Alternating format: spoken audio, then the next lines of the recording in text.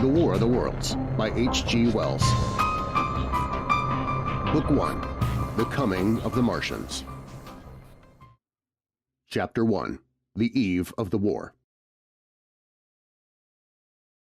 No one would have believed, in the last years of the 19th century, that this world was being watched keenly and closely by intelligences greater than man's and yet as mortal as his own, that as men busied themselves about their various concerns, they were scrutinized and studied, perhaps almost as narrowly as a man with a microscope might scrutinize the transient creatures that swarm and multiply in a drop of water. With infinite complacency, men went to and fro over this globe about their little affairs, serene in their assurance of their empire over matter. It is possible that the infusorio under the microscope do the same. No one gave a thought to the older worlds of space and sources of human danger, or thought of them only to dismiss the idea of life upon them as impossible or improbable. It is curious to recall some of the mental habits of those departed days. At most, terrestrial men fancied there might be other men upon Mars, perhaps inferior to themselves and ready to welcome a missionary enterprise. Yet, across the gulf of space, minds that are to our minds as ours are to those of the beasts that perish, intellects vast and cool and unsympathetic regarded this earth with envious eyes, and slowly and surely drew their plans against us. And early in the 20th century came the Great Disillusionment. The planet Mars, I scarcely need remind the reader, revolves about the Sun at a mean distance of 140 million miles, and the light and heat it receives from the Sun is barely half of that received by this world. It must be, if the nebular hypothesis has any truth, older than our world, and long before this Earth ceased to be molten, life upon its surface must have begun its course. The fact that it is scarcely 1/7 of the volume of the Earth must have accelerated its cooling to the temperature at which life could begin. It has air and water and all that is necessary for the support of animated existence. Yet so vain is man and so blinded by his vanity that no writer up to the very end of the 19th century expressed any idea that intelligent life might have developed there, far or indeed at all beyond its earthly level. Nor was it generally understood that since Mars is older than our Earth, with scarcely a quarter of the superficial area and remoter from the Sun, it necessarily follows that it is not only more distant from time's beginning, but nearer its end. The secular cooling that must someday overtake our planet has already gone far indeed with our neighbor. Its physical condition is still largely a mystery, but we know now that even in its equatorial region the midday temperature barely approaches that of our coldest winter. Its air is much more attenuated than ours. Its oceans have shrunk until they cover but a third of its surface, and as its slow seasons change, huge snowcaps gather and melt about either pole and periodically inundate its temperate zones. That last stage of exhaustion, which to us is still incredibly remote, has become a present-day problem for the inhabitants of Mars. The immediate pressure of necessity has brightened their intellects, enlarged their powers, and hardened their hearts. In looking across space with instruments and intelligences such as we have scarcely dreamed of, they see, at its nearest distance only 35 million miles sunward of them, a morning star of hope, our own warmer planet, green with vegetation and gray with water, with a cloudy atmosphere eloquent of fertility, with glimpses through its drifting cloud wisps of broad stretches of populous country and narrow, navy-crowded seas. As we men, the creatures who inhabit this earth, must be to them at least as alien and lowly as are the monkeys and lemurs to us. The intellectual side of man already admits that life is an incessant struggle for existence, and it would seem that this too is the belief of the minds upon Mars. Their world is far gone in its cooling, and this world is still crowded with life, but crowded only with what they regard as inferior animals. To carry warfare sunward is indeed their only escape from the destruction that, generation after generation, creeps upon them. And before we judge of them too harshly, we must remember what ruthless and utter destruction our own species has wrought, not only upon animals, such as the vanished bison and the dodo, but upon its inferior races. The Tasmanians, in spite of their human likeness, were entirely swept out of existence in a war of extermination waged by European immigrants in the space of 50 years. Are we such apostles of mercy as to complain if the Martians warred in the same spirit? The Martians seem to have calculated their descent with amazing subtlety. Their mathematical learning is evidently far in excess of ours, and to have carried out their preparations with a well-nigh perfect unanimity. Had our instruments permitted it, we might have seen the gathering trouble far back in the 19th century. Men like Schiaparelli watched the red planet. It is odd, by the by, that for countless centuries Mars has been the star of war, but failed to interpret the fluctuating appearance of the markings they mapped so well. All that time, the Martians must have been getting ready. During the opposition of 1894, a great light was seen on the illuminated part of the disk, first at the Lick Observatory, then by Periton of Nice, and then by other observers. English readers heard of it first in the issue of Nature dated August 2nd.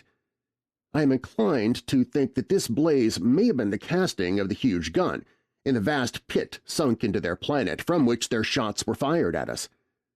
Peculiar markings, as yet unexplained, were seen near the site of that outbreak during the next two oppositions. The storm burst upon us 6 years ago now. As Mars approached opposition, Lavelle of Java set the wires of the astronomical exchange palpitating with the amazing intelligence of a huge outbreak of incandescent gas upon the planet. It had occurred toward midnight of the 12th, and the spectroscope, to which he had at once resorted, indicated a mass of flaming gas, chiefly hydrogen, moving with an enormous velocity towards this Earth. This jet of fire had become invisible about 12:15. He compared it to a colossal puff of flame suddenly and violently squirted out of the planet as flaming gases rushed out of a gun. A singularly appropriate phrase, it proved. Yet the next day there was nothing of this in the papers, except a little note in the Daily Telegraph, and the world went in ignorance of one of the gravest dangers that ever threatened the human race. I might not have heard of the eruption at all had I not met Ogilvy, the well-known astronomer at Ottershaw. He was immensely excited at the news, and in the excess of his feelings invited me up to take a turn with him that night in the scrutiny of the red planet. In spite of all that has happened since, I still remember that vigil very distinctly. The black and silent observatory, the shadowed lantern throwing a feeble glow upon the floor in the corner, the steady ticking of the clockwork of the telescope, the little slit in the roof, an oblong profundity with the stardust streaked across it. Ogilvy moved about, invisible but audible. Looking through the telescope, one saw a circle of deep blue and the little round planet swimming in the field. It seemed such a little thing, so bright and small and still, faintly marked with transverse stripes and slightly flattened from the perfect round. But so little it was, so silvery warm, a pin's head of light. It was as if it quivered, but really this was the telescope vibrating with the activity of the clockwork that kept the planet in view. As I watched, the planet seemed to grow larger and smaller and to advance and recede, but that was simply that my eye was tired. 40 millions of miles it was from us. More than 40 millions of miles of void. Few people realize the immensity of vacancy in which the dust of the material universe swims. Near it, in the field, I remember, were 3 faint points of light, 3 telescopic stars infinitely remote, and all around it was the unfathomable darkness of empty space. You know how that blackness looks on a frosty, starlight night? In a telescope it seems far profounder, and invisible to me because it was so remote and small, flying swiftly and steadily towards me across that incredible distance, drawing nearer every minute by so many thousands of miles, came the thing they were sending us, the thing that was to bring so much struggle and calamity and death to the earth. I never dreamed of it then as I watched. No one on Earth dreamed of that unerring missile. That night, too, there was another jetting out of gas from the distant planet. I saw it, a reddish flash at the edge, the slightest projection of the outline just as the chronometer struck midnight. And at that I told Ogilvy, and he took my place. The night was warm, and I was thirsty, and I went stretching my legs clumsily and feeling my way in the darkness to the little table where the siphon stood, while Ogilvy exclaimed at the streamer of gas that came out towards us. That night, another invisible missile started on its way to the Earth from Mars, just a second or so under 24 hours after the first one. I remember how I sat on the table there in the blackness, with patches of green and crimson swimming before my eyes. I wished I had a light to smoke by, little suspecting the meaning of the minute gleam I had seen and all that it would presently bring me. Ogilvy watched till 1, then gave it up, and we lit the lantern and walked over to his house. Down below, in the darkness, were Ottershaw and Chertsey and all their hundreds of people sleeping in peace. He was full of speculation that night about the condition of Mars and scoffed at the vulgar idea of its having inhabitants who were signaling us. His idea was that meteorites might be falling in a heavy shower upon the planet, or that a huge volcanic explosion was in progress. He pointed out to me how unlikely it was that organic evolution had taken the same direction in the two adjacent planets. "The chances against anything man-like on Mars are 1,000,000 to 1, he said. Hundreds of observers saw the flame that night, and the night after about midnight, and again the night after, and so for 10 nights aflame each night. Why the shots ceased after the 10th, no one on Earth has attempted to explain. It may be the gases of the firing caused the Martians inconvenience. Dense clouds of smoke or dust visible through a powerful telescope on Earth as little gray fluctuating patches spread through the clearness of the planet's atmosphere and obscured its more familiar features. Even the daily papers woke up to the disturbances at last, and popular notes appeared here, there, and everywhere concerning the volcanoes upon Mars. The seriocomic periodical Punch, I remember, made a happy use of it in the political cartoon. And all unsuspected, those missiles the Martians had fired at us drew earthward, rushing now at a pace of many miles a second through the empty gulf of space, hour by hour and day by day, nearer and nearer. It seems to me now almost incredibly wonderful that, with that swift fate hanging over us, men could go about their petty concerns as they did. I remember how jubilant Markham was at securing a new photograph of the planet for the illustrated paper he edited in those days. People in these latter times scarcely realize the abundance and enterprise of our 19th century papers. For my own part, I was much occupied in learning to ride the bicycle, and busy upon a series of papers discussing the probable developments of moral ideas as civilization progressed. One night, the first missile then could scarcely have been 10 million miles away, I went for a walk with my wife. It was starlight, and I explained the signs of the zodiac to her, and pointed out Mars, a bright dot of light creeping zenithward, toward which so many telescopes were pointed. It was a warm night. Coming home, a party of excursionists from the Chertsey and Isleworth passed us, singing and playing music. There were lights in the upper windows of the houses as the people went to bed. From the railway station in the distance came the sound of shunting trains, ringing and rumbling, softened almost into melody by the distance. My wife pointed out to me the brightness of the red, green, and yellow signal lights hanging in a framework against the sky. It seemed so safe and tranquil.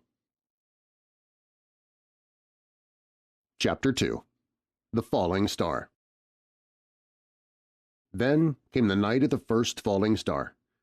It was seen early in the morning, rushing over Winchester eastward, a line of flame high in the atmosphere. Hundreds must have seen it and taken it for an ordinary falling star.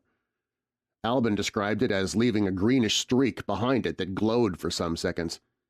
Denning, our greatest authority on meteorites, stated that the height of its first appearance was about 90 or 100 miles. It seemed to him that it fell to Earth about 100 miles east of him.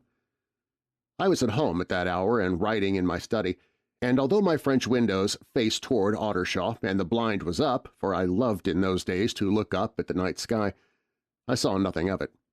Yet the strangest of all things that ever came to Earth from outer space must have fallen while I was sitting there, visible to me had I only looked up as it passed. Some of those who saw its flight say it traveled with a hissing sound. I myself heard nothing of that. Many people in Berkshire, Surrey, and Middlesex must have seen the fall of it, and most have thought that another meteorite had descended.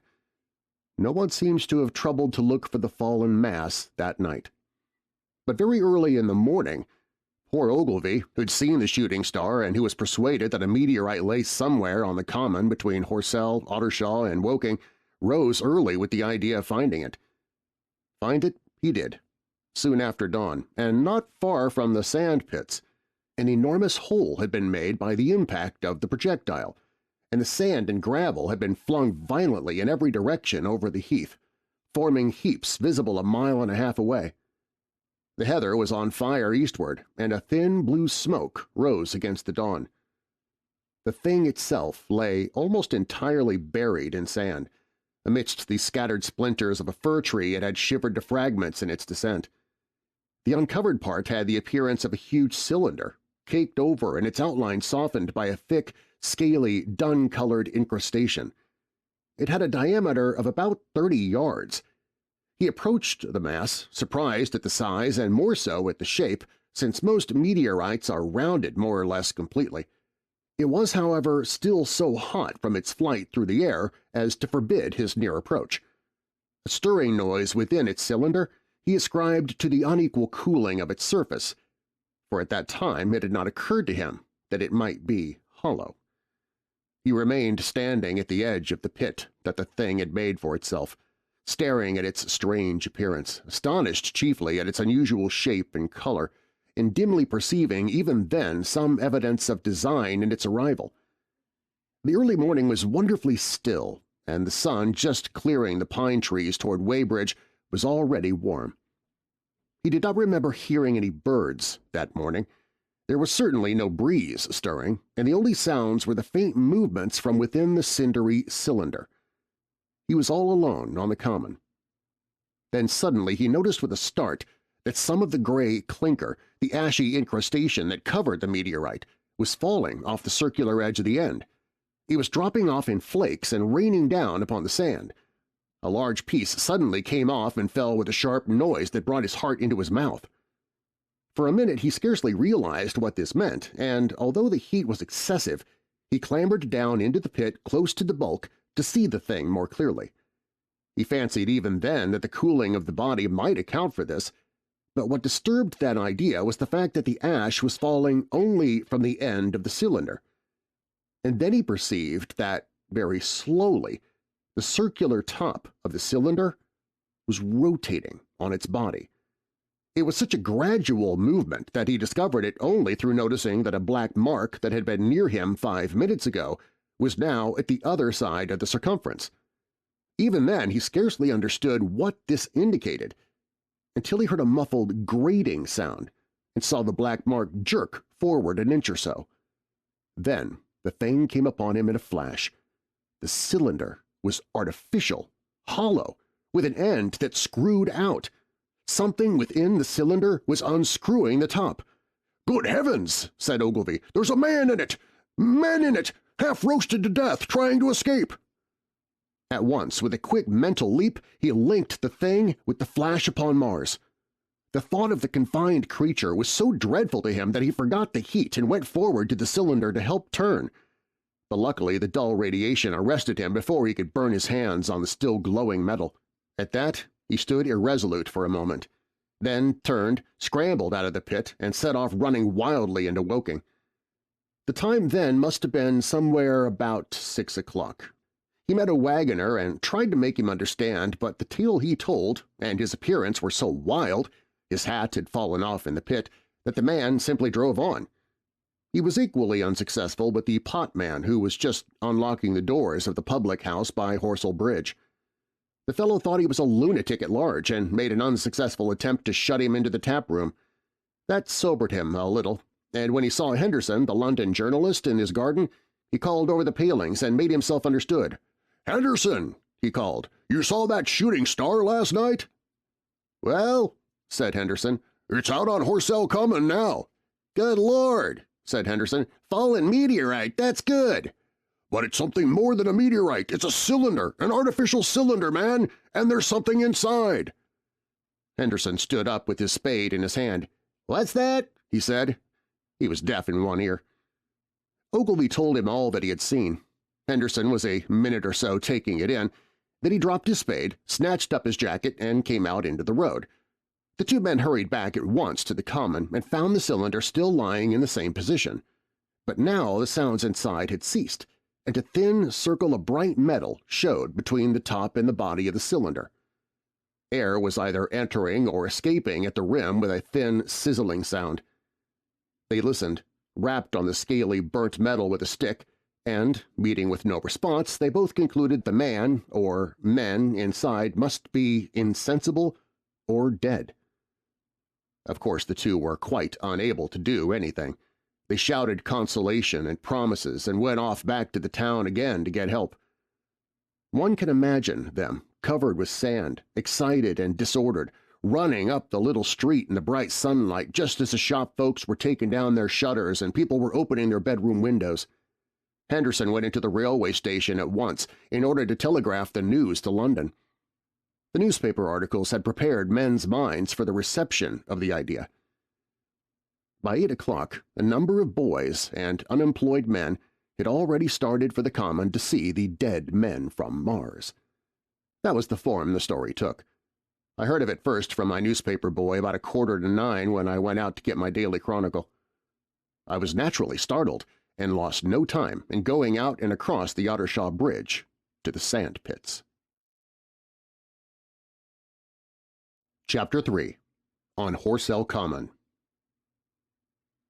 I found a little crowd of perhaps 20 people surrounding the huge hole in which the cylinder lay.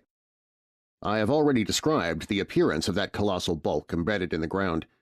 The turf and gravel about it seemed charred, as if by a sudden explosion. No doubt its impact had caused a flash of fire. Henderson and Ogilvy were not there. I think they perceived that nothing was to be done for the present and had gone away to breakfast at Henderson's house. There were 4 or 5 boys sitting on the edge of the pit with their feet dangling and amusing themselves until I stopped them by throwing stones at the giant mass. After I'd spoken to them about it, they began playing at touch in and out of the group of bystanders.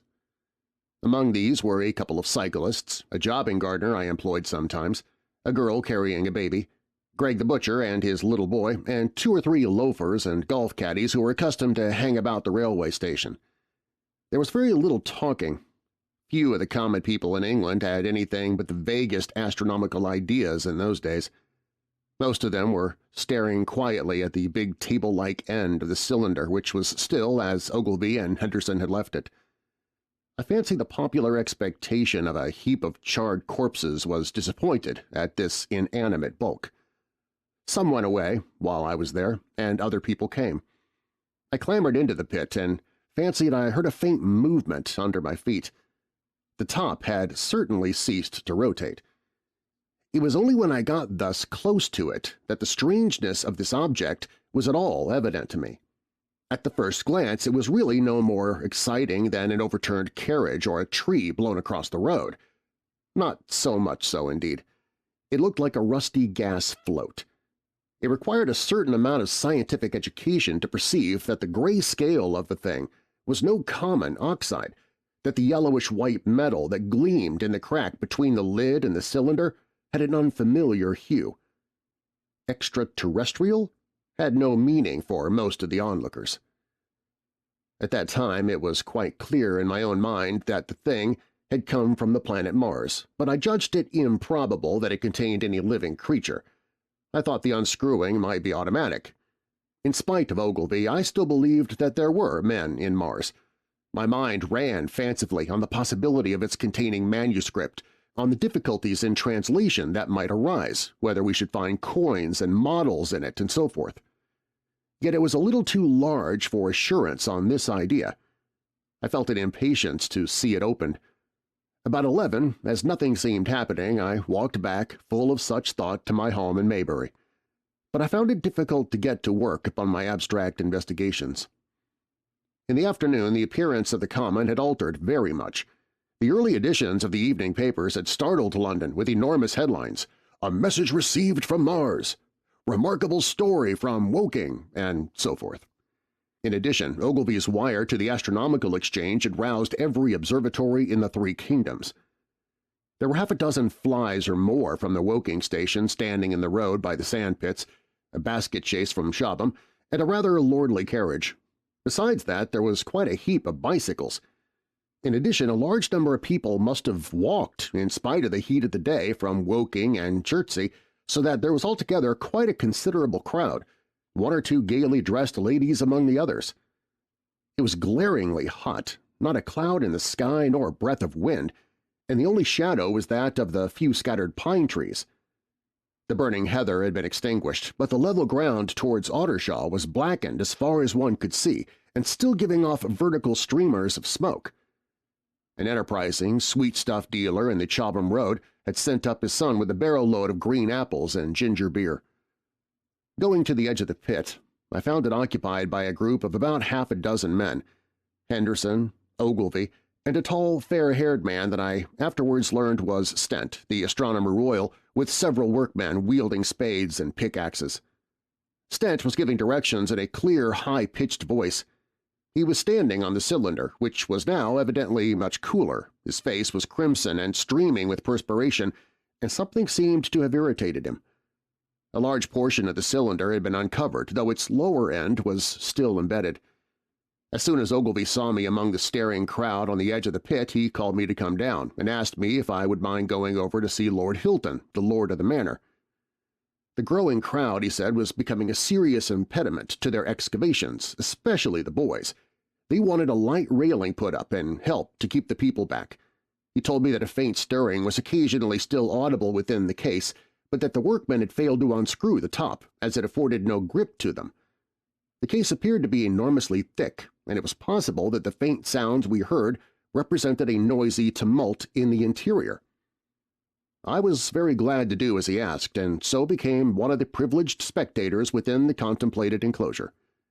I failed to find Lord Hilton at his house, but I was told he was expected from London by the 6 o'clock train from Waterloo, and as it was then about 5:15, I went home, had some tea, and walked up to the station to waylay him. Chapter 4. The Cylinder Opens. When I returned to the Common, the sun was setting.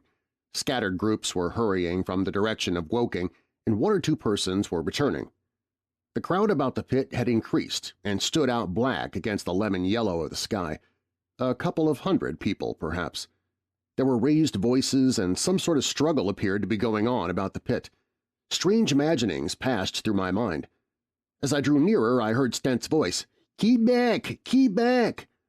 A boy came running toward me. "It's a-moving," he said to me as he passed. "A screwing and a screwing out. I don't like it. I'm a-going home, I am." I went on to the crowd. There were really, I should think, 200 or 300 people elbowing and jostling one another, the one or two ladies there being by no means the least active. "He's fallen into the pit!" cried someone. "Keep back!" said several. The crowd swayed a little, and I elbowed my way through. Everyone seemed greatly excited. I heard a peculiar humming sound from the pit. "I say," said Ogilvy, "help keep these idiots back. We don't know what's in the confounded thing, you know." I saw a young man, a shop assistant in Woking, I believe he was, standing on the cylinder and trying to scramble out of the hole again. The crowd had pushed him in. The end of the cylinder was being screwed out from within. Nearly 2 feet of shining screw projected. Somebody blundered against me, and I narrowly missed being pitched onto the top of the screw. I turned, and as I did so, the screw must have come out, for the lid of the cylinder fell upon the gravel with a ringing concussion. I stuck my elbow into the person behind me and turned my head toward the thing again. For a moment that circular cavity seemed perfectly black. I had the sunset in my eyes. I think everyone expected to see a man emerge, possibly something a little unlike us terrestrial men, but in all essentials a man. I know I did. But looking, I presently saw something stirring within the shadow. Grayish, billowy movements, one above another, and then two luminous discs, like eyes. Then something resembling a little gray snake about the thickness of a walking stick coiled up out of the writhing middle and wriggled in the air towards me, and then another. A sudden chill came over me. There was a loud shriek from a woman behind. I half turned, keeping my eyes fixed upon the cylinder still from which other tentacles were now projecting, and began pushing my way back from the edge of the pit. I saw astonishment giving place to horror on the faces of the people about me. I heard inarticulate exclamations on all sides. There was a general movement backwards. I saw the shopman struggling still on the edge of the pit. I found myself alone, and saw the people on the other side of the pit running off, Stent among them. I looked again at the cylinder, and ungovernable terror gripped me. I stood, petrified and staring.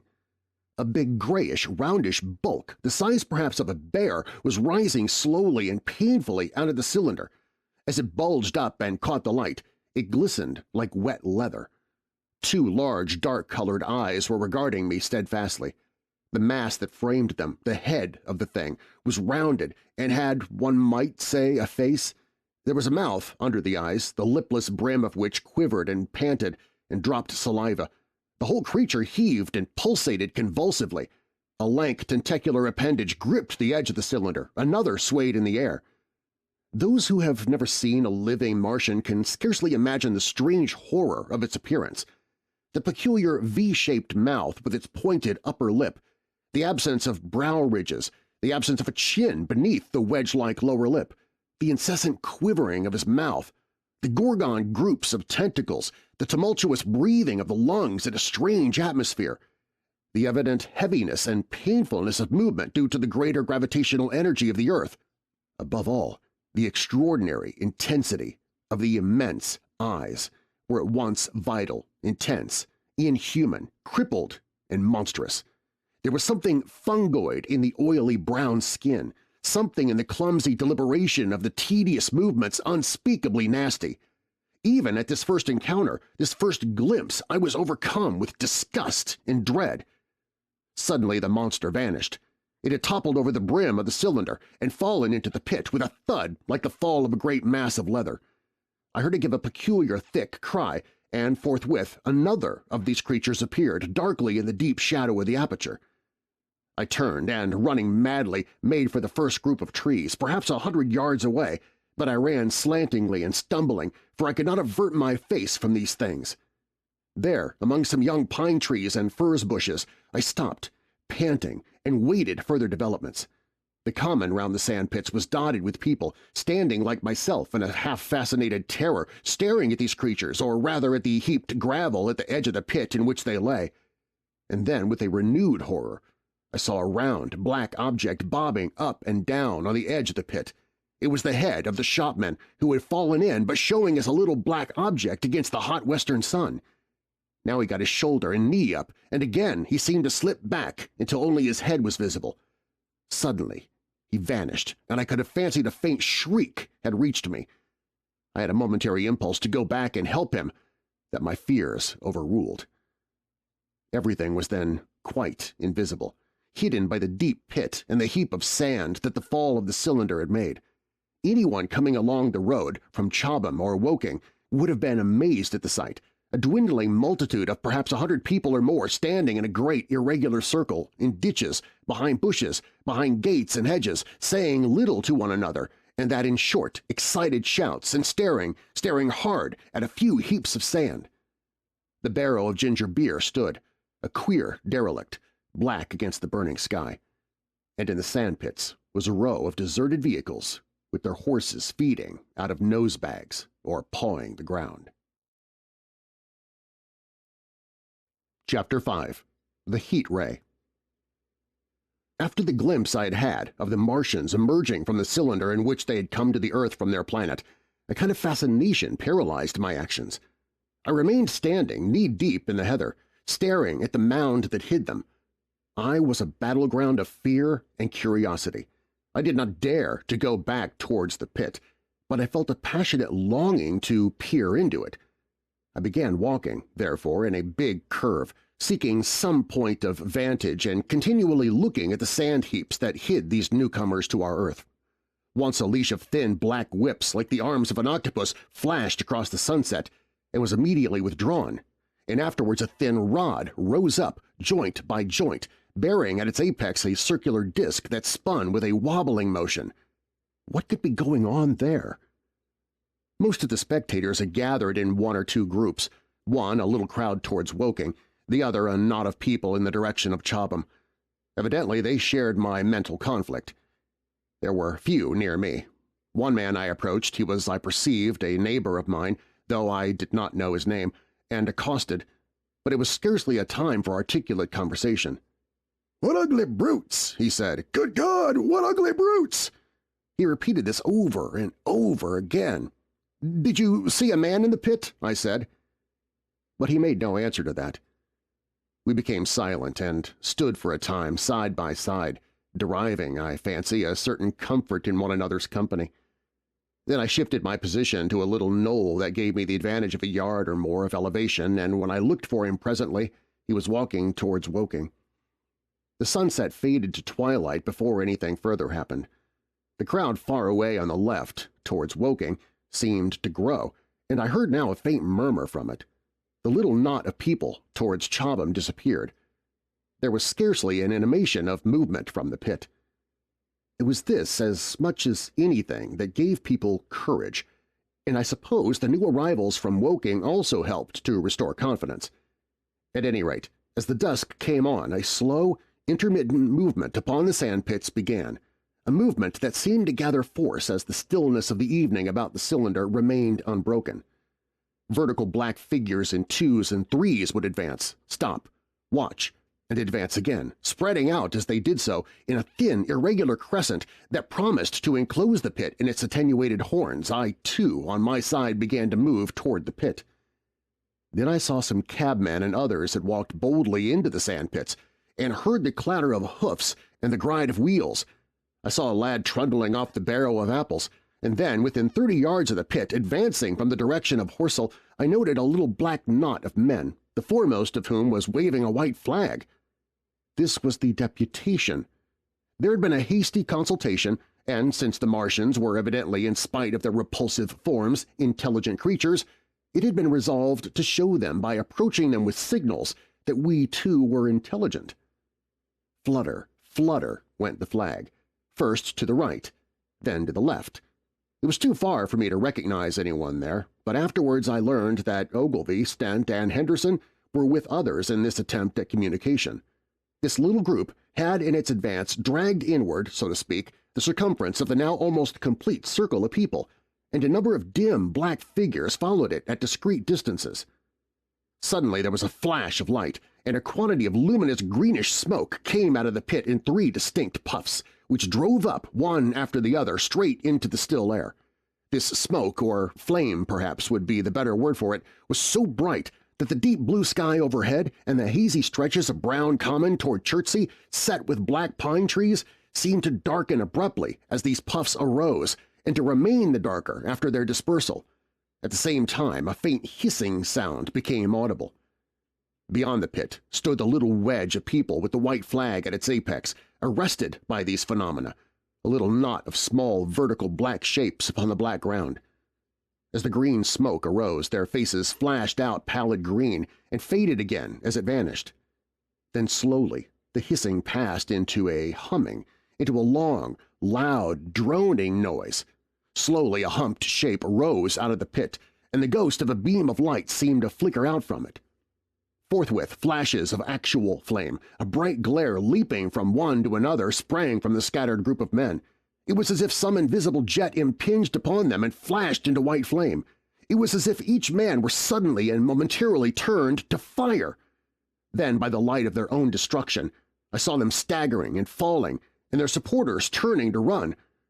I stood staring, not as yet realizing that this was death leaping from man to man in that little distant crowd. All I felt was that it was something very strange, an almost noiseless and blinding flash of light, and a man fell headlong and lay still, and as the unseen shaft of heat passed over them, Pine trees burst into fire, and every dry furze bush became with one dull thud a mass of flames. And far away, towards Knapp Hill, I saw the flashes of trees and hedges and wooden buildings suddenly set alight. It was sweeping round swiftly and steadily, this flaming death, this invisible, inevitable sword of heat. I perceived it coming towards me by the flashing bushes it touched, and was too astounded and stupefied to stir. I heard the crackle of fire in the sandpits, and the sudden squeal of a horse that was as suddenly stilled. Then it was as if an invisible yet intensely heated finger were drawn through the heather between me and the Martians, and all along a curving line beyond the sandpits the dark ground smoked and crackled. Something fell with a crash far away to the left, where the road from Woking Station opens out on the common. Forthwith the hissing and humming ceased, and the black dome-like object sank slowly out of sight into the pit. All of this had happened with such swiftness that I had stood motionless, dumbfounded, and dazzled by the flashes of light. Had that death swept through a full circle, it must inevitably have slain me in my surprise. But it passed and spared me, and left the night about me suddenly dark and unfamiliar. The undulating common seemed now dark, almost to blackness, except where its roadways lay gray and pale under the deep blue sky of the early night. It was dark and suddenly void of men. Overhead, the stars were mustering, and in the west the sky was still a pale, bright, almost greenish blue. The tops of the pine trees and the roofs of Horsell came out sharp and black against the western afterglow. The Martians and their appliances were altogether invisible save for that thin mast upon which their restless mirror wobbled. Patches of bush and isolated trees here and there smoked and glowed, still, and the houses toward Woking Station were sending up spires of flame into the stillness of the evening air. Nothing was changed, save for that and a terrible astonishment. The little group of black specks with a flag of white had been swept out of existence, and the stillness of the evening, so it seemed to me, had scarcely been broken. It came to me that I was upon this dark common, helpless, unprotected, and alone. Suddenly, like a thing falling upon me from without, came fear. With an effort I turned and began a stumbling run through the heather. The fear I felt was no rational fear, but a panic terror not only of the Martians, but of the dusk and stillness all about me. Such an extraordinary effect in unmanning me it had that I ran weeping silently as a child might do. Once I had turned, I did not dare to look back. I remembered I felt an extraordinary persuasion that I was being played with, that presently, when I was upon the very verge of safety, this mysterious death, as swift as the passage of light, would leap after me from the pit about the cylinder and strike me down. Chapter 6. The Heat Ray in the Chobham Road. It is still a matter of wonder how the Martians are able to slay men so swiftly and so silently. Many think that in some way they're able to generate an intense heat in a chamber of practically absolute non-conductivity. This intense heat they project in a parallel beam against any object they choose by means of a polished parabolic mirror of unknown composition, much as the parabolic mirror of a lighthouse projects a beam of light. But no one has absolutely proved these details. However it is done, it is certain that a beam of heat is the essence of the matter. Heat, and invisible instead of visible light. Whatever is combustible flashes into flame at its touch. Lead runs like water, it softens iron, cracks and melts glass, and when it falls upon water, incontinently that explodes into steam. That night nearly 40 people lay under the starlight about the pit, charred and distorted beyond recognition, and all night long the common from Horsell to Maybury were deserted and brightly ablaze. The news of the massacre probably reached Chobham, Woking, and Ottershaw about the same time. In Woking, the shops had closed when the tragedy happened, and a number of people, shop people and so forth, attracted by the stories they had heard, were walking over the Horsell Bridge and along the road between the hedges that runs out at last upon the common. You may imagine the young people brushed up after the labors of the day and making this novelty, as they would make any novelty, the excuse for walking together and enjoying a trivial flirtation. You may figure to yourself the hum of voices along the road in the gloaming. As yet, of course, few people in Woking even knew that the cylinder had opened, though poor Henderson had sent a messenger on a bicycle to the post office with a special wire to an evening paper. As these folks came out by twos and threes upon the open, they found little knots of people talking excitedly and peering at the spinning mirror over the sandpits, and the newcomers were, no doubt, soon infected by the excitement of the occasion. By 8:30, when the deputation was destroyed, there may have been a crowd of 300 people or more at this place, besides those who had left the road to approach the Martians nearer. There were 3 policemen, too, one of whom was mounted, doing their best under instructions from Stent to keep the people back and deter them from approaching the cylinder. There was some booing from those more thoughtless and excitable souls to whom the crowd's always an occasion for noise and horseplay. Stent and Ogilvy, anticipating some possibilities of a collision, had telegraphed from Horsell to the barracks as soon as the Martians emerged for the help of a company of soldiers to protect these strange creatures from violence. After that, they returned to lead that ill-fated advance. The description of their death, as it was seen by the crowd, tallies very closely with my own impressions. The 3 puffs of green smoke, the deep, humming note, and the flashes of flame. But that crowd of people had a far narrower escape than mine. Only the fact that a hummock of heathery sand intercepted the lower part of the heat ray saved them. Had the elevation of the parabolic mirror been a few yards higher, none could have lived to tell the tale. They saw the flashes, and the men falling, and an invisible hand, as it were, lit the bushes as it hurried toward them through the twilight. Then with a whistling note that rose above the droning of the pit, the beam swung close over their heads, lighting the tops of the beech trees that lined the road, and splitting the bricks, smashing the windows, firing the window frames, and bringing down in crumbling ruin a portion of the gable of the house nearest the corner. In a sudden thud, hiss, and glare of the igniting trees, the panic-stricken crowd seems to have swayed hesitatingly for some moments. Sparks and burning twigs began to fall into the road, and single leaves like puffs of flame. Hats and dresses caught fire. Then came a crying from the common. There were shrieks and shouts, and suddenly a mounted policeman came galloping through the confusion with his hands clasped over his head, screaming. "They're coming!" a woman shrieked, and incontinently everyone was turning and pushing at those behind in order to clear their way to Woking again. They must have bolted as blindly as a flock of sheep. Where the road grows narrow and black between the high banks, the crowd jammed, and a desperate struggle occurred. All that crowd did not escape. 3 persons, at least, 2 women and a little boy, were crushed and trampled there and left to die amid the terror and the darkness. Chapter 7. How I Reached Home.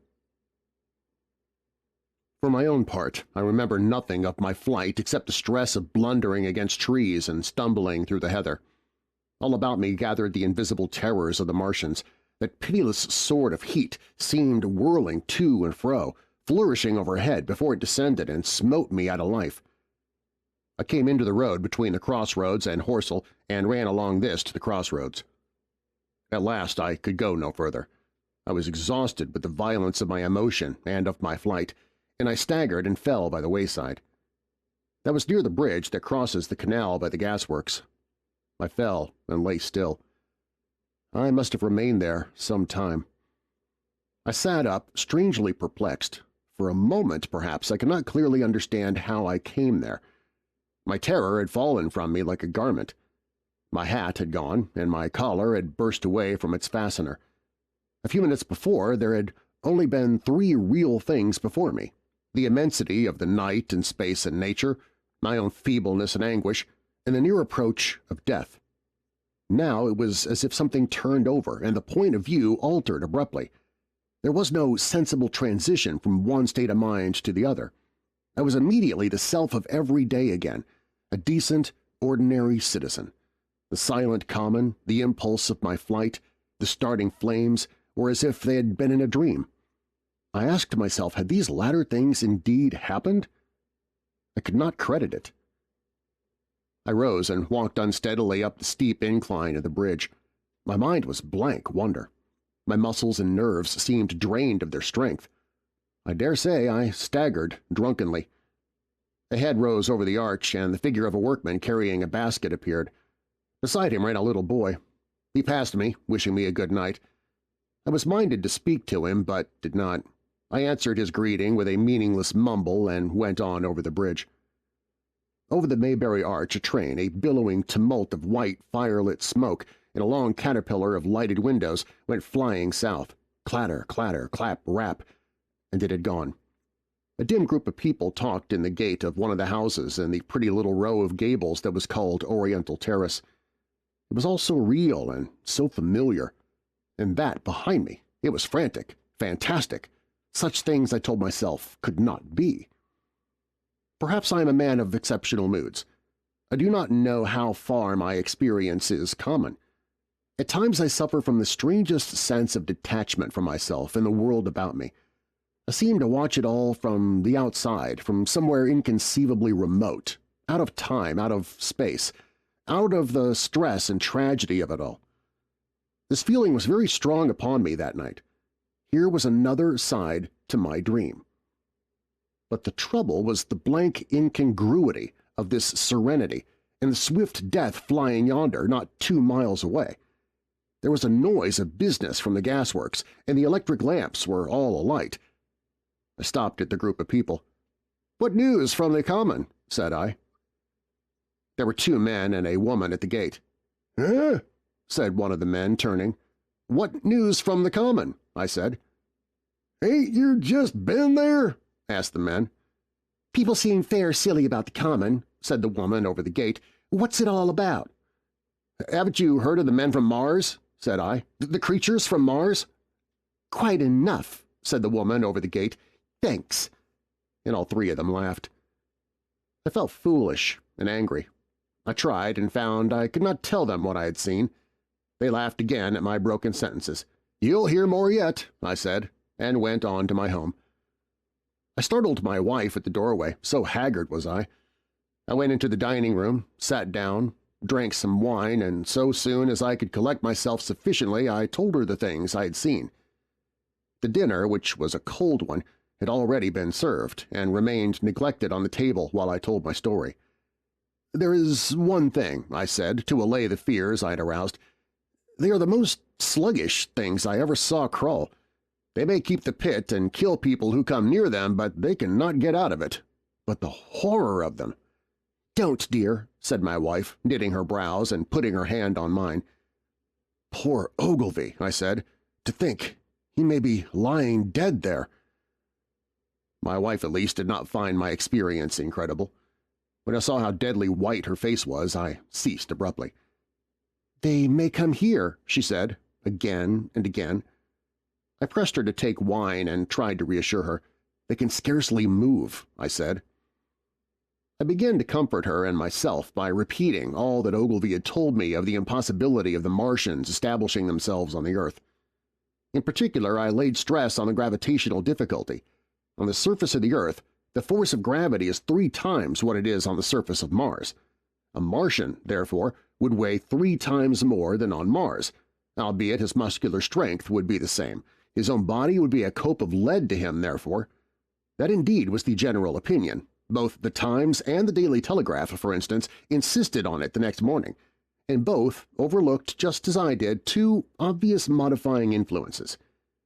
The atmosphere of the Earth, we now know, contains far more oxygen, or far less argon, whichever way one likes to put it, than does Mars.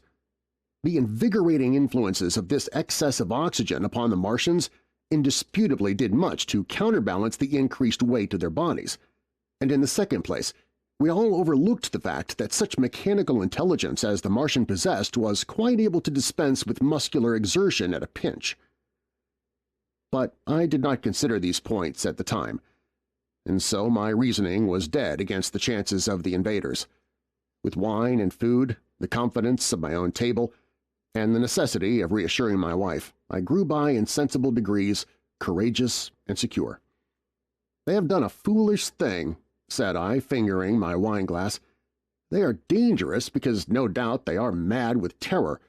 Perhaps they expected to find no living things, certainly no intelligent living things." "A shell in the pit," said I. "If the worst comes to worst, We'll kill them all." The intense excitement of the events had no doubt left my perceptive powers in a state of erethism. I remember that dinner table with extraordinary vividness, even now. My dear wife's sweet, anxious face peering at me from under the pink lampshade, the white cloth with its silver and glass table furniture. For in those days even philosophical writers had many little luxuries. The crimson-purple wine in my glass are photographically distinct. At the end of it I sat, tempering nuts with a cigarette, regretting Ogilvy's rashness and denouncing the short-sighted timidity of the Martians. So some respectable dodo in the Mauritius might have lorded it in his nest and discussed the arrival of that shipful of pitiless sailors in want of animal food. We will peck them to death tomorrow, my dear. I did not know it, but that was the last civilized dinner I was to eat for very many strange and terrible days. Chapter 8. Friday Night. The most extraordinary thing, to my mind, of all the strange and wonderful things that happened upon that Friday was the dovetailing of the commonplace habits of our social order with the first beginnings of the series of events that was to topple that social order headlong. If on Friday night you had taken a pair of compasses and drawn a circle with a radius of 5 miles around the Woking sandpits, I doubt if you would have had one human being outside it, unless it were some relation of Stent or of the 3 or 4 cyclists or London people lying dead on the common, whose emotions or habits were at all affected by the newcomers. Many people had heard of the cylinder, of course, and talked about it in their leisure, but it certainly did not make the sensation that an ultimatum to Germany would have done. In London that night, poor Henderson's telegram describing the gradual unscrewing of the shot was judged to be a canard, and his evening paper, after wiring for authentication from him and receiving no reply — the man was killed — decided not to print a special edition. Even within the 5-mile circle, the great majority of people were inert. I've already described the behavior of the men and women to whom I spoke. All over the district people were dining and supping, working men were gardening after the labors of the day, children were being put to bed, young people were wandering through the lanes, love-making, students sat over their books. Maybe there was a murmur in the village streets, a novel and dominant topic in the public houses, and here and there a messenger or even an eyewitness of the later occurrences caused a whirl of excitement, a shouting, and a running to and fro, but for the most part the daily routine of working, eating, drinking, sleeping went on as it had for countless years, as though no planet Mars existed in the sky. Even in Woking Station and Horsell and Chobham, that was the case. In Woking Junction, until a late hour, trains were stopping and going on. Others were shunting on the sidings. Passengers were alighting and waiting, and everything was proceeding in the most ordinary way. A boy from the town, trenching on Smith's Monopoly, was selling papers with the afternoon's news. The ringing impact of trucks, the sharp whistle of the engines from the junction, mingled with their shouts of "Men from Mars!" Excited men came into the station about 9 o'clock with incredible tidings and caused no more disturbance than drunkards might have done. People rattling Londonwards peered into the darkness outside the carriage windows and saw only a rare, flickering, vanishing spark dance up from the direction of Horsell, a red glow and a thin veil of smoke driving across the stars, and thought that nothing more serious than a heath fire was happening. It was only around the edge of the common that any disturbance was perceptible. There were half a dozen villas burning on the Woking border. There were lights in all the houses on the common side of the 3 villages, and the people there kept awake till dawn. A curious crowd lingered restlessly, people coming and going, but the crowd remaining both on the Chobham and Horsell bridges. 1 or 2 adventurous souls, it was afterwards found, went into the darkness and crawled quite near the Martians. But they never returned, for now and again a light ray, like the beam of a warship's searchlight, swept the common, and the heat ray was ready to follow. Save for such, that big area of common was silent and desolate, and the charred bodies lay about it all night under the stars, and all the next day. The noise of hammering from the pit was heard by many people. So you have the state of things on Friday night. In the center, sticking into the skin of our old planet Earth like a poisoned dart, was this cylinder. But the poison was scarcely working yet. Around it was a patch of silent common, smoldering in places, and with a few dark, dimly seen objects lying in contorted attitudes here and there. Here and there was a burning bush or tree. Beyond was a fringe of excitement, and farther than that fringe the inflammation had not crept as yet. In the rest of the world the stream of life still flowed as it had flowed for immemorial years. The fever of war that would presently clog vein and artery, deaden nerve and destroy brain, had still to develop. All night long the Martians were hammering and stirring, sleepless, indefatigable, at work upon the machines they were making ready, and ever and again a puff of greenish-white smoke whirled up to the starlit sky. About 11 a company of soldiers came through Horsell and deployed along the edge of the common to form a cordon. Later, a second company marched through Shobham to deploy on the north side of the common. Several officers from the Inkerman barracks had been on the common earlier in the day, and one, Major Eden, was reported to be missing. The colonel of the regiment came to Chobham Bridge and was busy questioning the crowd at midnight. The military authorities were certainly alive to the seriousness of the business. About 11, the next morning's papers were able to say a squadron of hussars, 2 Maxims, and about 400 men of the Cardigan Regiment started from Aldershot. A few seconds after midnight, the crowd in the Chertsey Road, Woking, saw a star fall from heaven into the pine woods to the northwest. It had a greenish color and caused a silent brightness like summer lightning. This was the second cylinder. Chapter 9. The Fighting Begins. Saturday lives in my memory as a day of suspense. It was a day of lassitude, too, hot and close with, I am told, a rapid fluctuating barometer. I had slept but little, though my wife had succeeded in sleeping, and I rose early. I went into my garden before breakfast and stood, listening, but towards the common there was nothing stirring but a lark. The milkman came as usual. I heard the rattle of his chariot, and I went round to the side gate to ask the latest news. He told me that during the night the Martians had been surrounded by troops and that guns were expected. Then, a familiar, reassuring note, I heard a train running towards Woking. "They're to be killed," said the milkman, "if that could possibly be avoided." I saw my neighbor gardening, chatted with him for a time, and then strolled in to breakfast. It was a most unexceptional morning. My neighbor was of opinion that the troops would be able to capture or to destroy the Martians during the day. "It's a pity they make themselves so unapproachable," he said. "It'd be curious to know how they live on another planet. We might learn a thing or two." He came up to the fence and extended a handful of strawberries, for his gardening was as generous as it was enthusiastic. At the same time he told me of the burning of the pine woods about the Byfleet golf links. "They say," said he, "that there's another of those blessed things falling there, number 2. But one's enough, surely. This lot'll cost the insurance people a pretty penny before everything's settled." He laughed with an air of the greatest good humor as he said this. The woods, he said, were still burning, and pointed out a haze of smoke to me. "They'll be hot underfoot for days on account of the thick soil of pine needles and turf," he said, and then grew serious over "poor Ogilvy."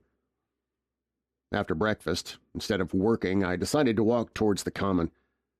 Under the railway bridge I found a group of soldiers, sappers, I think, men in small, round caps, dirty red jackets unbuttoned, and showing their blue shirts, dark trousers, and boots coming to the calf.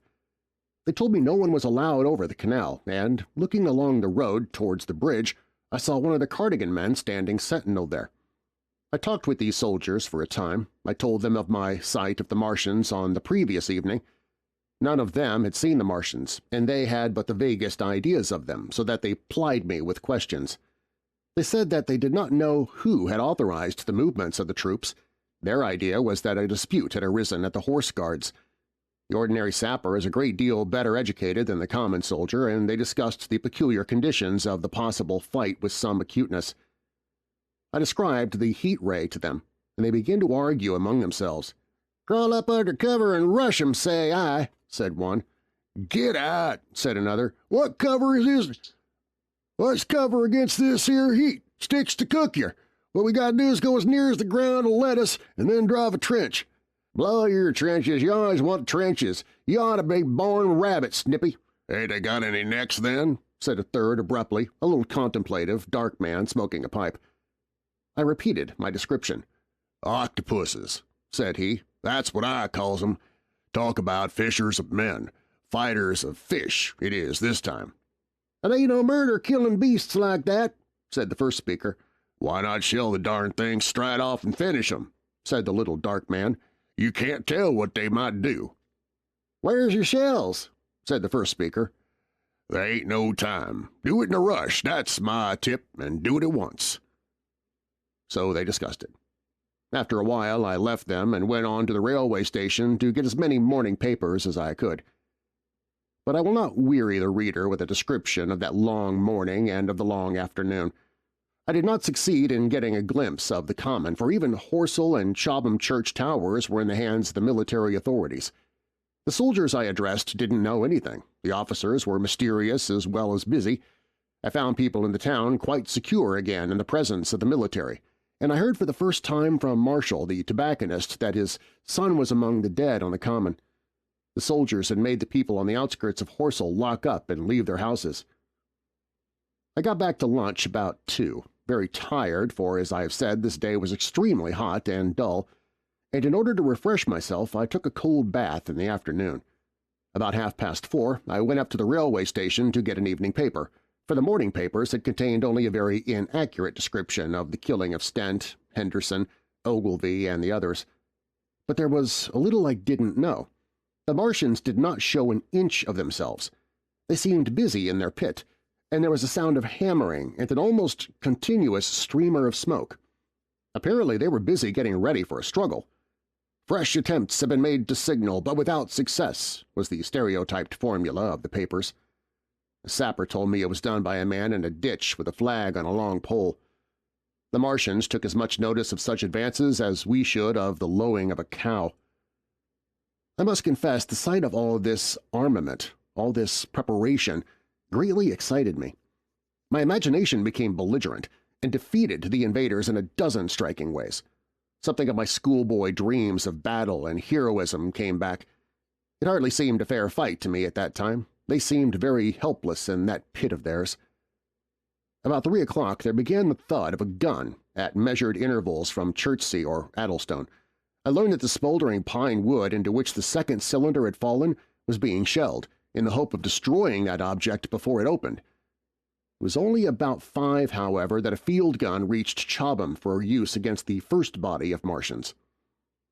About 6 in the evening, as I sat at tea with my wife in the summer house talking vigorously about the battle that was lowering upon us, I heard a muffled detonation from the Common, and immediately after a gust of firing.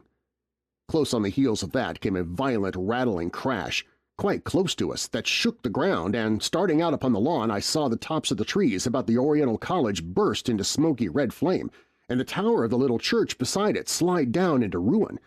The pinnacle of the mosque had vanished, and the roofline of the college itself looked as if a 100-ton gun had been at work upon it. One of our chimneys cracked as if a shot had hit it, flew, and a piece of it came clattering down the tiles and made a heap of broken red fragments upon the flower bed by my study window. I and my wife stood amazed.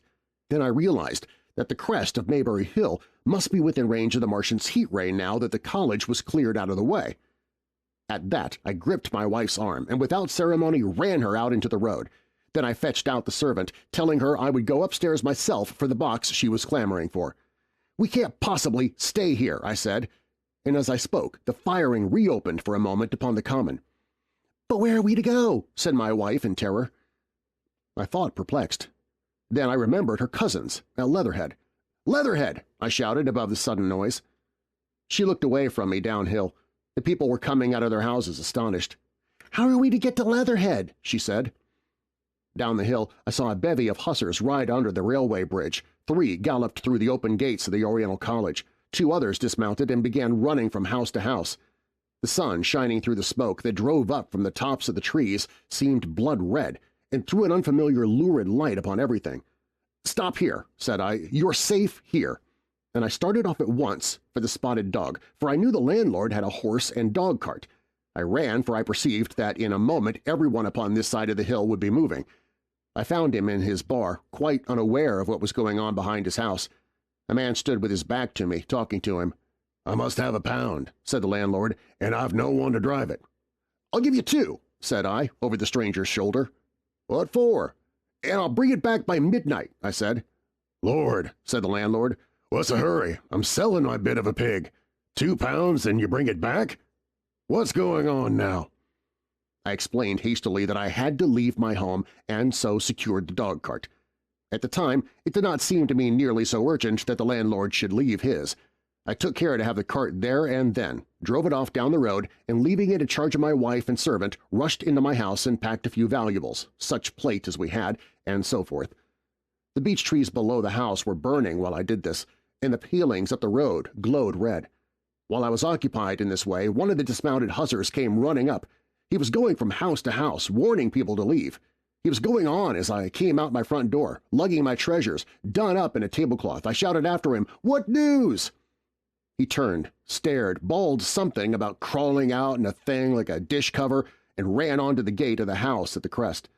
A sudden whirl of black smoke, driving across the road, hid him for a moment. I ran to my neighbor's door and rapped to satisfy myself of what I already knew, that his wife had gone to London with him and had locked up their house.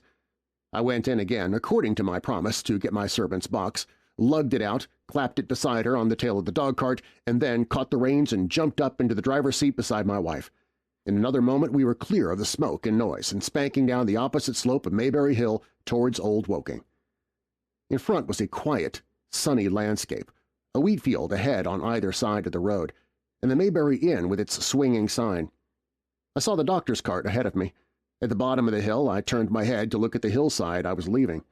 Thick streamers of black smoke shot with threads of red fire were driving up into the still air and throwing dark shadows upon the green treetops eastward. The smoke already extended far away to the east and west, to the Byfleet pine woods eastward, and to Woking on the west. The road was dotted with people running towards us, and very faint now but very distinct through the hot, quiet air one heard the whir of a machine gun that was presently stilled, and an intermittent cracking of rifles. Apparently, the Martians were setting fire to everything within range of their heat ray. I am not an expert driver, and I had immediately to turn my attention to the horse. When I looked back again, the second hill had hidden the black smoke. I slashed the horse with the whip and gave him a loose rein until Woking and Send lay between us and that quivering tumult. I overtook and passed the doctor between Woking and Send. Chapter 10. In the Storm. Leatherhead is about 12 miles from Maybury Hill. The scent of hay was in the air through the lush meadows beyond Pireford, and the hedges on either side were sweet and gay with multitudes of dog roses. The heavy firing that had broken out while we were driving down Maybury Hill ceased as abruptly as it began, leaving the evening very peaceful and still. We got to Leatherhead without misadventure about 9 o'clock, and the horse had an hour's rest while I took supper with my cousins and commended my wife to their care. My wife was curiously silent throughout the drive and seemed oppressed with forebodings of evil. I talked to her reassuringly, pointing out that the Martians were tied to the pit by sheer heaviness, and at the utmost could but crawl a little out of it. But she answered only in monosyllables. Had it not been for my promise to the innkeeper, she would, I think, have urged me to stay in Leatherhead that night. Would that I had. Her face, I remember, was very white as we parted. For my own part, I had been feverishly excited all day. Something very like the war fever that occasionally runs through a civilized community had got into my blood, and in my heart I was not so very sorry that I had to return to Maybury that night. I was even afraid that that last fusillade I'd heard might mean the extermination of our invaders from Mars. I can best express my state of mind by saying that I wanted to be in at the death. It was nearly 11 when I started to return. The night was unexpectedly dark. To me, walking out of the lighted passage of my cousin's house, it seemed indeed black, and it was as hot and close as the day. Overhead the clouds were driving fast, albeit not a breath stirred the shrubs about us. My cousin's man lit both lamps. Happily I knew the road intimately. My wife stood in the light at the doorway and watched me until I jumped up into the dog-cart. Then abruptly she turned and went in, leaving my cousins side by side wishing me good hap. I was a little depressed at first with the contagion of my wife's fears, but very soon my thoughts reverted to the Martians. At that time I was absolutely in the dark as to the course of the evening's fighting. I did not know even the circumstances that had precipitated the conflict. As I came from Occam, for that was the way I returned and not through Send and Old Woking, I saw along the western horizon a blood-red glow which, as I drew nearer, crept slowly up the sky. The driving clouds of the gathering thunderstorm mingled there with masses of black and red smoke.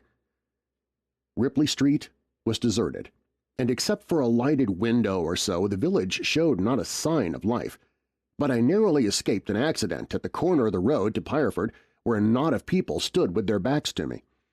They said nothing to me as I passed. I do not know what they knew of the things happening beyond the hill, nor do I know if the silent houses I passed on my way were sleeping securely, or deserted and empty, or harassed and watching against the terror of the night. From Ripley until I came through Pireford, I was in the valley of the Wey, and the red glare was hidden from me.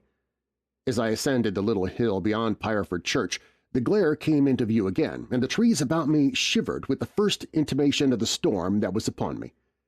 Then I heard midnight pealing out from the Pireford Church behind me, and then came the silhouette of Maybury Hill, with its tree-tops and roofs black and sharp against the red.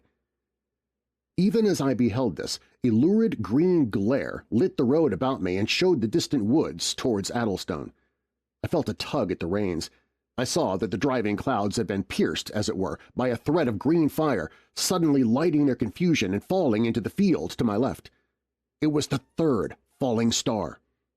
Close on its apparition, and blindingly violet by contrast, danced out the first lightning of the gathering storm, and the thunder burst like a rocket overhead.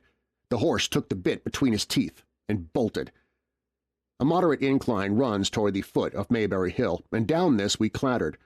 Once the lightning had begun, it went on in as rapid a succession of flashes as I have ever seen, the thunderclaps treading one on the heels of another, and with a strange crackling accompaniment sounded more like the working of a gigantic electric machine than the usual detonating reverberations.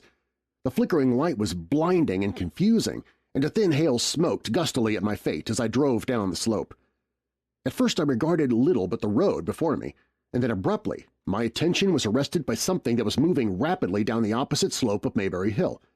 At first I took it for the wet roof of a house, but one flash following another showed it to be in swift rolling movement.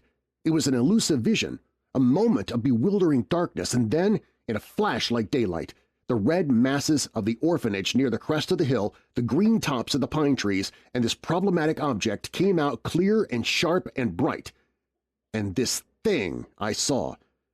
How can I describe it? A monstrous tripod, higher than many houses, striding over the young pine trees and smashing them aside in its career, a walking engine of glittering metal striding now across the heather, articulate ropes of steel dangling from it, and the clattering tumult of its passage mingling with the riot of the thunder. A flash, and it came out vividly, heeling over one way with 2 feet in the air, to vanish and reappear almost instantly, as it seemed, with the next flash 100 yards nearer. Can you imagine a milking stool, tilted and bowled violently along the ground? That was the impression those instant flashes gave. But instead of a milking stool, imagine it a great body of machinery on a tripod stand. Then suddenly the trees in the pine wood ahead of me were parted, as bristle reeds are parted by a man thrusting through them. They were snapped off and driven headlong, and a second huge tripod appeared, rushing, as it seemed, headlong towards me, and I was galloping hard to meet it. At the sight of the second monster my nerve went altogether. Not stopping to look again, I wrenched the horse's head hard round to the right, and in another moment the dog-cart had heeled over upon the horse. The shafts smashed noisily, and I was flung sideways and fell heavily into a shallow pool of water. I crawled out almost immediately, and crouched, my feet still in the water, under a clump of firs. The horse lay motionless. His neck was broken, poor brute, and by the lightning flashes I saw the black bulk of the overturned dog-cart and the silhouette of the wheel still spinning slowly. In another moment the colossal mechanism went striding by me and passed uphill toward Pireford. Seen nearer, the thing was incredibly strange, for it was no mere insensate machine driving on its way. Machine it was, with a ringing metallic pace and long, flexible, glittering tentacles, one of which gripped a young pine tree, swinging and rattling about its strange body. It picked its road as it went striding along, and the brazen hood that surmounted it moved to and fro with the inevitable suggestion of a head looking about. Behind the main body was a huge mass of white metal like a gigantic fisherman's basket, and puffs of green smoke squirted out from the joints of the limbs as the monster swept by me. And in an instant it was gone. So much I saw then, all vaguely for the flickering of the lightning in blinding highlights and dense black shadows. As it passed, it set up an exultant, deafening howl that drowned the thunder. "Alloo! Alloo!" And in another minute it was with its companion, half a mile away, stooping over something in the field. I have no doubt this thing in the field was the third of the 10 cylinders they had fired at us from Mars. For some minutes I lay there in the rain and darkness, watching, by the intermittent light, these monstrous beings of metal moving about in the distance over the hedge-tops. A thin hail was now beginning, and as it came and went their figures grew misty and then flashed into clearness again. Now and then came a gap in the lightning, and the night swallowed them up. I was soaked with hail above and puddle water below. It was some time before my blank astonishment would let me struggle up the bank to a drier position, or think at all of my imminent peril. Not far from me was a little one-roomed squatter's hut of wood, surrounded by a patch of potato garden. I struggled to my feet at last, and, crouching and making use of every chance of cover, I made a run for this. I hammered at the door, but I could not make the people hear, if there were any people inside, and after a time I desisted, and availing myself of a ditch for the greater part of the way, succeeded in crawling, unobserved by these monstrous machines, into the pine woods towards Maybury. Under cover of this I pushed on, wet and shivering now, towards my own house. I walked among the trees, trying to find the footpath. It was very dark indeed in the wood, for the lightning was now becoming infrequent, and the hail, which was pouring down in a torrent, fell in columns through the gaps in the heavy foliage. If I had fully realized the meaning of all the things I had seen, I should have immediately worked my way around through Byfleet to Street Cobham, and so gone back to rejoin my wife at Leatherhead. But that night the strangeness of things about me and my physical wretchedness prevented me, for I was bruised, weary, wet to the skin, deafened and blinded by the storm. I had a vague idea of going on to my own house, and that was as much motive as I had. I staggered through the trees, fell into a ditch and bruised my knee against a plank, and finally splashed out into the lane that ran down from the College Arms. I say splashed, for the storm water was sweeping the sand down the hill in a muddy torrent. There in the darkness a man blundered into me and sent me reeling back. He gave me a cry of terror, sprang sideways, and rushed on before I could gather my wits sufficiently to speak to him. So heavy was the stress of the storm just at this place that I had the hardest task to win my way up the hill. I went close up to the fence on the left and worked my way along its palings. Near the top I stumbled upon something soft, and by a flash of lightning saw between my feet a heap of black broadcloth and a pair of boots. Before I could distinguish clearly how the man lay, the flickering of light had passed. I stood over him, waiting for the next flash. When it came, I saw that he was a sturdy man, cheaply but not shabbily dressed. His head was bent under his body, and he lay crumpled up close to the fence, as though he had been flung violently against it. Overcoming the repugnance natural to one who had never before touched a dead body, I stooped and turned him over to feel for his heart. He was quite dead. Apparently his neck had been broken. The lightning flashed for a third time, and his face leaped upon me. I sprang to my feet. It was the landlord of the Spotted Dog, whose conveyance I had taken. I stepped over him gingerly and pushed on up the hill. I made my way by the police station and the College Arms toward my own house. Nothing was burning on the hillside, though from the common there still came a red glare and a rolling tumult of reddy smoke beating up against the drenching hail. So far as I could see by the flashes, the houses about me were mostly uninjured. By the College Arms a dark heap lay in the road. Down the road, towards Maybury Bridge, there were voices and the sound of feet, but I had not the courage to shout or to go to them. I let myself in with my latchkey, closed, locked and bolted the door, staggered to the foot of the staircase, and sat down. My imagination was full of those striding, metallic monsters and of the dead body smashed against the fence. I crouched at the foot of the staircase with my back to the wall, shivering violently. Chapter 11. At the Window. I've already said that my storms of emotion have a trick of exhausting themselves. After a time, I discovered that I was cold and wet, and with little pools of water about me on the stair carpet. I got up almost mechanically, went into the dining room and drank some whiskey, and then I was moved to change my clothes. After I had done that, I went upstairs to my study, but why I did so I do not know. The window of my study looks over the trees and the railway towards Horsell Common. In the hurry of our departure, this window had been left open. The passage was dark, and by contrast with the picture the window frame enclosed, the side of the room seemed impenetrably dark. I stopped short in the doorway. The thunderstorm had passed. The towers of the Oriental College and the pine trees about it had gone, and very far away, lit by a vivid red glare, the common about the sandpits was visible. Across the light, huge black shapes, grotesque and strange, moved busily to and fro. It seemed indeed as if the whole country in that direction was on fire, a broad hillside set with minute tongues of flame, swaying and writhing with the gusts of the dying storm and throwing a red reflection upon the cloud scud above. Every now and then a haze of smoke from some nearer conflagration drove across the window and hid the Martian shapes. I could not see what they were doing, nor the clear form of them, nor recognize the black objects that they were busied upon. Neither could I see the nearer fire, though the reflections of it danced on the wall and ceiling of the study. A sharp, resinous tang of burning was in the air. I closed the door noisily and crept towards the window.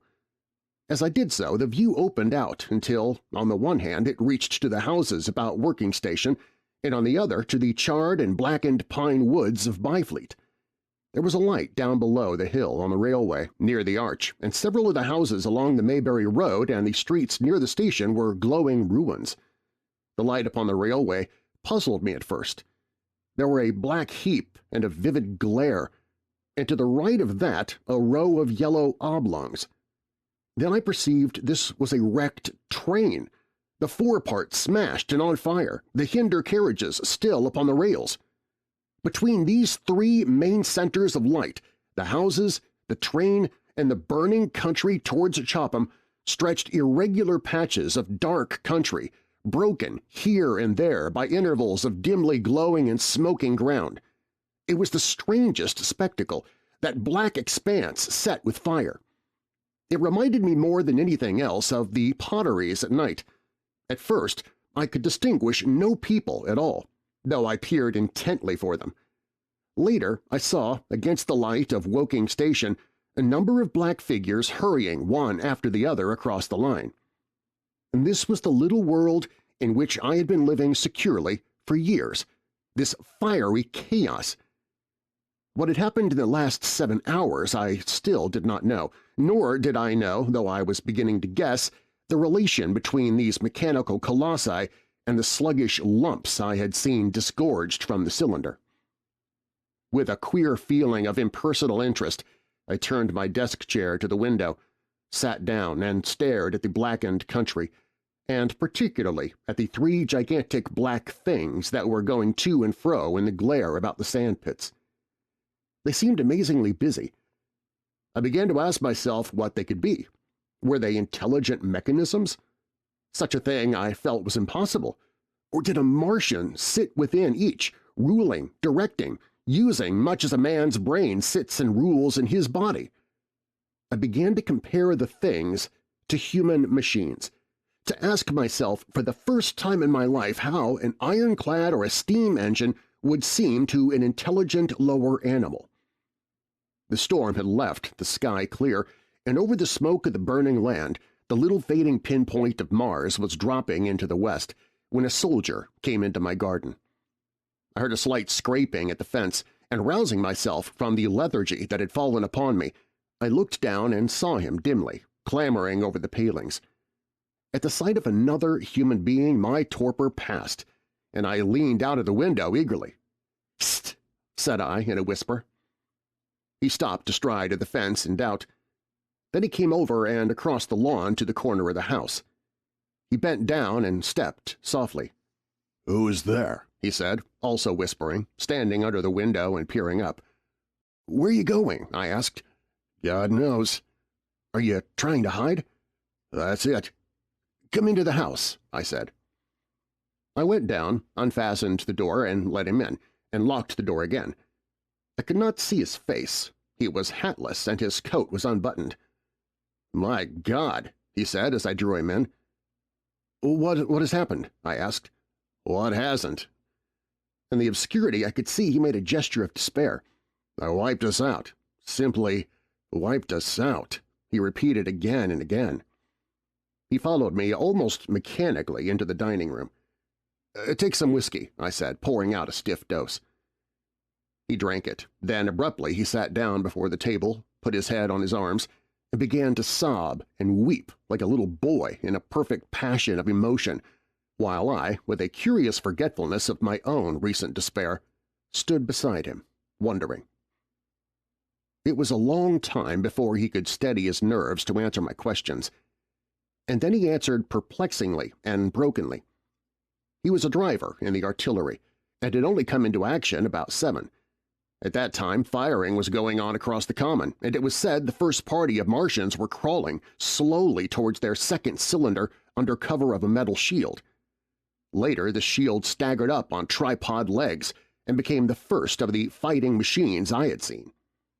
The gun he drove had been unlimbered near Horsell in order to command the sand pits, and its arrival was what precipitated the action. As the limber gunners went to the rear, his horse trod in a rabbit hole and came down, throwing him into a depression of the ground. At the same moment the gun exploded behind him, the ammunition blew up, there was fire all about him, and he found himself lying under a heap of charred dead men and dead horses.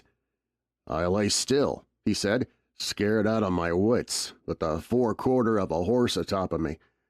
We'd been wiped out, and the smell, good God, like burnt meat. I was hurt across the back by the fall of the horse, and there I had to lie until I felt better. Just like parade it had been a minute before, then stumble, bang, swish." "Wiped out," he said. He had hid under the dead horse for a long time, peeping out furtively across the common. The Cardigan men had tried a rush in skirmishing order at the pit, simply to be swept out of existence. Then the monster had risen to its feet and had begun to walk leisurely to and fro across the common among the few fugitives, with its head-like hood turning about exactly like the head of a cowled human being. The kind of arm carried a complicated metallic case, about which green flashes scintillated, and out of the funnel of this there smoked the heat ray. In a few minutes there was, so far as the soldier could see, not a living thing left upon the common, and every bush and tree upon it that was not already a blackened skeleton was burning. The hussars had been on the road beyond the curvature of the ground, and he saw nothing of them. He heard the Maxims rattle for a time and then become still. The giant-saved Woking station had its cluster of houses until the last. Then in a moment the heat ray was brought to bear, and the town became a heap of fiery ruins. Then the thing shut off the heat ray, and turning its back upon the artilleryman, began to waddle away towards the smoldering pine woods that sheltered the second cylinder. As it did so, a second glittering titan built itself up out of the pit. The second monster followed the first, and at that the artilleryman began to crawl very cautiously across the hot heather ash towards Horsell. He managed to get alive into the ditch by the side of the road, and so escaped to Woking. There his story became ejaculatory. The place was impassable. It seems there were a few people alive there, frantic for the most part, and many burned and scalded. He was turned aside by the fire and hid among some almost scorching heaps of broken wall as one of the Martian giants returned. He saw this one pursue a man, catch him up in one of its steely tentacles, and knock his head against the trunk of a pine tree.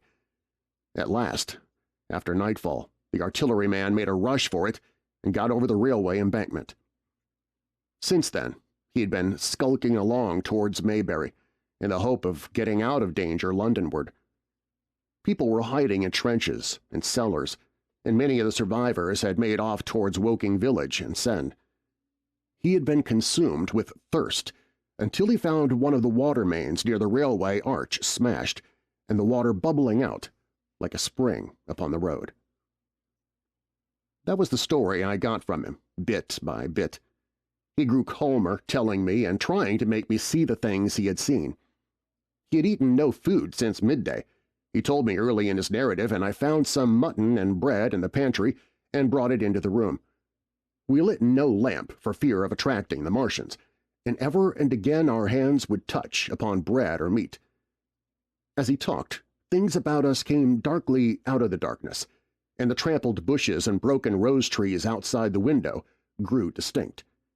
It would seem that a number of men or animals had rushed across the lawn. I began to see his face, blackened and haggard, as no doubt mine was also. When we had finished eating, we went softly upstairs to my study, and I looked again out of the open window. In one night, the valley had become a valley of ashes. The fires had dwindled now. Where flames had been, there were now streamers of smoke, but the countless ruins of shattered and gutted houses and blasted and blackened trees that the night had hidden stood out now gaunt and terrible in the pitiless light of dawn. Yet here and there some object had had the luck to escape. A white railway signal here, the end of a greenhouse there, white and fresh amid the wreckage. Never before in the history of warfare had destruction been so indiscriminate and so universal. And shining with the growing light of the east, 3 of the metallic giants stood about the pit, their cowls rotating as though they were surveying the desolation they'd made. It seemed to me that the pit had been enlarged, and ever and again puffs of vivid green vapor streamed up and out of it towards the brightening dawn, streamed up, whirled, broke, and vanished. Beyond were the pillars of fire about Chopham. They became pillars of bloodshot smoke at the first touch of day.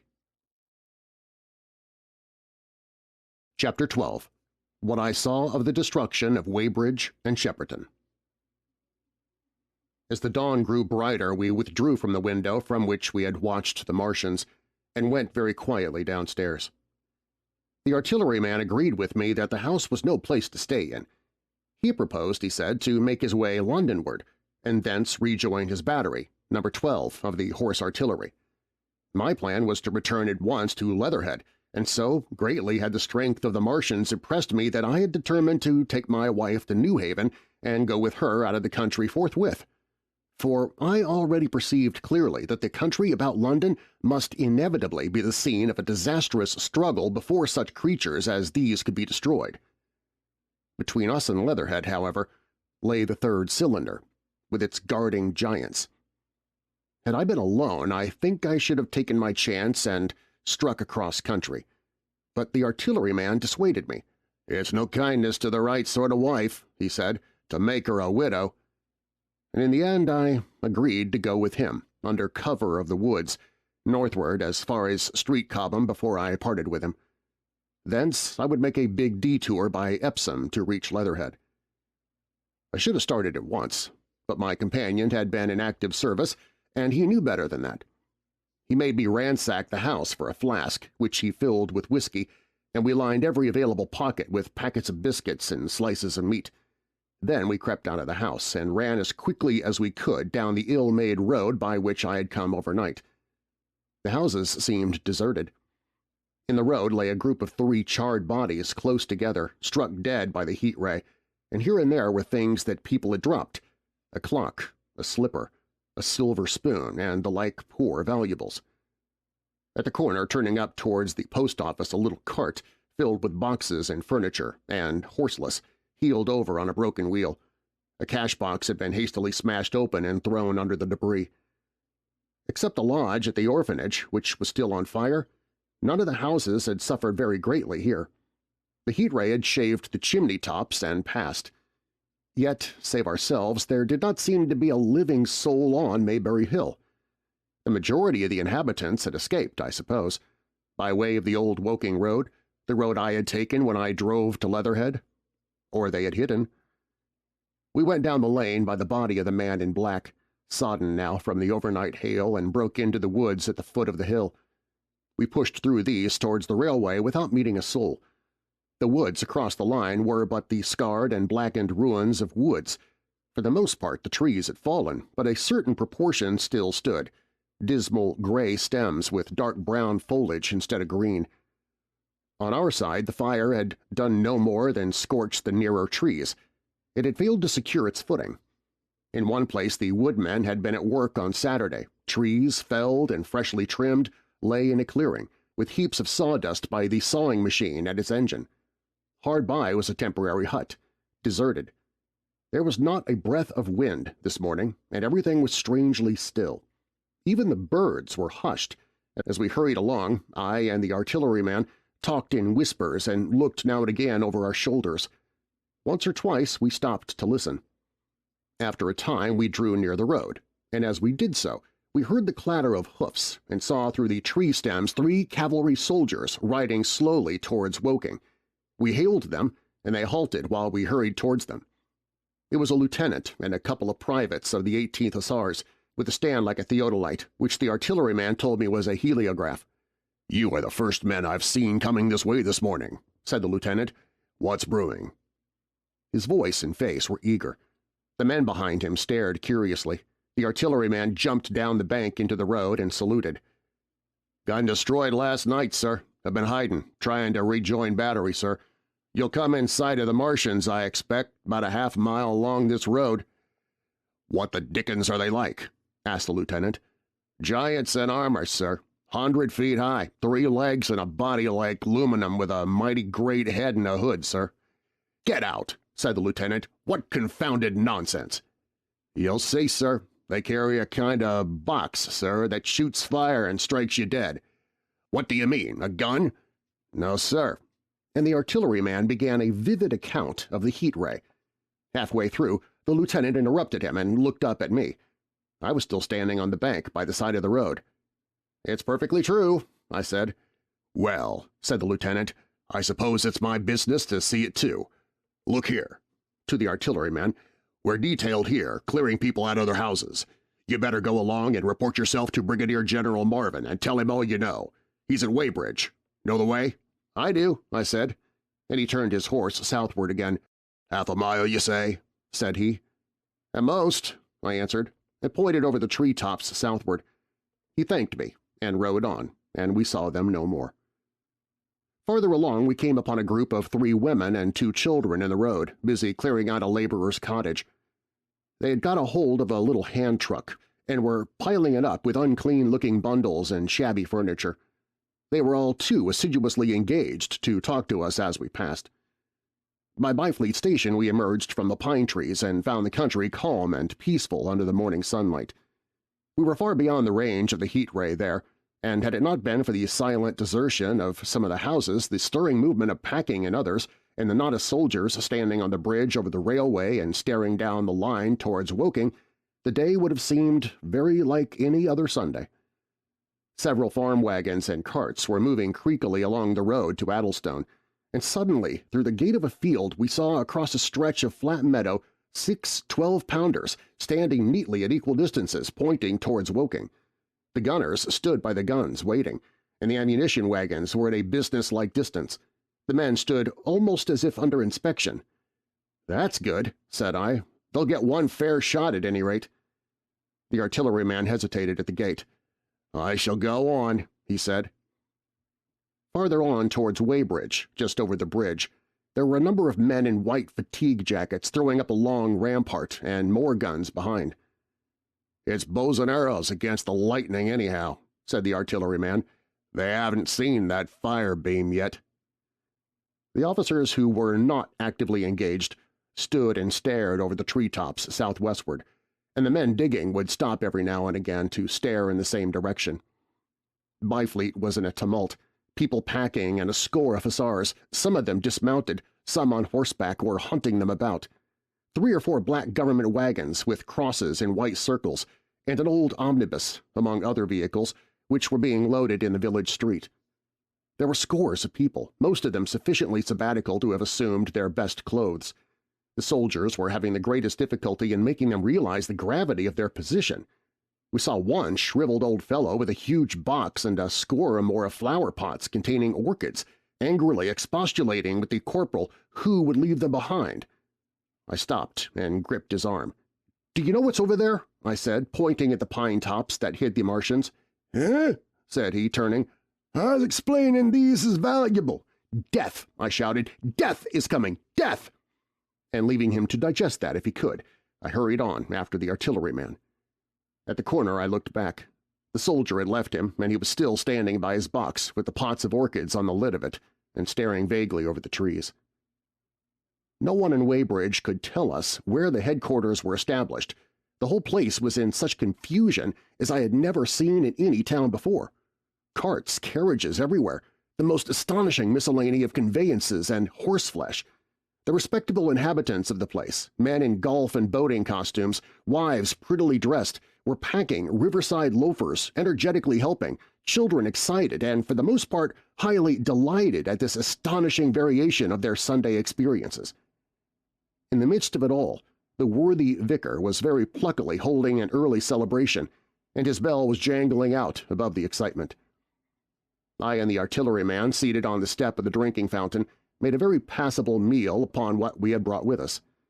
Patrols of soldiers, here no longer hussars but grenadiers in white, were warning people to move now or to take refuge in their cellars as soon as the firing began. We saw as we crossed the railway bridge that a growing crowd of people had assembled in and about the railway station, and the swarming platform was piled with boxes and packages. The ordinary traffic had been stopped, I believe, in order to allow of the passage of troops and guns to Chertsey, and I have heard since that a savage struggle occurred for places in the special trains that were put on at a later hour. We remained at Weybridge until midday, and at that hour we found ourselves at the place near Shepperton Lock, where the Wey and Thames join. Part of the time we spent helping two old women to pack a little cart. The Wey has a treble mouth, and at this point boats are to be hired, and there was a ferry across the river. On the Shepperton side was an inn with a lawn, and beyond that the tower of Shepperton Church. It's been replaced by a spire, rose above the trees. Here we found an excited and noisy crowd of fugitives. As yet the flight had not grown to a panic, but there were already far more people than all the boats going to and fro could enable to cross. People came panting along under heavy burdens. One husband and wife were even carrying a small outhouse door between them, with some of their household goods piled thereon. One man told us he meant to try to get away from Shepperton Station. There was a lot of shouting, and one man was even jesting. The idea people seemed to have here was that the Martians were simply formidable human beings who might attack and sack the town, to be certainly destroyed in the end. Every now and then people would glance nervously across the way, at the meadows towards Chertsey, but everything over there was still. Across the Thames, except just where the boats landed, everything was quiet, in vivid contrast with the Surrey side. The people who landed there from the boats went tramping off down the lane. The big ferry boat had just made a journey. 3 or 4 soldiers stood on the lawn of the inn, staring and jesting at the fugitives without offering to help. The inn was closed, as it was now within prohibited hours. "What's that?" cried a boatman, and "Shut up, you fool!" said a man near me to a yelping dog. Then the sound came again, this time from the direction of Chertsey. A muffled thud. The sound of a gun. The fighting was beginning. Almost immediately, unseen batteries across the river to our right, unseen because of the trees, took up the chorus, firing heavily one after the other. A woman screamed. Everyone stood arrested by the sudden stir of battle, near us and yet invisible to us. Nothing was to be seen save flat meadows, cows feeding unconcernedly for the most part, and silvery pollard willows motionless in the warm sunlight. "Soldiers will stop 'em," said a woman beside me, doubtfully. The haziness rose over the treetops. Then suddenly we saw a rush of smoke far away up the river, a puff of smoke that jerked up into the air and hung, and forthwith the ground heaved underfoot, and a heavy explosion shook the air, smashing 2 or 3 windows in the houses near and leaving us astonished. "Here they are!" shouted a man in a blue jersey. "Yonder! Do you see 'em? Yonder!" Quickly, one after the other, 1, 2, 3, 4 of the armored Martians appeared, far away over the little trees, across the flat meadows that stretched towards Chertsey, and striding hurriedly towards the river. Little cowled figures they seemed at first, going with a rolling motion and as fast as flying birds. Then, advancing obliquely towards us, came a 5th. Their armored bodies glittered in the sun as they swept swiftly forward upon the guns, growing rapidly larger as they drew nearer. On the extreme left, the remotest, that is, flourished a huge case high in the air, and the ghostly, terrible heat ray I had already seen on Friday night smote towards Chertsey and struck the town. At sight of these strange, swift, and terrible creatures, the crowd near the water's edge seemed to me to be for a moment horror-struck. There was no screaming or shouting, but a silence. Then a hoarse murmur and a movement of feet, a splashing from the water. A man, too frightened to drop the portmanteau he carried on his shoulder, swung round and sent me staggering with a blow from the corner of his burden. A woman thrust at me with her hand and rushed past me. I turned with the rush of people, but I was not too terrified for thought. The terrible heat ray was in my mind. To get under water, that was it. "Get under water!" I shouted, unheeded. I faced about again and rushed towards the approaching Martian, rushed right down the gravelly beach and headlong into the water. Others did the same. A boatload of people putting back came leaping out as I rushed past. The stones under my feet were muddy and slippery, and the river was so low that I ran perhaps 20 feet, scarcely waist deep. Then, as the Martian towered overhead, scarcely a couple of 100 yards away, I flung myself forward under the surface. The splashes of the people in the boats leaping into the river sounded like thunderclaps in my ears. People were landing hastily on both sides of the river. But the Martian machine took no more notice for the moment of the people running this way and that than a man would of the confusion of ants in a nest against which his foot is kicked. When half suffocated, I raised my head above water. The Martian's hood pointed at the batteries that were still firing across the river, and as it advanced it swung loose what must have been the generator of the heat ray. In another moment it was on the bank, and in a stride wading halfway across. The knees of its foremost legs bent at the farther bank, and in another moment it had raised itself to its full height again, close to the village of Shepperton. Forthwith, the 6 guns, which unknown to anyone on the right bank had been hidden behind the outskirts of that village, fired simultaneously. The sudden near concussion, the last close upon the first, made my heart jump. The monster was already raising the case, generating the heat ray as the first shell burst 6 yards above the hood. I gave a cry of astonishment. I saw and thought nothing of the other 4 Martian monsters. My attention was riveted upon the nearer incident. Simultaneously, 2 other shells burst in the air near the body as the hood twisted round in time to receive, but not in time to dodge, the 4th shell. The shell burst clean in the face of the thing. The hood bulged, flashed, was whirled off in a dozen tattered fragments of red flesh and glittering metal. "Hit!" shouted I, with something between a scream and a cheer. I heard answering shouts from the people in the water about me. I could have leaped out of the water with that momentary exultation. The decapitated colossus reeled like a drunken giant. But it did not fall over. It recovered its balance by a miracle and, no longer heeding its steps and with the camera that fired the heat ray now rigidly upheld, it reeled swiftly upon Shepperton. The living intelligence, the Martian within the hood, was slain and splashed to the 4 winds of heaven, and the thing was now but a mere intricate device of metal whirling to destruction. It drove along in a straight line, incapable of guidance. It struck the tower of Shepperton Church, smashing it down as the impact of a battering ram might have done, swerved aside, blundered on, and collapsed with tremendous force into the river out of my sight. A violent explosion shook the air, and a spout of water, steam, mud, and shattered metal shot up far into the sky. As the camera of the heat ray hit the water, the latter had immediately flashed into steam. In another moment a huge wave like a muddy tidal bore, but almost scaldingly hot, came sweeping round the bend upstream. I saw people struggling shorewards and heard their screaming and shouting faintly above the seething and roar of the Martian's collapse. For a moment I heeded nothing of the heat, forgot the patent need of self-preservation. I splashed through the tumultuous water, pushing aside a man in black to do so, until I could see round the bend. Half a dozen deserted boats pitched aimlessly upon the confusion of the waves.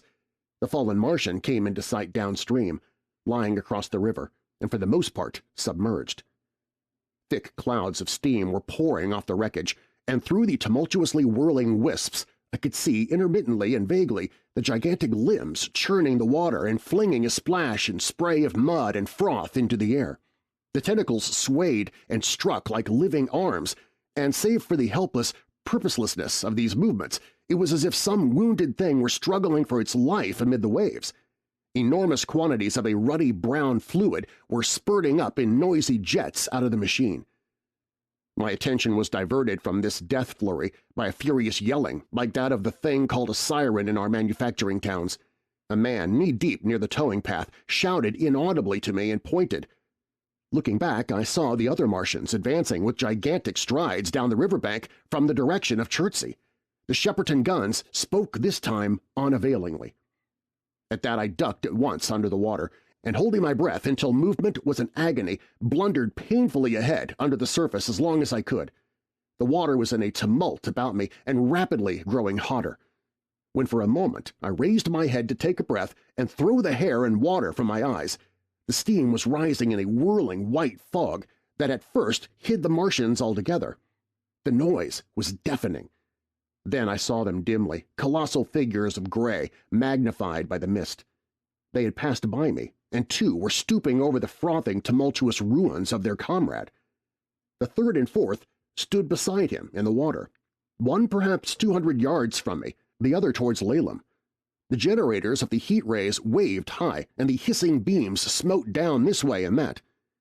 The air was full of sound, a deafening and confusing conflict of noises, the clangorous din of the Martians, the crash of falling houses, the thud of trees, fences, sheds flashing into flame, and the crackling and roaring of fire. Dense black smoke was leaping up to mingle with the steam from the river, and as the heat ray went to and fro over Weybridge, its impact was marked by flashes of incandescent white that gave place at once to a smoky dance of lurid flames. The nearer houses still stood intact, awaiting their fate, shadowy, faint, and pallid in the stream, with the fire behind them going to and fro. For a moment, perhaps, I stood there, breast high in the almost boiling water, dumbfounded at my position, hopeless of escape. Through the reek, I could see the people who had been with me in the river scrambling out of the water through the reeds, like little frogs hurrying through the grass from the advance of a man or running to and fro in utter dismay on the towing path. Then suddenly the white flashes of the heat ray came leaping towards me. The houses caved in as they dissolved at its touch, and darted out flames. The trees changed to fire with a roar. The ray flickered up and down the towing path, licking off the people who ran this way and that and came down to the water's edge not 50 yards from where I stood. It swept across the river to Shepperton, and the water in its track rose in a boiling wheel crested with steam. I turned shoreward. In another moment the huge wave, well nigh at the boiling point, had rushed upon me. I screamed aloud and scalded, half-blinded, agonized. I staggered through the leaping, hissing water towards the shore. Had my foot stumbled, it would have been the end. I fell helplessly in full sight of the Martians, upon the broad, bare, gravelly spit that runs down the Mark the angle of the Wey and Thames. I expected nothing but death. I have a dim memory of the foot of a Martian coming down within a score of yards of my head, driving straight into the loose gravel, whirling it this way and that and lifting again, of a long suspense, and then of the four carrying the debris of their comrade between them, now clear and then presently faint through a veil of smoke, receding interminably, as it seemed to me, across a vast space of river and meadow. And then very slowly I realized that, by a miracle, I had escaped. Chapter 13. How I Fell In with the Curate. After getting this sudden lesson in the power of terrestrial weapons, the Martians retreated to their original position upon Horsell Common, and in their haste, and unencumbered with the debris of their smashed companion, they no doubt overlooked many such a stray and negligible victim as myself. Had they left their comrade and pushed on forthwith, there was nothing at that time between them and London but batteries of 12-pounder guns, and they would certainly have reached the capital in advance of the tidings of their approach. As sudden, dreadful, and destructive their advent would have been as the earthquake that destroyed Lisbon a century ago. But they were in no hurry. Cylinder followed cylinder on its interplanetary flight. Every 24 hours brought them reinforcement. And meanwhile, the military and naval authorities, now fully alive to the tremendous power of their antagonists, worked with furious energy. Every minute a fresh gun came into position until, before twilight, every copse, every row of suburban villas on the hilly slopes about Kingston and Richmond masked an expectant black muzzle. And through the charred and desolated area, perhaps 20 square miles altogether, that encircled the Martian encampment on Horsell Common, through charred and ruined villages among the green trees, through the blackened and smoking arcades that had been but a day ago pine spinneys, crawled the devoted scouts with the heliographs that were presently to warn the gunners of the Martian approach. But the Martians now understood our command of artillery and the danger of human proximity, and not a man ventured within a mile of either cylinder, save at the price of his life. It would seem that these giants spent the earlier part of the afternoon in going to and fro, transferring everything from the second and third cylinders, the second in Addlestone Golf Links and the third at Pireford, to their original pit on Horsell Common. Over that, above the blackened heather and ruined buildings that stretched far and wide, stood one as sentinel, while the rest abandoned their vast fighting machines and descended into the pit. They were hard at work there, far into the night, and the towering pillar of dense, green smoke that rose therefrom could be seen from the hills about Merrow, and even, it is said, from Banstead and Epsom Downs. And while the Martians behind me were thus preparing for their next sally, and in front of me humanity gathered for the battle, I made my way with infinite pains and labor from the fire and smoke of burning Weybridge towards London. I saw an abandoned boat, very small and remote, drifting downstream, and throwing off the most of my sodden clothes, I went after it, gained it, and so escaped out of that destruction. There were no oars in the boat, but I contrived to paddle, as well as my parboiled hands would allow, down the river towards Halliford and Walton, going very tediously and continually looking behind me, as you may well understand. I followed the river because I considered that the water gave me my best chance of escape should these giants return. The hot water from the Martians' overthrow drifted downstream with me, so that for the best part of a mile I could see little of either bank. Once, however, I made out a string of black figures hurrying across the meadows from the direction of Weybridge. Halliford, it seemed, was deserted, and several of the houses facing the river were on fire. It was strange to see the place quite tranquil, quite desolate under the hot blue sky, with the smoke and little threads of flame going straight up into the heat of the afternoon. Never before had I seen houses burning without the accompaniment of an obstructive crowd. A little farther on, the dry reeds up the bank were smoking and glowing, and a line of fire inland was marching steadily across a late field of hay. For a long time I drifted. So painful and weary was I after the violence I had been through, and so intense the heat upon the water. Then my fears got the better of me again, and I resumed my paddling. The sun scorched my bare back. At last, as the bridge at Walton was coming into sight round the bend, my fever and faintness overcame my fears, and I landed on the Middlesex bank and lay down, deadly sick, amid the long grass. I suppose the time was then about 4 or 5 o'clock. I got up presently, walked perhaps half a mile without meeting a soul, and then lay down again in the shadow of a hedge. I seem to remember talking wanderingly to myself during that last spurt. I was also very thirsty and bitterly regretful I had drunk no more water. It is a curious thing that I felt angry with my wife. I cannot account for it, but my impotent desire to reach a leatherhead worried me excessively. I do not clearly remember the arrival of the curate, so that probably I dozed. I became aware of him as a seated figure in a soot-smudged shirt-sleeves and with his upturned, clean-shaven face staring at a faint flickering that danced over the sky. The sky was what is called a mackerel sky, rows and rows of faint down plumes of cloud, just tinted with the midsummer sunset. I sat up, and at the rustle of my motion he looked at me quickly. "Have you any water?" I asked abruptly. He shook his head. "You've been asking for water for the last hour," he said.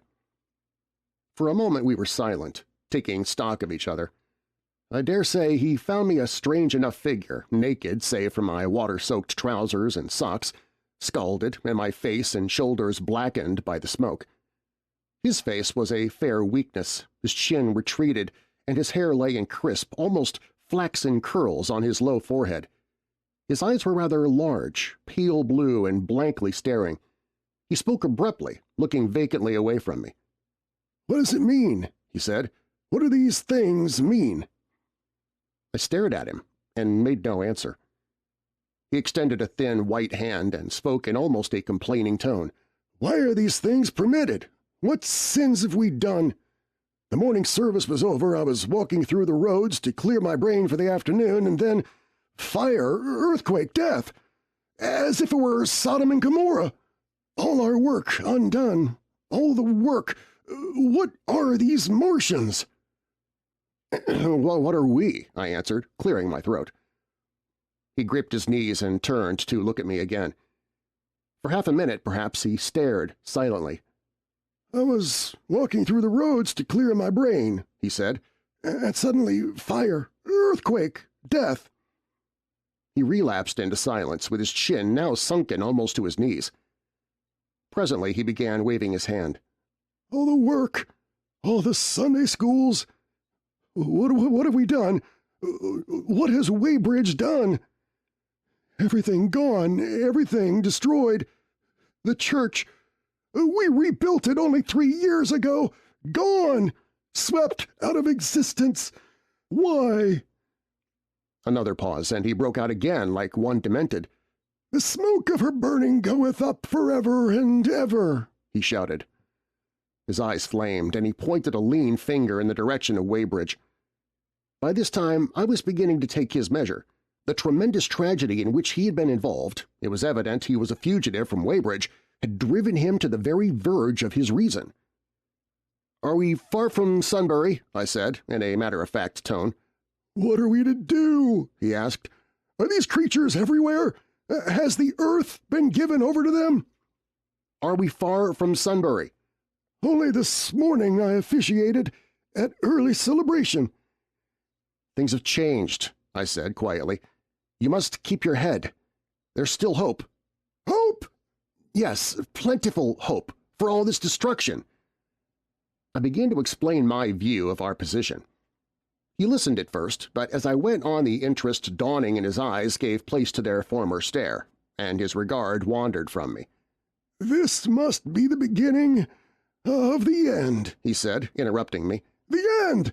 The great and terrible day of the Lord, when men shall call upon the mountains, and the rocks to fall upon them and hide them from the face of him that sitteth upon the throne." I began to understand the position. I ceased my labored reasoning, struggled to my feet, and standing over him laid my hand on his shoulder. "Be a man," said I. "You are scared out of your wits. What good is religion if it collapses under calamity? Think of what earthquakes and floods, wars and volcanoes have done before to men. Do you think God has exempted Weybridge? He is not an insurance agent." For a time he sat in blank silence. "But how can we escape?" he asked suddenly. "They are invulnerable. They are pitiless." "Neither the one nor perhaps the other," I answered. "And the mightier they are, the more sane and wary should we be. One of them was killed yonder not 3 hours ago." "Killed?" he said, staring about him. "How can God's ministers be killed?" "I saw it happen," I proceeded to tell him. "We have chanced to come in for the thick of it," said I. "And that's all." "What is that flicker in the sky?" he asked abruptly. I told him it was the heliograph signaling, that it was the sign of human help and effort in the sky. "We're in the midst of it," I said. "Quiet as it is, that flickering in the sky tells of the gathering storm. Yonder, I take it, are the Martians, and Londonward, where those hills rise above Richmond and Kingston and the trees give cover, earthworks are being thrown up and guns are being placed. Presently the Martians will be coming this way again." And even as I spoke, he sprang to his feet and stopped me by a gesture. "Listen!" he said. From beyond the low hills across the water came the dull resonance of distant guns and a remote weird crying. Then everything was still.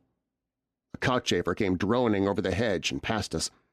High in the west, the crescent moon hung faint and pale above the smoke of Weybridge and Shepperton and the hot, still splendor of the sunset. "We'd better follow this path," I said. "Northward." Chapter 14. In London. My younger brother was in London when the Martians fell at Woking. He was a medical student, working for an imminent examination, and he heard nothing of the arrival until Saturday morning. The morning papers on Saturday contained, in addition to lengthy special articles on the planet Mars, on life in the planets and so forth, a brief and vaguely worded telegram, all the more striking for its brevity. The Martians, alarmed by the approach of a crowd, had killed a number of people with a quick-firing gun, so the story ran. The telegram concluded with the words, "Formidable as they seem to be, the Martians have not moved from the pit into which they have fallen, and indeed seem incapable of doing so. Probably this is due to the relative strength of the Earth's gravitational energy." On that last text, their leader-writer expanded very comfortingly. Of course, all the students in the Crammer's biology class to which my brother went that day were intensely interested, but there were no signs of any unusual excitement in the streets. The afternoon papers puffed scraps of news under big headlines. They had nothing to tell beyond the movements of troops about the Common and the burning of the pine woods between Woking and Weybridge until 8. Then the St. James Gazette, in an extra special edition, announced the bare fact of the interruption of telegraphic communication. This was thought to be due to the falling of burning pine trees across the line. Nothing more of the fighting was known that night, the night of my drive to Leatherhead and back. My brother felt no anxiety about us, as he knew from the description in the papers that the cylinder was a good 2 miles from my house. He made up his mind to run down that night to me, in order, as he says, to see the things before they were killed. He dispatched a telegram, which never reached me, about 4 o'clock, and spent the evening at a music hall. In London, also on Saturday night, there was a thunderstorm, and my brother reached Waterloo in a cab. On the platform from which the midnight train usually starts, he learned, after some waiting, that an accident prevented trains from reaching Woking that night. The nature of the accident he could not ascertain. Indeed, the railway authorities did not clearly know at that time. There was very little excitement in the station, as the officials, failing to realize that anything further than a breakdown between Byfleet and Woking Junction had occurred, were running the theater trains which usually passed through Woking round by Virginia Water or Guildford. They were busy making the necessary arrangements to alter the route of the Southampton and Portsmouth Sunday League excursions. A nocturnal newspaper reporter, mistaking my brother for the traffic manager to whom he bears a slight resemblance, waylaid and tried to interview him. Few people excepting the railway officials connected the breakdown with the Martians.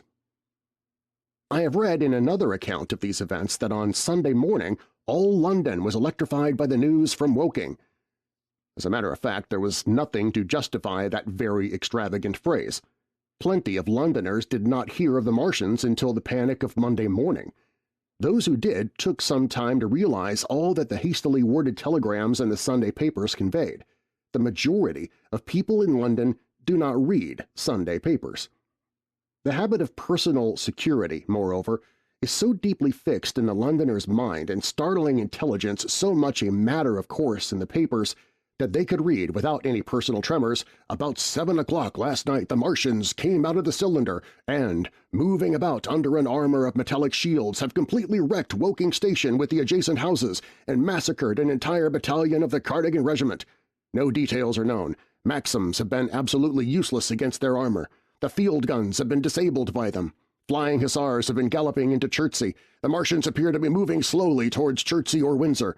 Great anxiety prevails in West Surrey, and earthworks are being thrown up to check the advance Londonward." That was how the Sunday Sun put it, and a clever and remarkably prompt handbook article in the Referee compared the affair to a menagerie suddenly let loose in a village. No one in London knew positively of the nature of the armored Martians, and there was still a fixed idea that these monsters must be sluggish, crawling, creeping painfully. Such expressions occurred in almost all the earlier reports. None of the telegrams could have been written by an eyewitness of their advance. The Sunday papers printed separate editions as further news came to hand, some even in default of it. But there was practically nothing more to tell people until late in the afternoon, when the authorities gave the press agencies the news in their possession. It was stated that the people of Walton and Weybridge and all the district were pouring along the roads Londonward, and that was all. My brother went to church at the Foundling Hospital in the morning, still in ignorance of what had happened on the previous night. There he heard allusions made to the invasion and a special prayer for peace. Coming out, he bought a referee. He became alarmed at the news in this and went again to Waterloo Station to find out if communication were restored. The omnibuses, carriages, cyclists, and innumerable people walking in their best clothes seemed scarcely affected by the strange intelligence that the news vendors were disseminating. People were interested, or, if alarmed, alarmed only on account of the local residents. At the station he heard for the first time that the Windsor and Chertsey lines were now interrupted. The porters told him that several remarkable telegrams had been received in the morning from Byfleet and Chertsey stations, but that these had abruptly ceased. My brother could get very little precise detail out of them.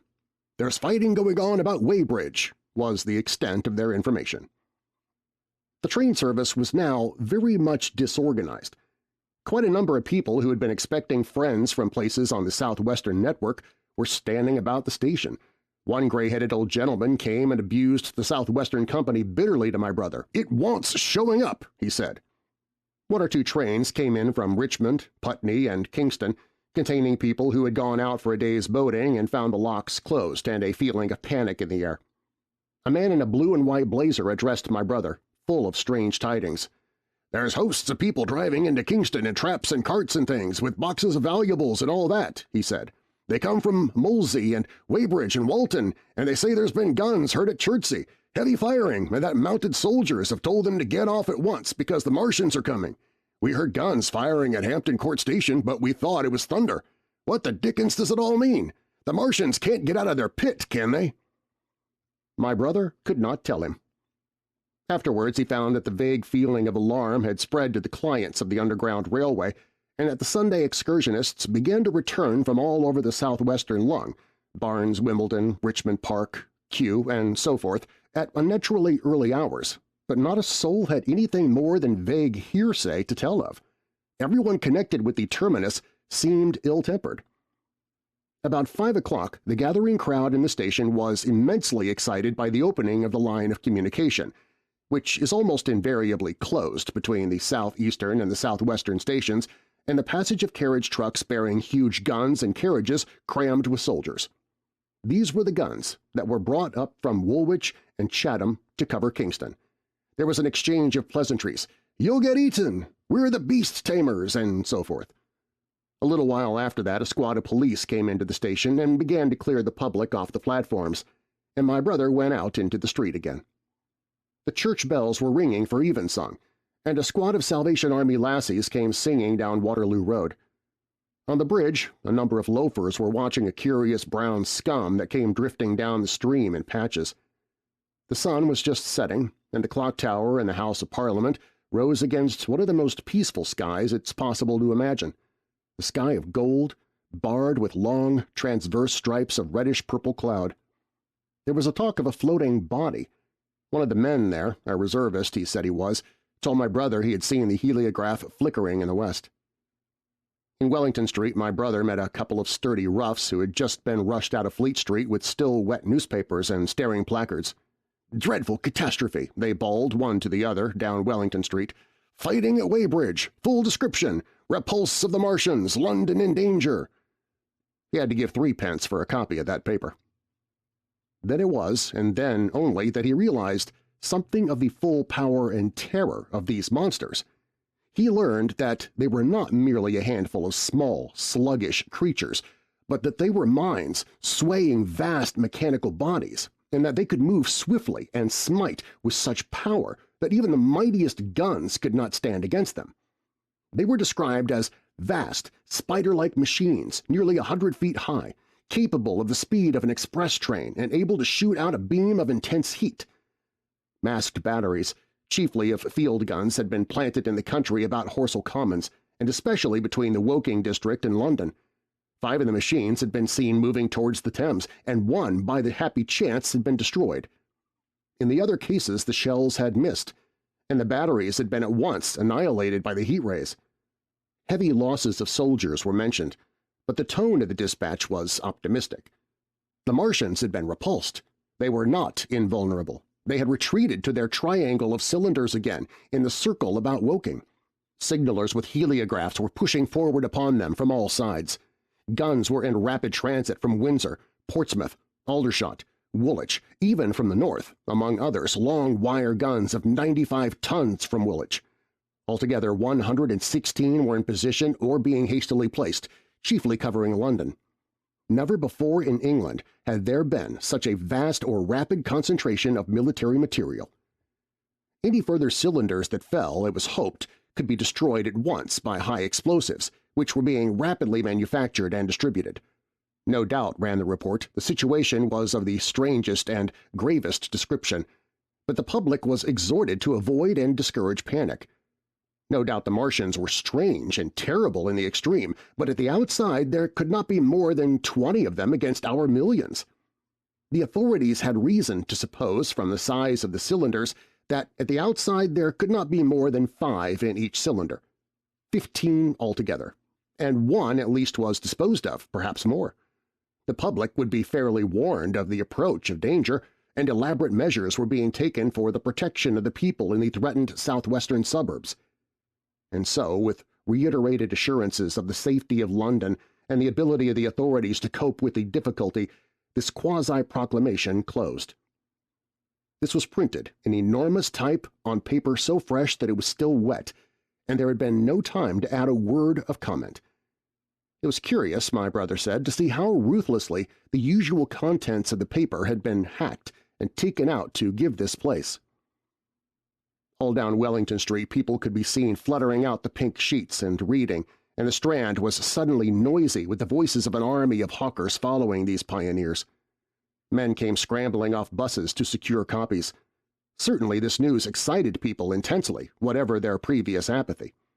The shutters of a map shop in the Strand were being taken down, my brother said, and a man in his Sunday raiment, lemon-yellow gloves even, was visible inside the window hastily fastening maps of Surrey to the glass. Going on along the Strand to Trafalgar Square, the paper in his hand, my brother saw some of the fugitives from West Surrey.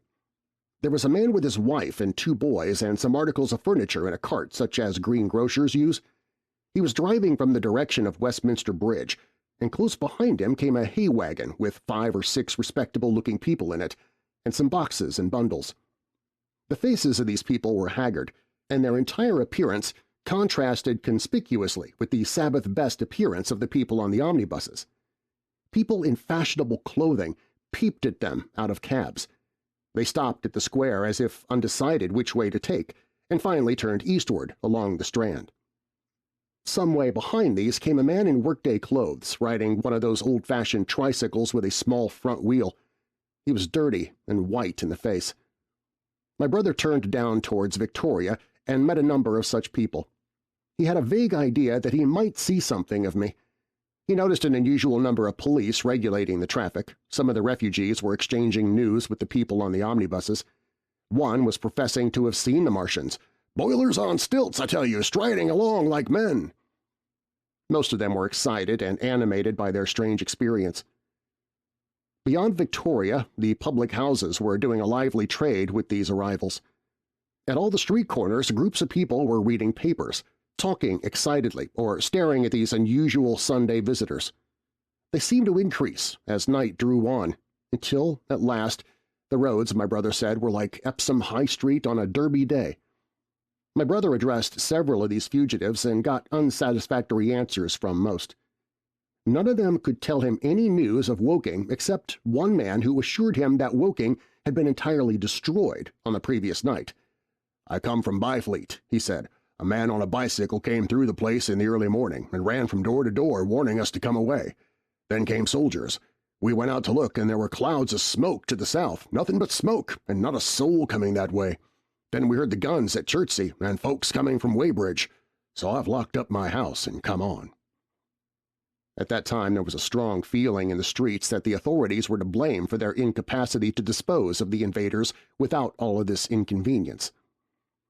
About 8 o'clock, a noise of heavy firing was distinctly audible all over the south of London. My brother could not hear it for the traffic in the main thoroughfares, but by striking through the quiet back streets to the river he was able to distinguish it quite plainly. He walked from Westminster to his apartments near Regent's Park about 2. He was now very anxious on my account and disturbed at the evident magnitude of the trouble. His mind was inclined to run, even as mine had run on Saturday on military details. He thought of all of those silent, expectant guns, of the suddenly nomadic countryside. He tried to imagine boilers on stilts 100 feet high. There were 1 or 2 cartloads of refugees passing along Oxford Street, and several in the Marylebone Road, but so slowly was the news spreading that Regent Street and Portland Place were full of their usual Sunday night promenaders, albeit they talked in groups, and along the edge of Regent's Park there were as many silent couples walking out together under the scattered gas lamps as ever there had been. The night was warm and still and a little oppressive. The sound of guns continued intermittently, and after midnight there seemed to be sheet lightning in the south. He read and reread the paper, fearing the worst had happened to me. He was restless, and after supper prowled out again aimlessly. He returned and tried in vain to divert his attention to his examination notes. He went to bed a little after midnight and was awakened from lurid dreams in the small hours of Monday by the sound of door-knockers, feet running in the street, distant drumming, and a clamor of bells. Red reflections danced on the ceiling. For a moment he lay astonished, wondering whether day had come or the world gone mad. Then he jumped out of bed and ran to the window. His room was an attic, and as he thrust his head out, up and down the street, there were a dozen echoes to the noise of his window sash, and heads in every kind of night disarray appeared. Enquiries were being shouted. "They're coming!" bawled a policeman, hammering at the door. "The Martians are coming!" and hurried to the next door. The sound of drumming and trumpeting came from the Albany Street barracks, and every church within earshot was hard at work, killing sleep with a vehemently disorderly tocsin.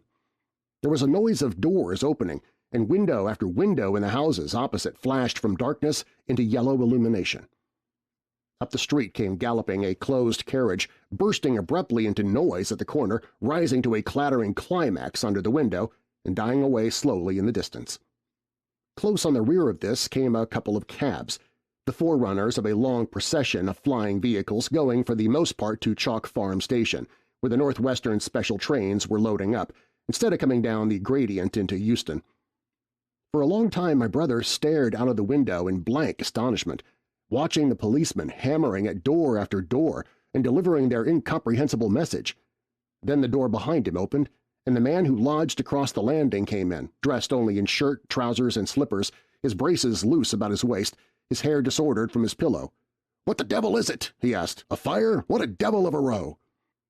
They both craned their heads out of the window, straining to hear what the policemen were shouting.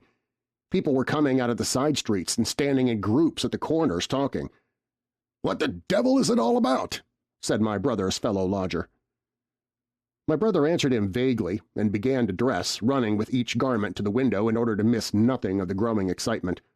And presently men selling unnaturally early newspapers came bawling into the street. "London in danger of suffocation! The Kingston and Richmond defenses forced! Fearful massacres in the Thames Valley!" And all about him, in the rooms below, in the houses on each side and across the road, and behind in the park terraces and in 100 other streets of that part of Marylebone, and the Westbourne Park District, and St. Pancras, and westward and northward in Kilburn, and St. John's Wood, and Hampstead, and eastward in Shoreditch, and Highbury, and Haggerston, and Hoxton, and indeed through all the vastness of London from Ealing to East Ham, people were rubbing their eyes and opening windows to stare out and ask aimless questions, dressing hastily as the first breath of the coming storm of fear blew through the streets. It was the dawn of the Great Panic.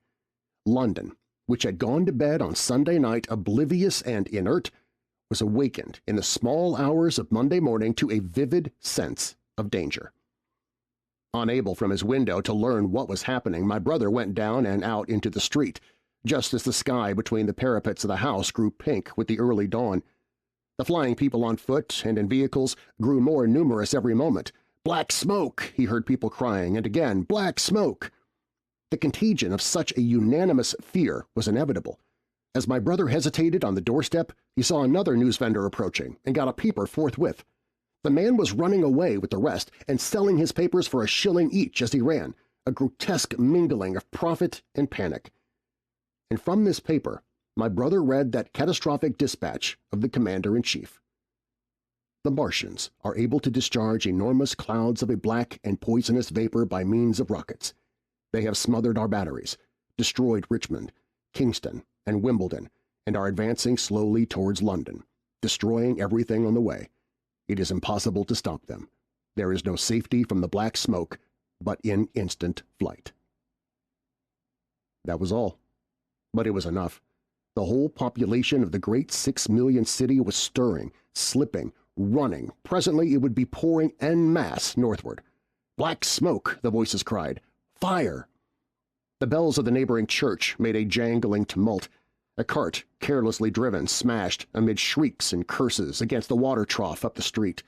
Sickly yellow lights went to and fro in the houses, and some of the passing cabs flaunted unextinguished lamps. And overhead the dawn was growing brighter, clear and steady and calm. He heard footsteps running to and fro in the rooms, and up and down stairs behind him. His landlady came to the door, loosely wrapped in dressing gown and shawl. Her husband followed, ejaculating. As my brother began to realize the import of all these things, he turned hastily to his own room, put all his available money, some £10 altogether, into his pockets, and went out again into the streets. Chapter 15. What had happened in Surrey. It was while the curate had sat and talked so wildly to me under the hedge in the flat meadows near Halliford, and while my brother was watching the fugitives stream over Westminster Bridge, that the Martians had resumed the offensive.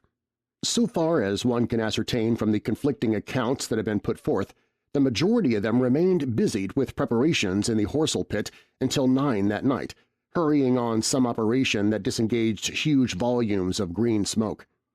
But 3 certainly came out about 8 o'clock, and advancing slowly and cautiously made their way through Byfleet and Pireford towards Ripley and Weybridge, and so came in sight of the expectant batteries against the setting sun. These Martians did not advance in a body but in a line, each perhaps 1.5 miles from his nearest fellow. They communicated with one another by means of siren-like howls, running up and down the scale from one note to another. It was this howling and firing of the guns at Ripley and St. George's Hill that we had heard at Upper Halliford. The Ripley gunners, unseasoned artillery volunteers who ought never to have been placed in such a position, fired one wild, premature, ineffectual volley and bolted on horse and foot through the deserted village, while the Martian, without using his heat ray, walked serenely over their guns, stepped gingerly among them, passed in front of them, and so came unexpectedly upon the guns in Painshill Park, which he destroyed. The St. George's Hill men, however, were better led or of a better mettle. Hidden by a pine wood as they were, they seemed to have been quite unsuspected by the Martian nearest to them. They laid their guns as deliberately as if they had been on parade, and fired at about 1,000 yards range. The shells flashed all round him, and he was seen to advance a few paces, stagger, and go down. Everybody yelled together, and the guns were reloaded in frantic haste. The overthrown Martian set up a prolonged ululation, and immediately a second glittering giant answering him appeared over the trees to the south. It would seem that a leg of the tripod had been smashed by one of the shells. The whole of the second volley flew wide of the Martian on the ground, and simultaneously both his companions brought their heat rays to bear on the battery. The ammunition blew up, the pine trees all about the guns flashed into fire, and only 1 or 2 of the men who were already running over the crest of the hill escaped. After this, it would seem that the 3 took counsel together and halted, and the scouts who were watching them report that they remained absolutely stationary for the next half hour. The Martian who had been overthrown crawled tediously out of his hood, a small brown figure, oddly suggestive from that distance of a speck of blight, and apparently engaged in the repair of his support. About 9 he'd finished, for his cowl was then seen above the trees again. It was a few minutes past 9 that night when these 3 sentinels were joined by 4 other Martians, each carrying a thick, black tube. A similar tube was handed to each of the 3, and the 7 proceeded to distribute themselves at equal distances along a curved line between St. George's Hill, Weybridge, and the village of Send, southwest of Ripley. A dozen rockets sprang out of the hills before them so soon as they began to move and warned the waiting batteries about Ditton and Esher. At the same time, 4 of their fighting machines, similarly armed with tubes, crossed the river, and 2 of them, black against the western sky, came into sight of myself and the curate as we hurried wearily and painfully along the road that runs northward out of Halliford. They moved, as it seemed to us, upon a cloud, for a milky mist covered the fields and rose to a third of their height. At this sight the curate cried faintly in his throat and began running, but I knew it was no good running from a Martian, and I turned aside and crawled through dewy nettles and brambles into the broad ditch by the side of the road. He looked back, saw what I was doing, and turned to join me. The 2 halted, the nearer to us standing and facing Sunbury, the remoter being a gray indistinctness towards the evening star, away towards Staines. The occasional howling of the Martians had ceased. They took up their positions in a huge crescent about their cylinders in absolute silence. It was a crescent with 12 miles between its horns. Never since the devising of gunpowder was the beginning of a battle so still. To us, and to an observer about Ripley, it would have had precisely the same effect. The Martians seemed in solitary possession of the darkling night, lit only as it was by the slender moon, the stars, the afterglow of the daylight, and the ruddy glare from St. George's Hill and the woods of Payne's Hill. But facing that crescent everywhere, at Staines, Hounslow, Ditton, Esher, Ockham, behind hills and woods south of the river, and across the flat grass meadows to the north of it, wherever a cluster of trees or village houses gave sufficient cover, the guns were waiting. The signal rockets burst and rained their sparks through the night and vanished, and the spirit of all those watching batteries rose to a tense expectation. The Martians had but to advance into the line of fire, and instantly those motionless black forms of men, those guns glittering so darkly in the early night, would explode into a thunderous fury of battle. No doubt the thought that was uppermost in 1,000 of those vigilant minds, even as it was uppermost in mine, was the riddle. How much they understood of us. Did they grasp that we in our millions were organized, disciplined, working together?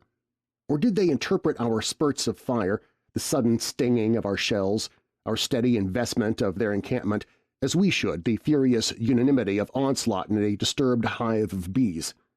Did they dream they might exterminate us? At that time no one knew what food they needed. 100 such questions struggled together in my mind as I watched that vast sentinel shape. And in the back of my mind was the sense of all the huge, unknown, and hidden forces Londonward. Had they prepared pitfalls? Were the powder mills at Hounslow ready as a snare?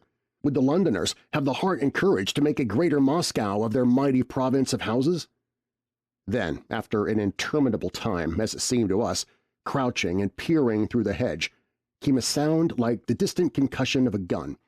Another nearer, and then the Martian beside us raised his tube on high and discharged it, gunwise, with a heavy report that made the ground heave. The one toward Staines answered him. There was no flash, no smoke, simply that loaded detonation. I was so excited by these heavy, minute guns following one another that I so far forgot my personal safety and my scalded hands as to clamber up into the hedge and stare toward Sunbury. As I did so, a second report followed, and a big projectile hurtled overhead towards Hounslow. I expected at least to see smoke or fire or some such evidence of its work, but all I saw was the deep blue sky above, with one solitary star and the white mist spreading wide and low beneath. And there had been no crash, no answering explosion. The silence was restored. The minute lengthened to 3.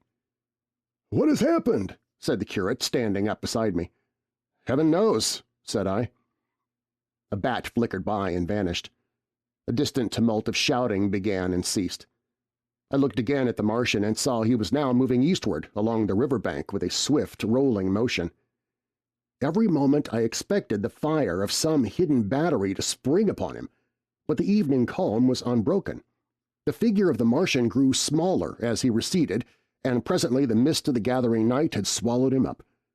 By a common impulse, we clambered higher.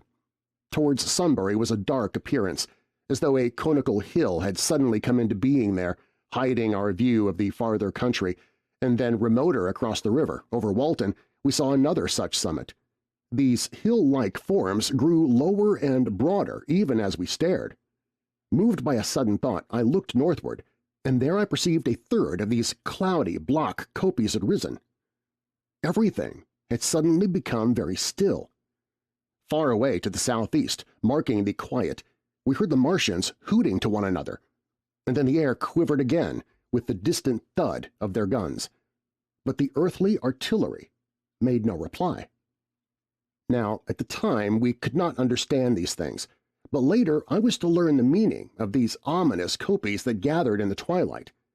Each of the Martians, standing in the great crescent I have described, had discharged, by means of the gun-like tube he carried, a huge canister over whatever hill, copse, cluster of houses, or other possible cover for guns chanced to be in front of him.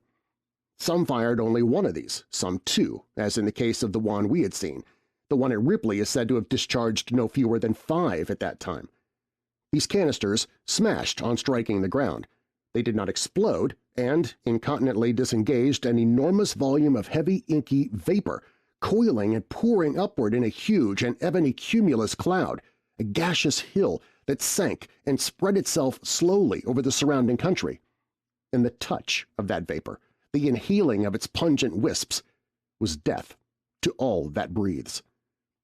It was heavy, this vapor, heavier than the densest smoke, so that after the first tumultuous uprush and outflow of its impact, it sank down through the air and poured over the ground in a manner rather liquid than gaseous, abandoning the hills and streaming into the valleys and ditches and watercourses, even as I've heard the carbonic acid gas that pours from volcanic clefts is wont to do. And where it came upon water, some chemical action occurred, and the surface would be instantly covered with a powdery scum that sank slowly and made way for more. The scum was absolutely insoluble, and it's a strange thing, seeing the instant effect of the gas, that no one could drink without hurt the water from which it had been strained.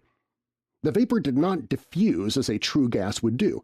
It hung together in banks, flowing sluggishly down the slope of the land and driving reluctantly before the wind, and very slowly it combined with the mist and moisture of the air and sank to the earth in the form of dust. Save that an unknown element giving a group of 4 lines in the blue of the spectrum is concerned, we're still entirely ignorant of the nature of this substance.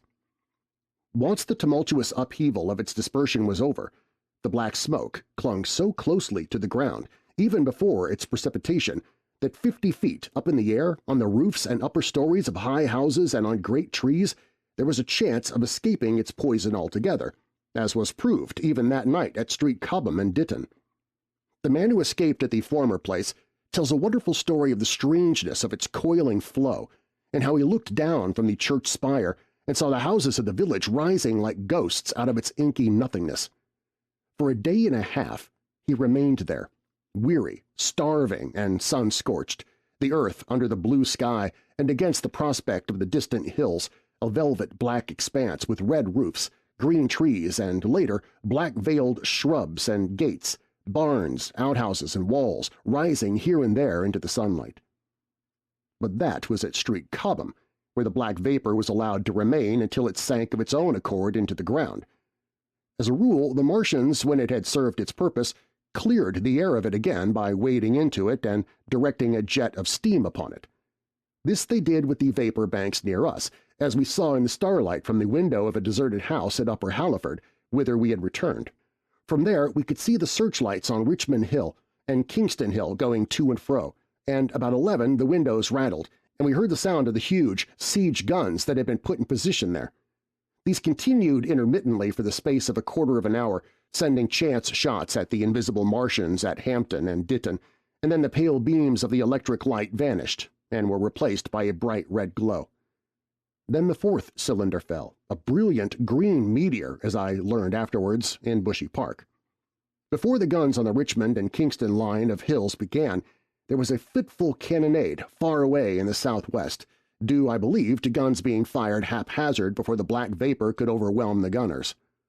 So, setting about it as methodically as men might smoke out a wasp's nest, the Martians spread this strange, stifling vapor over the Londonward country. The horns of the crescent slowly moved apart, until at last they formed a line from Hanwell to Combe and Malden. All night through their destructive tubes advanced.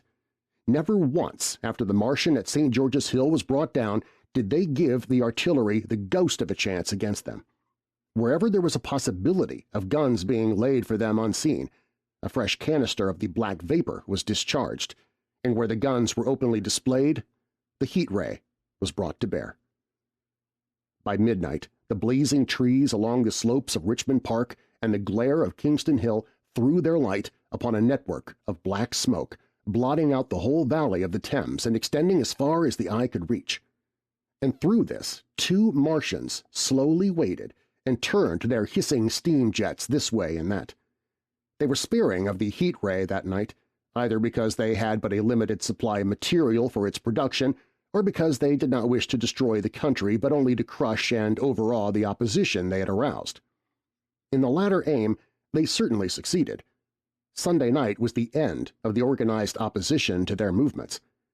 After that, no body of men would stand against them. So hopeless was the enterprise. Even the crews of the torpedo boats and destroyers that had brought their quick-firers up the Thames refused to stop, mutinied, and went down again. The only offensive operation men ventured upon after that night was the preparation of mines and pitfalls, and even in that their energies were frantic and spasmodic. One has to imagine, as well as one may, the fate of those batteries towards Esher, waiting so tensely in the twilight. Survivors there were none. One may picture the orderly expectation, the officers alert and watchful, the gunners ready, the ammunition piled to hand, the limber gunners with their horses and wagons, the groups of civilian spectators standing as near as they were permitted, the evening stillness, the ambulances and hospital tents with the burned and wounded from Weybridge, then the dull resonance of the shots the Martians fired, and the clumsy projectile whirling over the trees and houses and smashing amid the neighboring fields. One may picture, too, the sudden shifting of the attention, the swiftly spreading coils and bellyings of that blackness advancing headlong, towering heavenward, turning the twilight to a palpable darkness, a strange and horrible antagonist of vapor striding upon its victims, men and horses near it seen dimly, running, shrieking, falling headlong, shouts of dismay, the guns suddenly abandoned, men choking and writhing on the ground, and the swift broadening out of the opaque cone of smoke. And then night and extinction. Nothing but a silent mass of impenetrable vapor hiding its dead. Before dawn, the black vapor was pouring through the streets of Richmond, and the disintegrating organism of government was, with a last expiring effort, rousing the population of London to the necessity of flight. Chapter 16. The Exodus from London. So you understand the roaring wave of fear that swept through the greatest city in the world just as Monday was dawning, the stream of flight rising swiftly to a torrent, lashing in a foaming tumult round the railway stations, banked up into a horrible struggle about the shipping in the Thames, and hurrying by every available channel northward and eastward. By 10 o'clock, the police organization, and by midday even the railway organizations, were losing coherency, losing shape and efficiency, guttering, softening, running at last in that swift liquefaction of the social body. All the railway lines north of the Thames and the southeastern people at Cannon Street had been warned by midnight on Sunday, and trains were being filled. People were fighting savagely for standing room in the carriages, even at 2 o'clock. By 3, people were being trampled and crushed, even Bishopsgate Street, a couple hundred yards or more from Liverpool Street Station. Revolvers were fired, people stabbed, and the policemen who had been sent to direct the traffic, exhausted and infuriated, were breaking the heads of the people they were called out to protect. And as the day advanced, and the engine drivers and stokers refused to return to London, the pressure of the flight drove the people in an ever-thickening multitude away from the stations and along the northward-running roads. By midday, a Martian had been seen at Barnes, and a cloud of slowly sinking black vapor drove along the Thames and across the flats of Lambeth, cutting off all escape over the bridges in its sluggish advance. Another bank drove over Ailing and surrounded a little island of survivors on Castle Hill, alive but unable to escape. After a fruitless struggle to get aboard a northwestern train at Chalk Farm, the engines of the trains that had loaded in the goods yard there plowed through shrieking people, and a dozen stalwart men fought to keep the crowd from crushing the driver against his furnace. My brother emerged upon the Chalk Farm road, dodged across through a hurrying swarm of vehicles, and had the luck to be foremost in the sack of a cycle shop. The front tire of the machine he got was punctured in dragging it through the window, but he got up and off, notwithstanding, with no further injury than a cut wrist. The steep foot of Haverstock Hill was impassable, owing to several overturned horses, and my brother struck into Belsize Road. So he got out of the fury of the panic, and skirting the Edgware Road, reached Edgware about 7, fasting and wearied, but well ahead of the crowd. Along the road people were standing in the roadway, curious, wondering. He was passed by a number of cyclists, some horsemen and 2 motor cars. A mile from Edgware, the rim of the wheel broke, and the machine became unrideable. He left it by the roadside and trudged through the village. There were shops half open in the main street of the place, and people crowded on the pavement and in the doorways and windows, staring astonished at this extraordinary procession of fugitives that was beginning. He succeeded in getting some food at an inn. For a time he remained in Edgware, not knowing what next to do. The flying people increased in number. Many of them, like my brother, seemed inclined to loiter in the place. There was no fresh news of the invaders from Mars. At that time the road was crowded, but as yet far from congested. Most of the fugitives at that hour were mounted on cycles, but there were soon motor cars, hansom cabs and carriages hurrying along, and the dust hung in heavy clouds along the road to St. Albans. It was perhaps a vague idea of making his way to Chelmsford, where some friends of his lived, that at last induced my brother to strike into a quiet lane running eastward. Presently he came upon a stile and, crossing it, followed a footpath northeastward. He passed near several farmhouses and some little places whose names he did not learn. He saw few fugitives until, in a grass lane towards High Barnet, he happened upon 2 ladies who became his fellow travelers. He came upon them just in time to save them. He heard their screams and, hurrying round the corner, saw a couple of men struggling to drag them out of the little pony chaise in which they had been driving, while a third, with difficulty, held the frightened pony's head. One of the ladies, a short woman dressed in white, was simply screaming. The other, a dark, slender figure, slashed at the man who gripped her arm with a whip she held in her disengaged hand. My brother immediately grasped the situation, shouted, and hurried towards the struggle. One of the men desisted and turned towards him, and my brother, realizing from his antagonist's face that a fight was unavoidable, and being an expert boxer, went into him forthwith and sent him down against the wheel of the chaise. It was no time for pugilistic chivalry, and my brother laid him quiet with a kick and gripped the collar of the man who pulled at the slender lady's arm. He heard the clatter of hoofs, the whip stung across his face. A third antagonist struck him between the eyes, and the man he held wrenched himself free and made off down the lane in the direction from which he had come. Partly stunned, he found himself facing the man who had held the horse's head, and became aware of the chaise receding from him down the lane, swaying from side to side, and with the women in it looking back. The man before him, a burly rough, tried to close, and he stopped him with a blow in the face. Then, realizing that he was deserted, he dodged round and made off down the lane after the chaise, with the sturdy man close behind him, and the fugitive, who had turned now, following remotely. Suddenly he stumbled and fell. His immediate pursuer went headlong, and he rose to his feet to find himself with a couple of antagonists again. He would have had little chance against them, had not the slender lady very pluckily pulled up and returned to his help. It seems she had a revolver all this time, but it had been under the seat when she and her companion were attacked. She fired at 6 yards' distance, narrowly missing my brother. The less courageous of the robbers made off, and his companion followed him, cursing his cowardice. They both stopped in sight down the lane, where the third man lay insensible. "Take this," said the slender lady, and she gave my brother her revolver. "Go back to the chaise," said my brother, wiping the blood from his split lip. She turned without a word. They were both panting, and they went back to where the lady in white struggled to hold back the frightened pony. The robbers had evidently had enough of it. When my brother looked again, they were retreating. "I'll sit here," said my brother, "if I may," and he got up upon the empty front seat. The lady looked over her shoulder. "Give me the reins," she said, and laid the whip along the pony's side. In another moment, a bend in the road hid the three men from my brother's eyes. So, quite unexpectedly, my brother found himself, panting with a cut mouth, a bruised jaw, and blood-stained knuckles, driving along an unknown lane with these two women. He learned they were the wife and the younger sister of a surgeon living at Stanmore who'd come in the small hours from a dangerous case at Pinner and heard at some railway station on his way of the Martian advance. He'd hurried home, roused the women, their servant had left them 2 days before, packed some provisions, put his revolver under the seat, luckily for my brother, and told them to drive on to Edgware, with the idea of getting a train there. He stopped behind to tell the neighbors.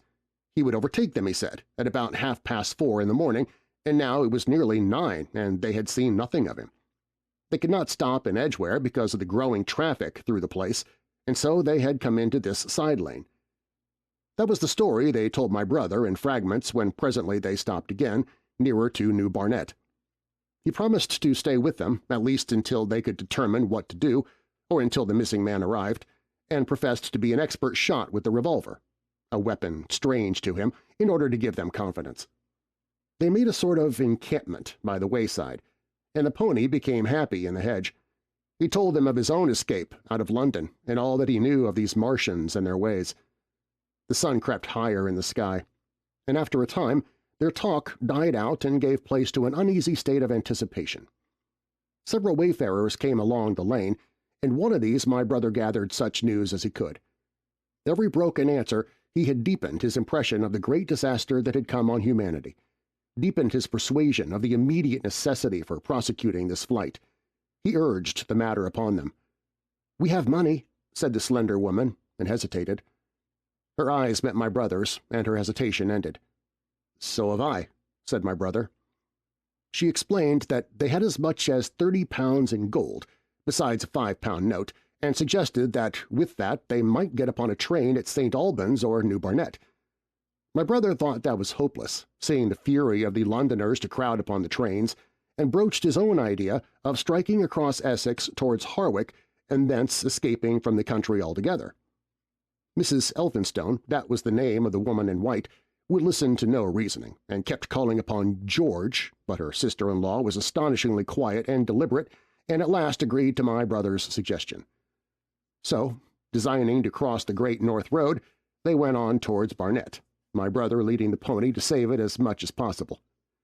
As the sun crept up the sky, the day became excessively hot, and underfoot a thick, whitish sand grew burning and blinding, so that they traveled only very slowly. The hedges were gray with dust, and as they advanced towards Barnet, a tumultuous murmuring grew stronger. They began to meet more people. For the most part these were staring before them, murmuring indistinct questions, jaded, haggard, unclean. One man in evening dress passed them on foot, his eyes on the ground. They heard his voice, and, looking back at him, saw one hand clutched in his hair and the other beating invisible things. His paroxysm of rage over, he went on his way without once looking back. As my brother's party went on towards the crossroads to the south of Barnet, they saw a woman approaching the road across some fields on their left, carrying a child and with 2 other children, and then passed a man in dirty black with a thick stick in one hand and a small portmanteau in the other. Then, round the corner of the lane from between the villas that guarded it as its confluence with the right road, came a little cart drawn by a sweating black pony and driven by a sallow youth in a bowler hat, gray with dust. There were 3 girls, East End factory girls, and a couple of little children crowded in the cart. "This'll take us round Edgware?" asked the driver, wild-eyed, white-faced, and when my brother told him it would if he turned to the left, he whipped up at once without the formality of thanks. My brother noticed a pale gray smoke or haze rising among the houses in front of them, and veiling the white facade of a terrace beyond the road that appeared between the backs of the villas. Mrs. Elphinstone suddenly cried out in a number of tongues of smoky red flame leaping up above the houses in front of them against the hot blue sky. The tumultuous noise resolved itself now into the disorderly mingling of many voices, the gride of many wheels, the creaking of wagons, and the staccato of hoofs. The lane came round sharply not 50 yards from the crossroads. "Good heavens!" cried Mrs. Elphinstone. "What is this you're driving us into?" My brother stopped. For the main road was a boiling stream of people, a torrent of human beings rushing northward, one pressing on another. The great bank of dust, white and luminous in the blaze of the sun, made everything within 20 feet of the ground gray and indistinct, and was perpetually renewed by the hurrying feet of a dense crowd of horses and of men and women on foot, and by the wheels of vehicles of every description. "Way!" my brother heard voices crying. "Make way!" It was like riding into the smoke of a fire to approach the meeting point of the lane and road. The crowd roared like a fire, and the dust was hot and pungent.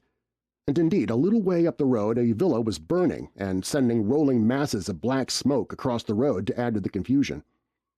2 men came past them, then a dirty woman carrying a heavy bundle and weeping. A lost retriever dog with hanging tongue circled dubiously round them, scared and wretched, and fled at my brother's threat. So much as they could see of the road Londonward between the houses to the right was a tumultuous stream of dirty, hurrying people, pent in between the villas on either side. The black heads, the crowded forms, grew into distinctness as they rushed towards the corner, hurried past, and merged their individuality again in a receding multitude that was swallowed up at last in a cloud of dust. "Go on! Go on!" cried the voices. "Way! Way!" One man's hands pressed on the back of another. My brother stood at the pony's head. Irresistibly attracted, he advanced slowly, pace by pace, down the lane. Edgware had been a scene of confusion. Chalk Farm, a riotous tumult. But this was a whole population in movement. It's hard to imagine that host.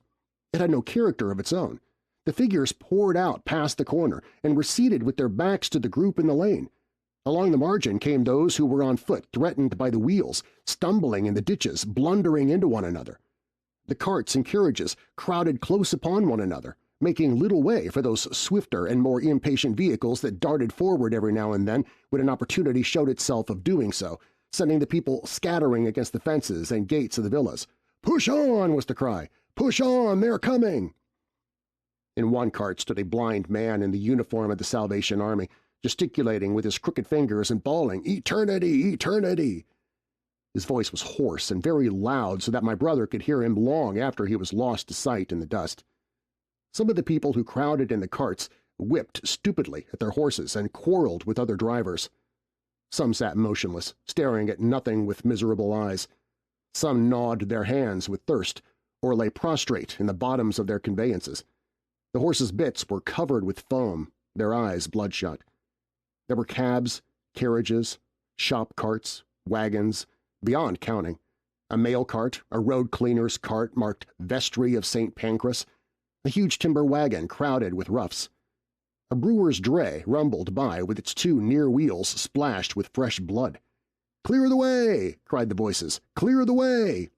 "Eternity! Eternity!" came echoing down the road. There were sad, haggard women tramping by, well-dressed with children that cried and stumbled, their dainty clothes smothered in dust, their weary faces smeared with tears. With many of these came men, sometimes helpful, sometimes lowering and savage. Fighting side by side with them pushed some weary street outcast in faded black rags, wide-eyed, loud-voiced and foul-mouthed. There were sturdy workmen thrusting their way along, wretched, unkempt men, clothed like clerks or shopmen, struggling spasmodically. A wounded soldier, my brother noticed, men dressed in the clothes of railway porters, one wretched creature in a nightshirt with a coat thrown over it. But varied as its composition was, certain things all that host had in common. There were fear and pain on their faces, and fear behind them. A tumult up the road, a quarrel for a place in a wagon, sent a whole host of them quickening their pace. Even a man so scared and broken that his knees bent under him was galvanized for a moment into renewed activity. The heat and dust had already been at work upon this multitude. Their skins were dry, their lips black and cracked. They were all thirsty, weary, and footsore. and amid the various cries one heard disputes, reproaches, groans of weariness and fatigue. The voices of most of them were hoarse and weak. Through it all ran a refrain, "Way, way, the Martians are coming." Few stopped and came aside from that flood. The lane opened slantingly into the main road with a narrow opening, and had a delusive appearance of coming from the direction of London. Yet a kind of eddy of people drove into its mouth, weaklings elbowed out of the stream, who for the most part rested but a moment before plunging into it again. A little way down the lane, with two friends bending over him, lay a man with a bare leg, wrapped about with bloody rags. He was a lucky man to have friends. A little old man with a gray military mustache and a filthy black frock coat limped out and sat down beside the trap, removed his boot. His sock was blood-stained, shook out a pebble, and hobbled on again. And then a little girl of 8 or 9, all alone, threw herself under the hedge close by my brother, weeping, "I can't go on! I can't go on!" My brother woke from his torpor of astonishment and lifted her up, speaking gently to her, and carried her to Miss Elphinstone. So soon as my brother touched her, she became quite still, as if frightened. "Ellen!" shrieked a woman in the crowd, with tears in her voice. "Ellen!" And the child suddenly darted away from my brother, crying, "Mother!" "They're coming," said a man on horseback, riding past along the lane. "Out of the way there!" bawled a coachman, towering high, and my brother saw a closed carriage turning into the lane. The people crushed back on one another to avoid the horse. My brother pushed the pony and chaise back into the hedge, and the man drove by and stopped at the turn of the way. It was a carriage with a pull for a pair of horses, but only one was in the traces. My brother saw dimly through the dust that 2 men lifted out something on a white stretcher and put it gently on the grass beneath the private hedge. One of the men came running to my brother. "Where is there any water?" he said. "He's dying fast and very thirsty. It's Lord Garrick." "Lord Garrick?" said my brother. "The Chief Justice?" "The water," he said. "There may be a tap," said my brother, "in some of the houses. We have no water. I dare not leave my people." The man pushed against the crowd towards the gate of the corner house. "Go on," said the people, thrusting at him. "They're coming! Go on!" Then my brother's attention was distracted by a bearded, eagle-faced man lugging a small handbag which split even as my brother's eyes rested on it and disgorged a mass of sovereigns that seemed to break up into separate coins as it struck the ground. They rolled hither and thither among the struggling feet of men and horses. The man stopped and looked stupidly at the heap, and the shaft of a cab struck his shoulder and sent him reeling. He gave a shriek and dodged back, and a cartwheel shaved him narrowly. "Way!" cried the men all about him. "Make way!" So soon as the cab had passed, he flung himself with both hands open upon the heap of coins and began thrusting handfuls in his pocket. A horse rose close upon him, and in another moment, half rising, he had been borne down under the horse's hoofs. "Stop!" screamed my brother, and pushing a woman out of his way, tried to clutch the bit of the horse. Before he could get to it, he heard a scream under the wheels, and saw through the dust the rim passing over the poor wretch's back. The driver of the cart slashed his whip at my brother, who ran around behind the cart. The multitudinous shouting confused his ears. The man was writhing in the dust among his scattered money, unable to rise, for the wheel had broken his back, and his lower limbs lay limp and dead. My brother stood up and yelled at the next driver, and a man on a black horse came to his assistance. "Get him out of the road," said he, and clutching the man's collar with his free hand, my brother lugged him sideways. But he still clutched after his money and regarded my brother fiercely, hammering at his arm with a handful of gold. "Go on! Go on!" shouted angry voices behind. "Way! Way!" There was a smash as the pole of a carriage crashed into the cart that the man on horseback stopped. My brother looked up, and the man with the gold twisted his head round and bit the wrist that held his collar. There was a concussion, and the black horse came staggering sideways, and the cart horse pushed beside it. A hoof missed my brother's foot by a hair's breadth. He released his grip on the fallen man and jumped back. He saw anger change to terror on the face of the poor wretch on the ground, and in a moment he was hidden, and my brother was borne backward and carried past the entrance of the lane, and had to fight hard in the torrent to recover it. He saw Miss Elphinstone covering her eyes, and a little child, with all a child's want of sympathetic imagination, staring with dilated eyes at a dusty something that lay black and still, ground and crushed under the rolling wheels. "Let us go back," he shouted, and began turning the pony around. "We cannot cross this hell," he said. And they went back 100 yards the way they had come until the fighting crowd was hidden. As they passed the bend in the lane, my brother saw the face of the dying man in the ditch under the privet, deadly white and drawn, and shining with perspiration. The two women sat silent, crouching in their seat and shivering. Then beyond the bend my brother stopped again. Miss Elphinstone was white and pale, and her sister-in-law sat weeping, too wretched even to call upon George. My brother was horrified and perplexed. So soon as they had retreated, he realized how urgent and unavoidable it was to attempt this crossing. He turned to Miss Elphinstone, suddenly resolute. "We must go that way," he said, and led the pony round again. For the second time that day, this girl proved her quality.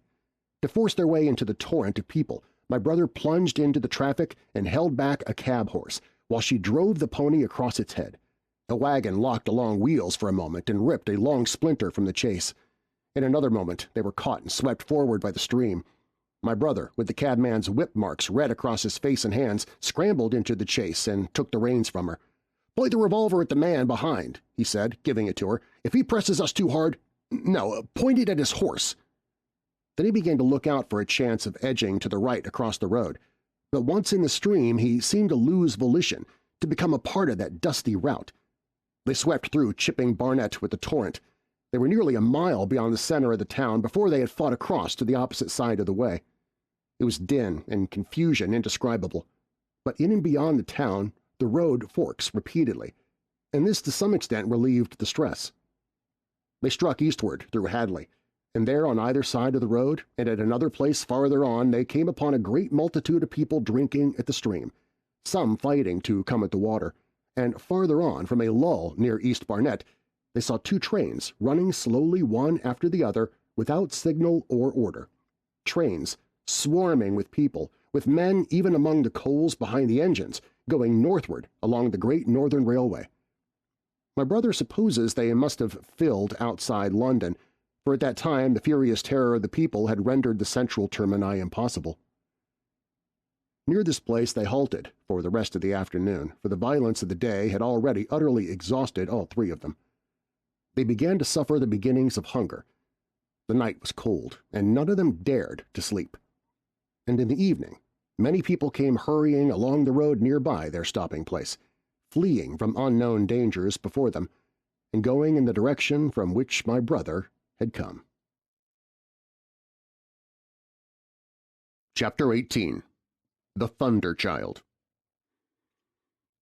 Had the Martians aimed only at destruction, they might on Monday have annihilated the entire population of London as it spread itself slowly through the home countries, not only along the road through Barnet but also through Edgware and Waltham Abbey, and along the roads eastward to Southend and Shoeburyness, and south of the Thames to Deal and Broadstairs poured the same frantic rout.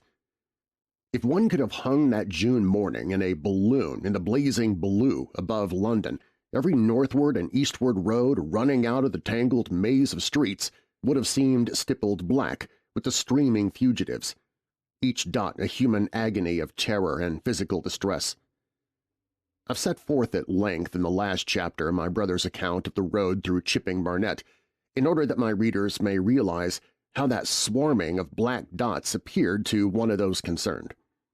Never before in the history of the world had such a mass of human beings moved and suffered together. The legendary hosts of Goths and Huns, the hugest armies Asia has ever seen, would have been but a drop in that current. And this was no disciplined march.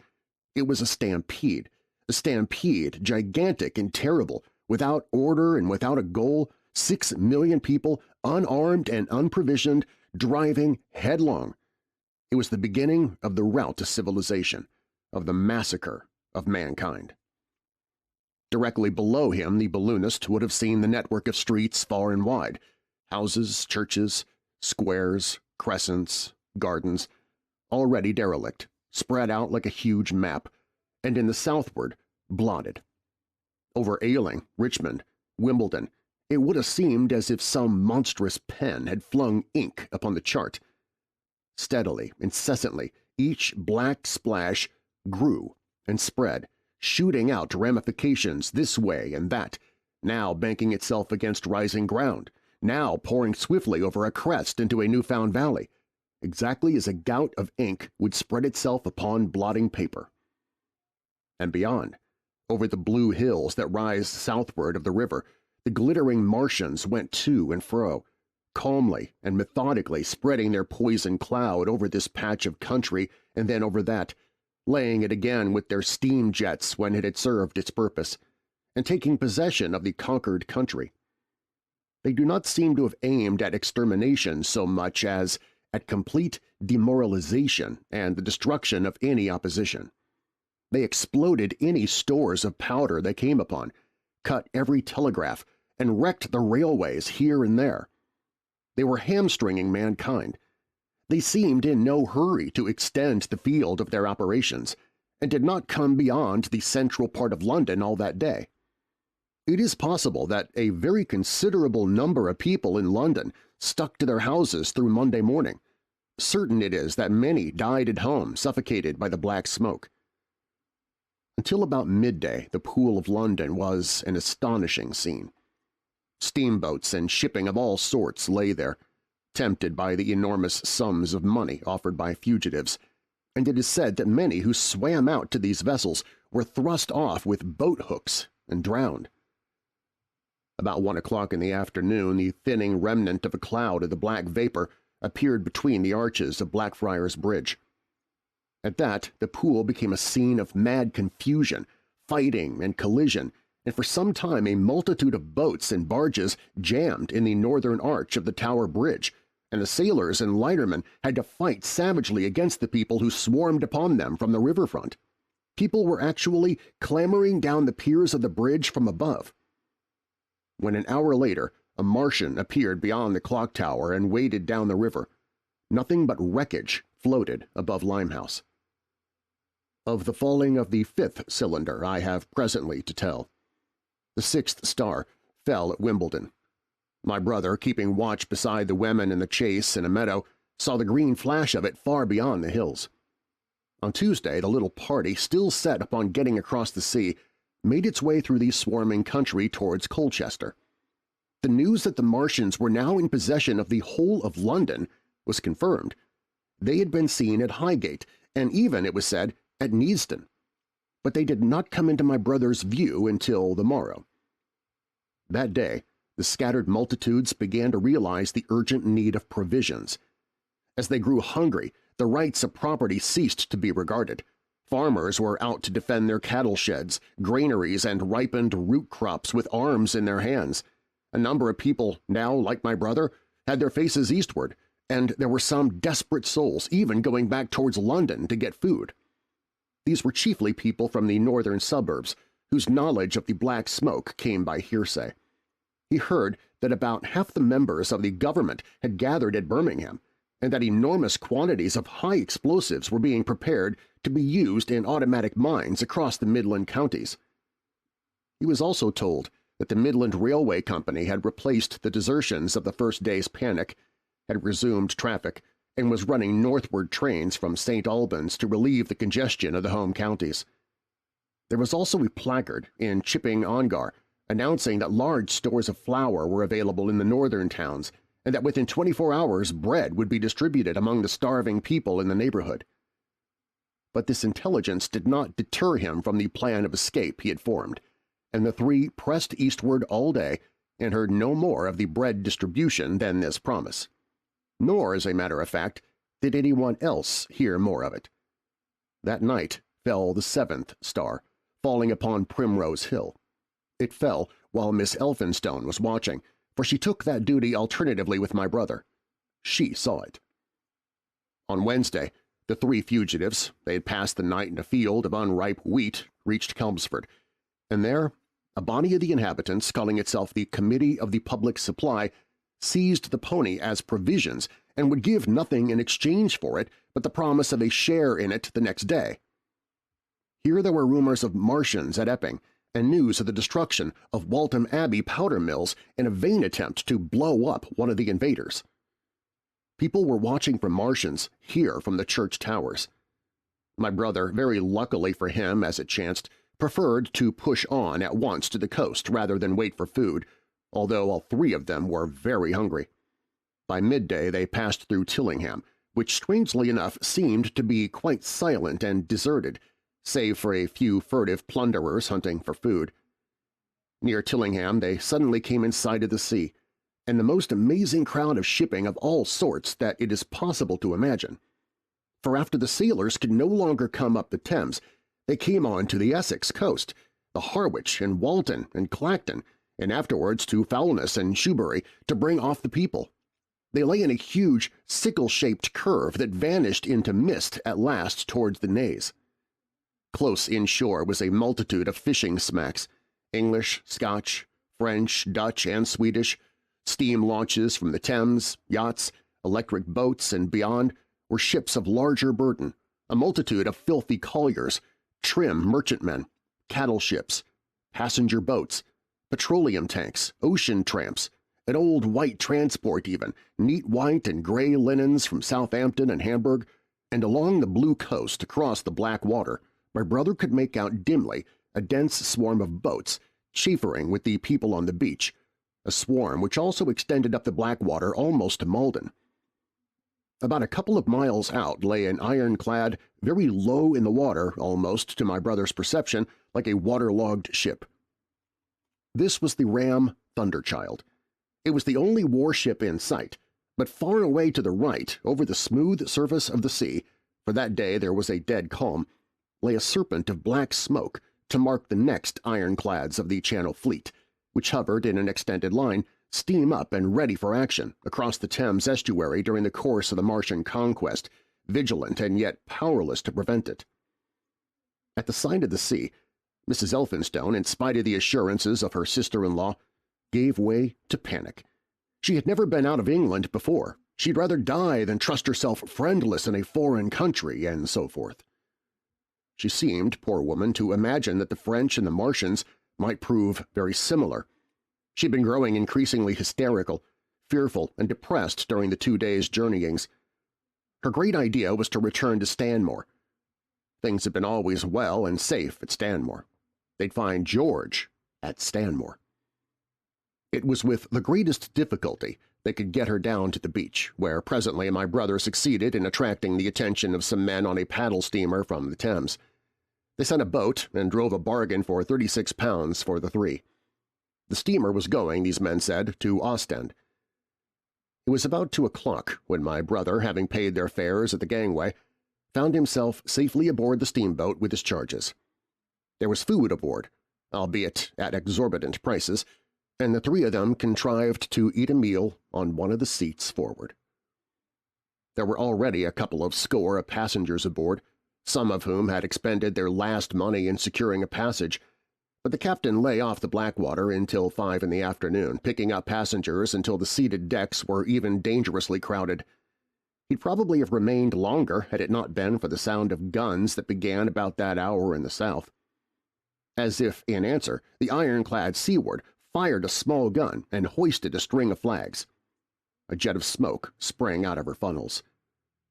Some of the passengers were of opinion that this firing came from Shoeburyness, until it was noticed that it was growing louder. At the same time, far away in the southeast, the masts and upper works of 3 ironclads rose one after the other out of the sea, beneath clouds of black smoke. But my brother's attention speedily reverted to the distant firing in the south. He fancied he saw a column of smoke rising out of the distant gray haze. The little steamer was already flapping her way eastward with a big crescent of shipping, and the low Essex coast was growing blue and hazy when a Martian appeared, small and faint in the remote distance, advancing along the muddy coast from the direction of Foulness. At that, the captain on the bridge swore at the top of his voice with fear and anger at his own delay, and the paddles seemed infected with his terror. Every soul aboard stood at the bulwarks or on the seats of the steamer and stared at that distant shape, higher than the trees or church towers inland, and advancing with a leisurely parody of a human stride.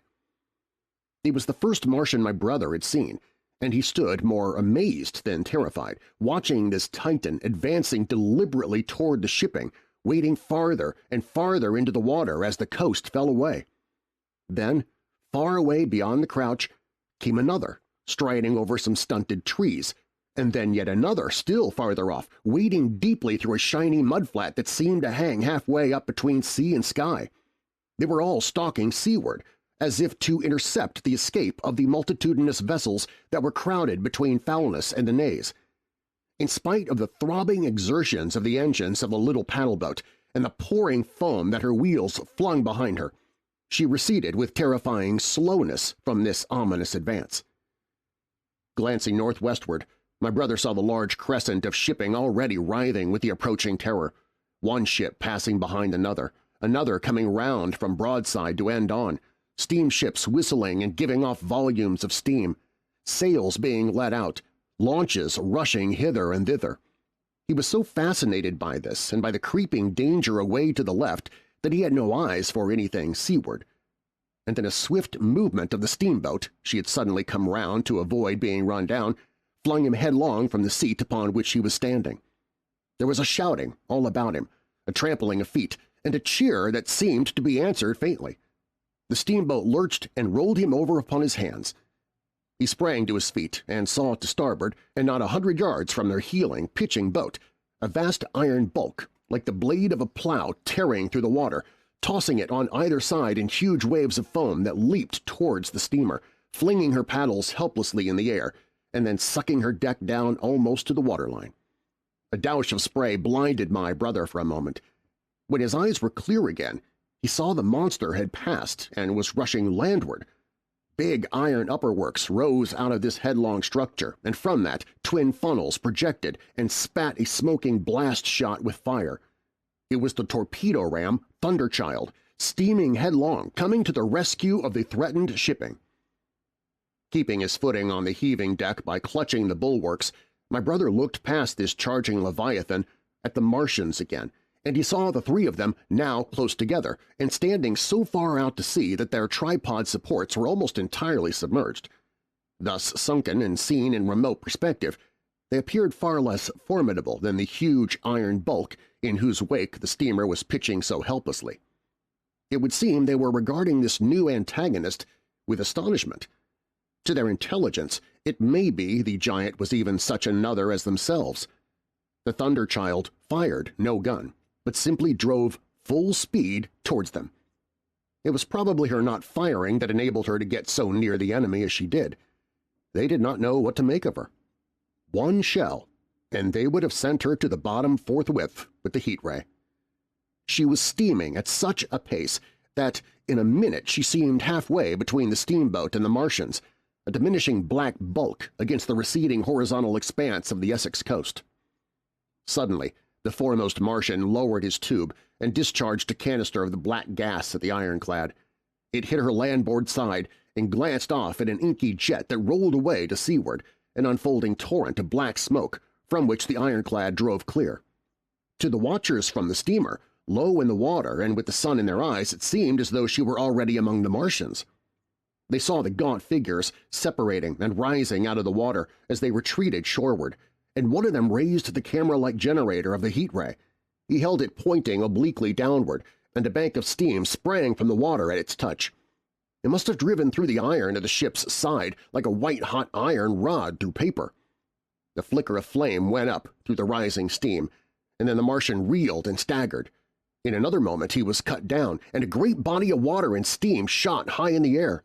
The guns of the Thunderchild sounded through the reek, going off one after the other, and one shot splashed the water high close by the steamer, ricocheted towards the other flying ships to the north, and smashed a smack to matchwood.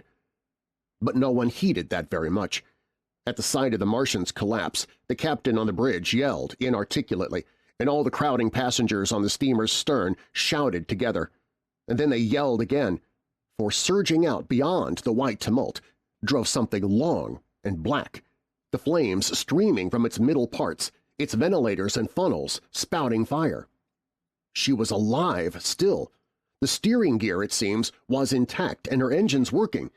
She headed straight for a second Martian and was within 100 yards of him when the heat ray came to bear. Then with a violent thud, a blinding flash, her decks, her funnels, leaped upward. The Martian staggered with the violence of her explosion, and in another moment the flaming wreckage, still driving forward with the impetus of its pace, had struck him and crumpled him up like a thing of cardboard. My brother shouted involuntarily. A boiling tumult of steam hid everything again. "Two!" yelled the captain.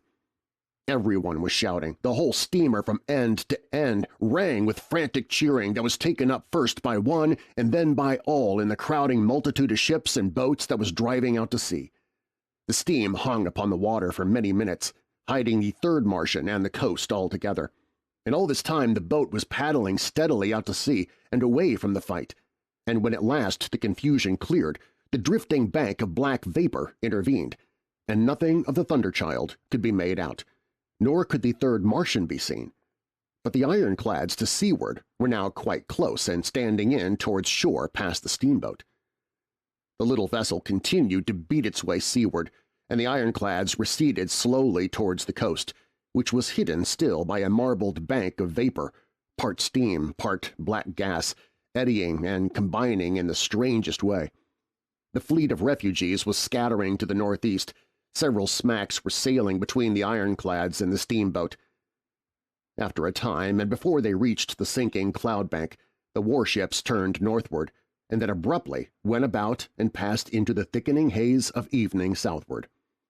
The coast grew faint, and at last indistinguishable amid the low banks of clouds that were gathering about the sinking sun.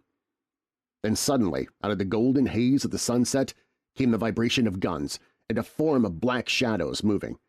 Everyone struggled to the rail of the steamer and peered into the blinding furnace of the west, but nothing was to be distinguished clearly. A mass of smoke rose slanting and barred the face of the sun. The steamboat throbbed on its way through an interminable suspense. The sun sank into gray clouds, the sky flushed and darkened. The evening star trembled into sight. It was deep twilight when the captain cried out and pointed. My brother strained his eyes. Something rushed up into the sky out of the grayness, rushed slantingly upward and very swiftly into the luminous clearness above the clouds in the western sky. Something flat and broad and very large that swept round in a vast curve, grew smaller, sank slowly, and vanished again into the gray mystery of the night. And as it flew, it rained down darkness upon the land. Book 2. The Earth Under the Martians. Chapter 1. Underfoot. In the first book, I've wandered so much from my own adventures to tell of the experiences of my brother that all through the last 2 chapters I and the curate have been lurking in the empty house at Halliford whither we fled to escape the black smoke. There I will resume. We stopped there all Sunday night, and all the next day, the day of the panic, in a little island of daylight, cut off by the black smoke from the rest of the world. We could do nothing but wait in aching inactivity during those 2 weary days. My mind was occupied by anxiety for my wife. I figured her at Leatherhead, terrified in danger, mourning me already as a dead man. I paced the rooms and cried aloud when I thought of how I was cut off from her, of all that might happen to her in my absence. My cousin, I knew, was brave enough for any emergency, but he was not the sort of man to realize danger quickly, to rise promptly. What was needed now was not bravery but circumspection. My only consolation was to believe that the Martians were moving Londonward and away from her. Such vague anxieties keep the mind sensitive and painful. I grew very weary and irritable with the curate's perpetual ejaculations, tired of the sight of his selfish despair. After some ineffectual remonstrance, I kept away from him, staying in a room, evidently a children's schoolroom, containing globes, forms, and copybooks. When he followed me thither, I went to a box room at the top of the house, and in order to be alone with my aching miseries, locked myself in. We were hopelessly hemmed in by the black smoke all that day and the morning of the next. There were signs of people in the next house on Sunday evening, a face at a window and moving lights, and later the slamming of a door, but I do not know who these people were, nor what became of them. We saw nothing of them next day. The black smoke drifted slowly riverward all through Monday morning, creeping nearer and nearer to us, driving at last along the roadway outside the house that hid us.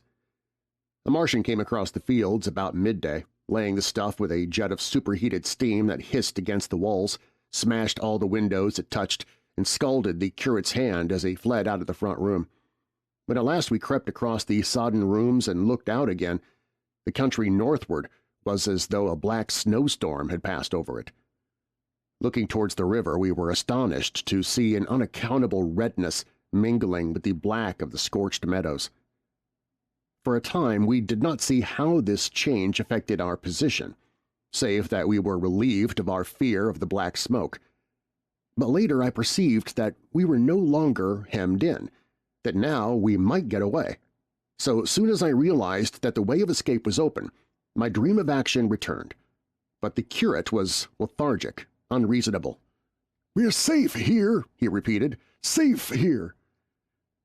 I resolved to leave him. Would that I had. Wiser now for the artilleryman's teaching, I sought out food and drink. I had found oil and rags for my burns, and I also took a hat and flannel shirt that I found in one of the bedrooms. When it was clear to him that I meant to go alone, had reconciled myself to going alone, he suddenly roused himself to come. And, all being quiet throughout the afternoon, we started about 5 o'clock, as I should judge, along the blackened road to Sunbury. In Sunbury, and at intervals along the road, were dead bodies lying in contorted attitudes, horses as well as men, overturned carts and luggage, all covered thickly with black dust. That pall of cindery powder made me think of what I had read of the destruction of Pompeii. We got to Hampton Court without misadventure, our minds full of strange and unfamiliar appearances, and at Hampton Court our eyes were relieved to find a patch of green that had escaped the suffocating drift. We went through Bushy Park with its deer going to and fro under the chestnuts, and some men and women hurrying in the distance toward Hampton, and so we came to Twickenham. These were the first people we saw. Away across the road, the woods beyond Ham and Petersham were still afire. Twickenham was uninjured by either heat ray or black smoke, and there were more people about here, though none could give us news. For the most part, they were like ourselves, taking advantage of a lull to shift their quarters. I have an impression that many of the houses here were still occupied by scared inhabitants, too frightened even for flight. Here, too, the evidence of a hasty rout was abundant along the road. I remember most vividly 3 smashed bicycles in a heap, pounded into the road by the wheels of subsequent carts. We crossed Richmond Bridge about 8:30.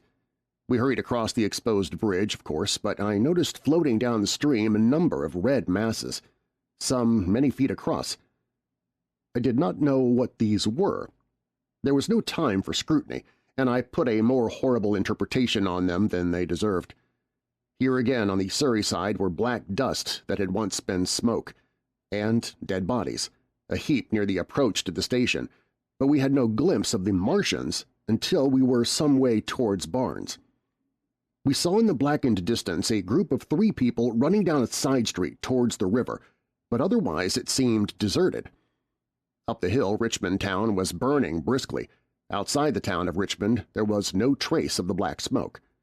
Then suddenly, as we approached Kew, came a number of people running, and the upper works of a Martian fighting machine loomed in sight over the housetops, not 100 yards away from us.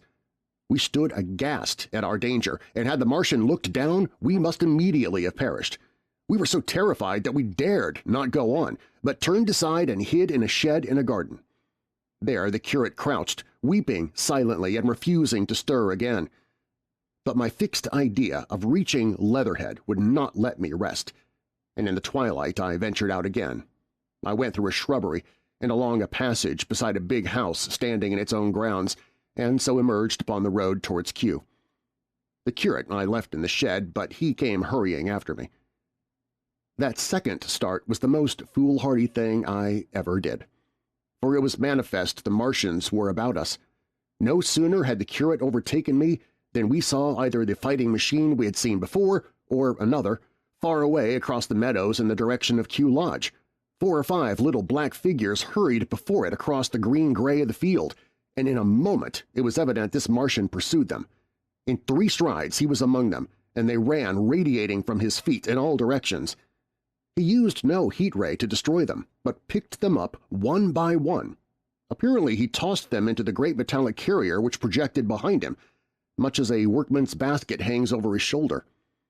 It was the first time I realized that the Martians might have any other purpose other than destruction with defeated humanity.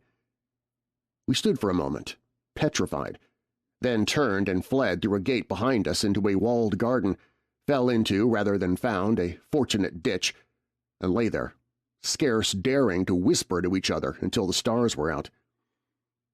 I suppose it was nearly 11 o'clock before we gathered courage to start again, no longer venturing into the road but sneaking along hedgerows and through plantations and watching keenly through the darkness, he on the right and I on the left, for the Martians who seemed to be all about us. In one place we blundered upon a scorched and blackened area, now cooling and ashen, and a number of scattered dead bodies of men, burned horribly about the heads and trunks, but with their legs and boots mostly intact, and of dead horses, 50 feet perhaps behind a line of 4 ripped guns and smashed gun carriages. Sheen, it seemed, had escaped destruction, but the place was silent and deserted. Here we happened on no dead, though the night was too dark for us to see into the side roads of the place.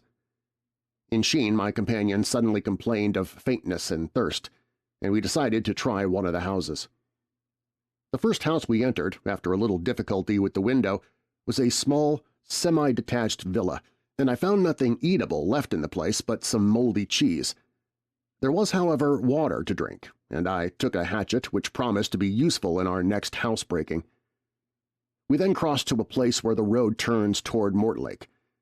Here there stood a white house within a walled garden, and in the pantry of this domicile we found a store of food, 2 loaves of bread in a pan, an uncooked steak, and the half of a ham. I give this catalogue so precisely because, as it happened, we were destined to subsist upon this store for the next fortnight. Bottled beer stood under a shelf, and there were 2 bags of haricot beans and some limp lettuces. This pantry opened into a kind of wash-up kitchen, and in this was firewood. There was also a cupboard, in which we found nearly a dozen burgundy tinned soups and salmon and 2 tins of biscuits.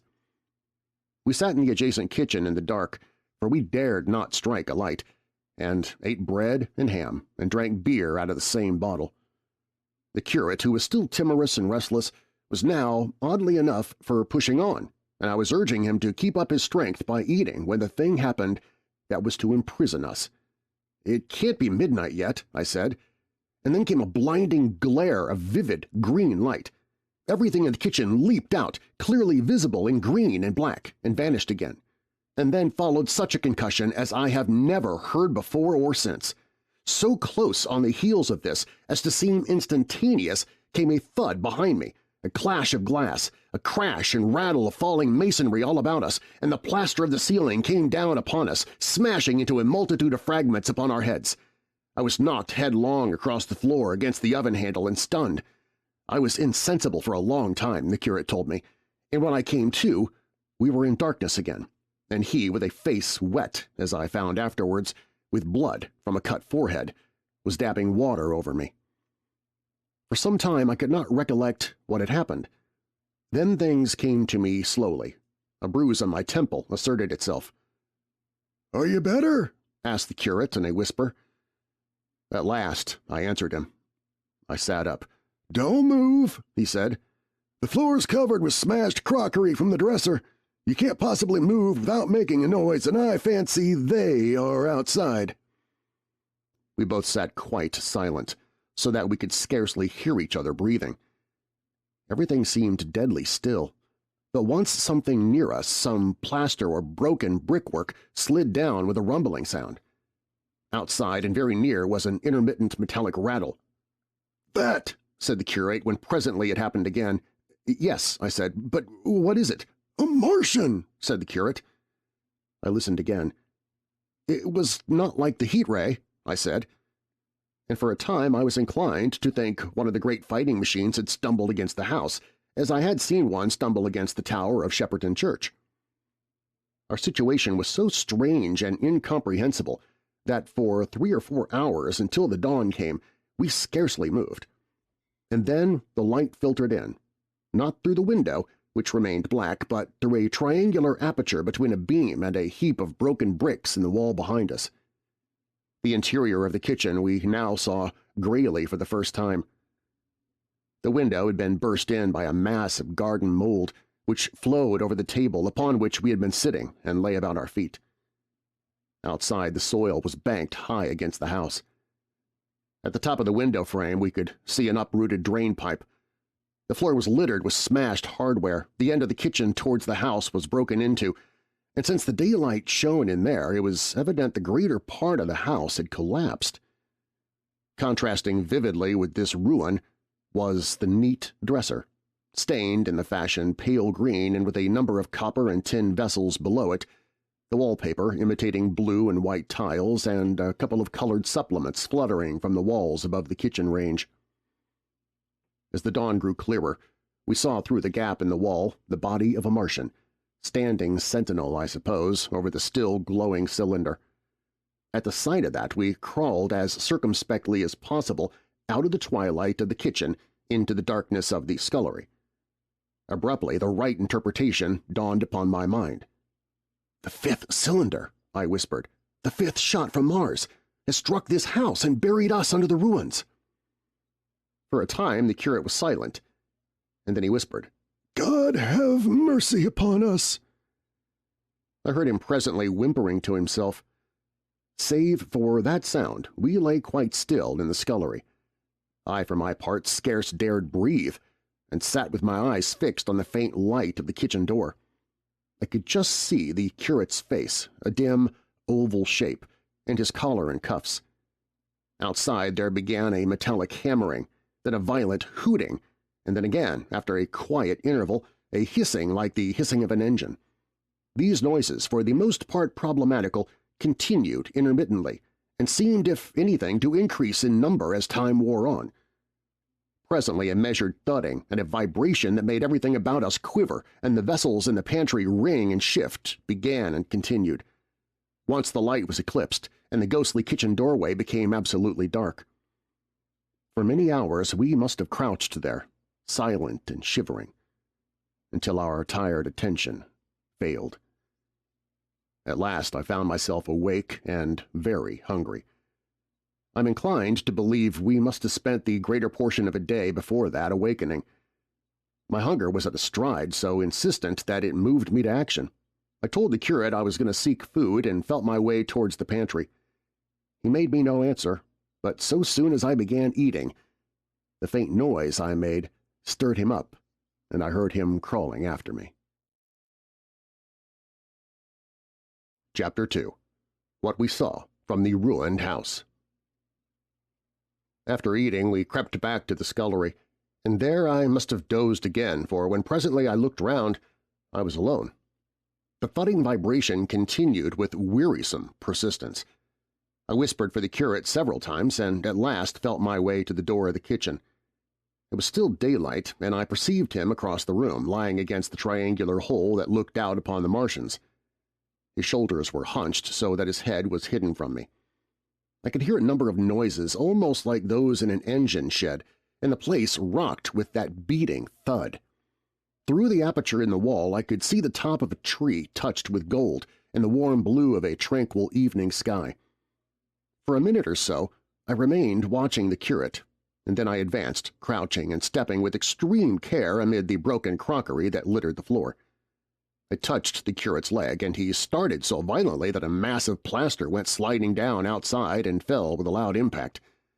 I gripped his arm, fearing he might cry out, and for a long time we crouched, motionless. Then I turned to see how much of our rampart remained. The detachment of the plaster had left a vertical slit open in the debris, and by raising myself cautiously across a beam, I was able to see out this gap into what had been overnight a quiet suburban roadway. Vast, indeed, was the change that we beheld. The fifth cylinder must have fallen right into the midst of the house we had first visited. The building had vanished, completely smashed, pulverized, and dispersed by the blow. The cylinder lay now far beneath the original foundations, deep in a hole already vastly larger than the pit I had looked into at Woking. The earth all round it had splashed under that tremendous impact. Splashed is the only word, and lay at heaped piles that hid the masses of the adjacent houses. It had behaved exactly like mud under the violent blow of a hammer. Our house had collapsed backward. The front portion, even on the ground floor, had been destroyed completely. By chance, the kitchen and scullery had escaped and stood buried now under soil and ruins, closed in by tons of earth on every side save towards the cylinder. Over that aspect we hung now on the very edge of the great circular pit the Martians were engaged in making. The heavy beating sound was evidently just behind us, and ever and again a bright green vapor drove up like a veil across our peephole. The cylinder was already opened in the center of the pit, and on the farther edge of the pit, amid the smashed and gravel-heaped shrubbery, one of the great fighting machines, deserted by its occupant, stood stiff and tall against the evening sky. At first I scarcely noticed the pit and the cylinder, although it has been convenient to describe them first on account of the extraordinary glittering mechanism I saw busy in the excavation and on account of the strange creatures that were crawling slowly and painfully across the heaped mold near it. The mechanism it certainly was that held my attention first. It was one of those complicated fabrics that have since been called handling machines, and the study of which has already given such an enormous impetus to terrestrial invention. As it dawned upon me first, it presented a sort of metallic spider with 5 jointed, agile legs, and with an extraordinary number of jointed levers, bars, and reaching and clutching tentacles about its body. Most of its arms were retracted, but with 3 long tentacles it was fishing out a number of rods, plates, and bars which lined the covering and apparently strengthened the walls of the cylinder. These, as it extracted them, were lifted out and deposited upon a level surface of earth behind it. Its motion was so swift, complex, and perfect that at first I did not see it as a machine in spite of its metallic glitter. The fighting machines were coordinated and animated to an extraordinary pitch, but nothing to compare with this. People who have never seen these structures and have only the ill-imagined efforts of artists or the imperfect descriptions of such eyewitnesses as myself to go upon scarcely realize that living quality. I recall particularly the illustration of one of the first pamphlets to give a consecutive account of the war. The artist had evidently made a hasty study of one of the fighting machines, and there his knowledge ended. He presented them as tilted, stiff tripods, without either flexibility or subtlety, and with an altogether misleading monotony of effect. The pamphlet containing these renderings had a considerable vogue, and I mention them here simply to warn the reader against the impression they may have created. They were no more like the Martians I saw in action than a Dutch doll is like a human being. To my mind, the pamphlet would have been much better without them.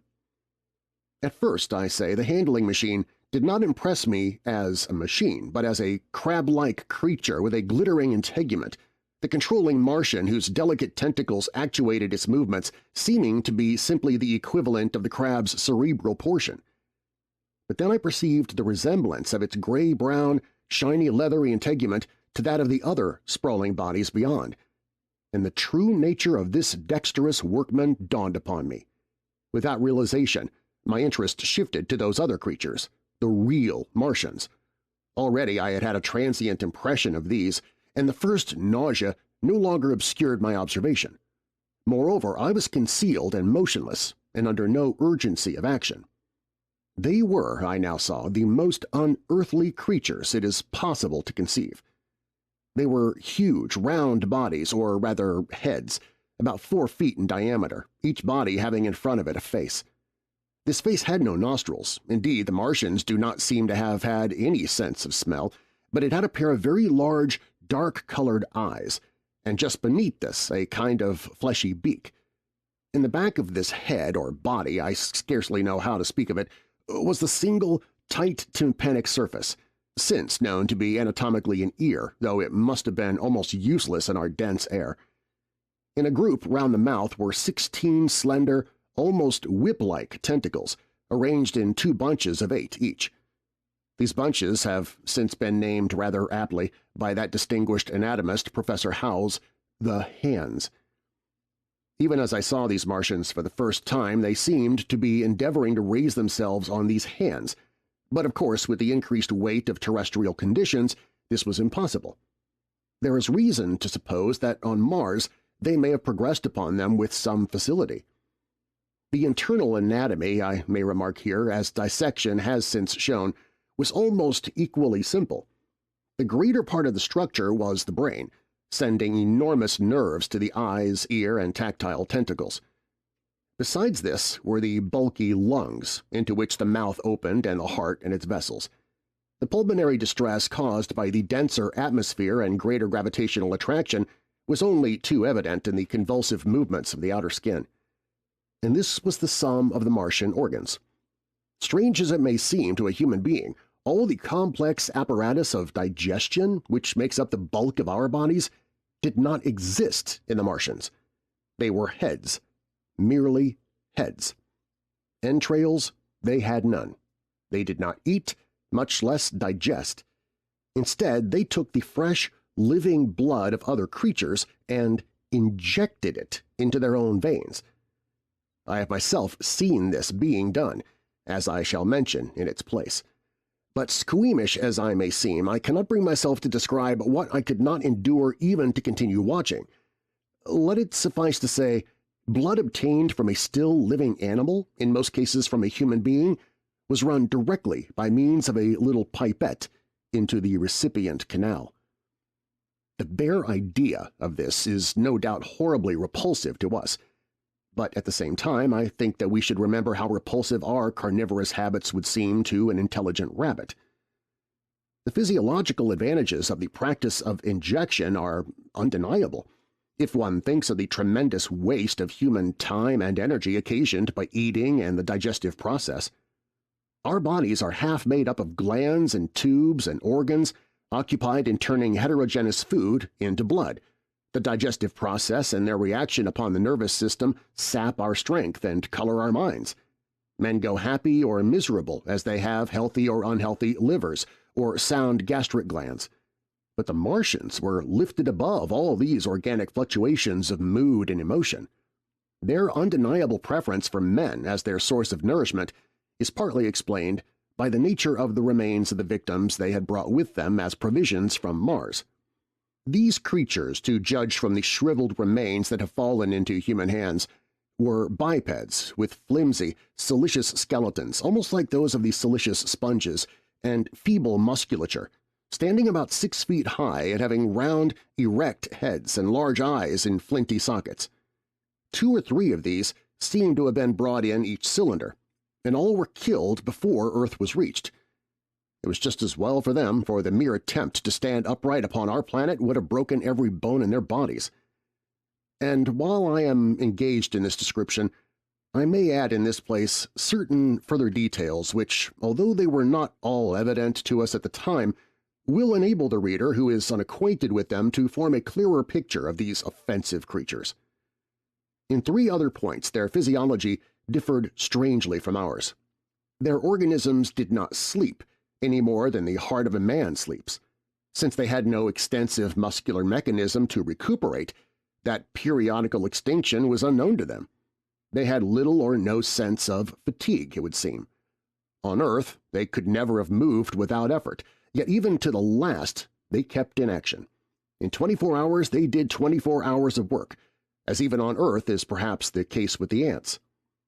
In the next place, wonderful as it seems in a sexual world, the Martians were absolutely without sex, and therefore without any of the tumultuous emotions that arise from that difference among men. A young Martian, there can now be no dispute, was really born upon Earth during the war, and it was found and attached to its parent, partially budded off, just as young lily bulbs bud off, or like the young animals in the freshwater polyp. In man, in all the higher terrestrial animals, such a method of increase has disappeared, but even on this Earth it was certainly the primitive method. Among the lower animals, up even to those first cousins of the vertebrated animals, The tunicates, the two processes occur side by side, but finally the sexual method superseded its competitor altogether. On Mars, however, just the reverse has apparently been the case.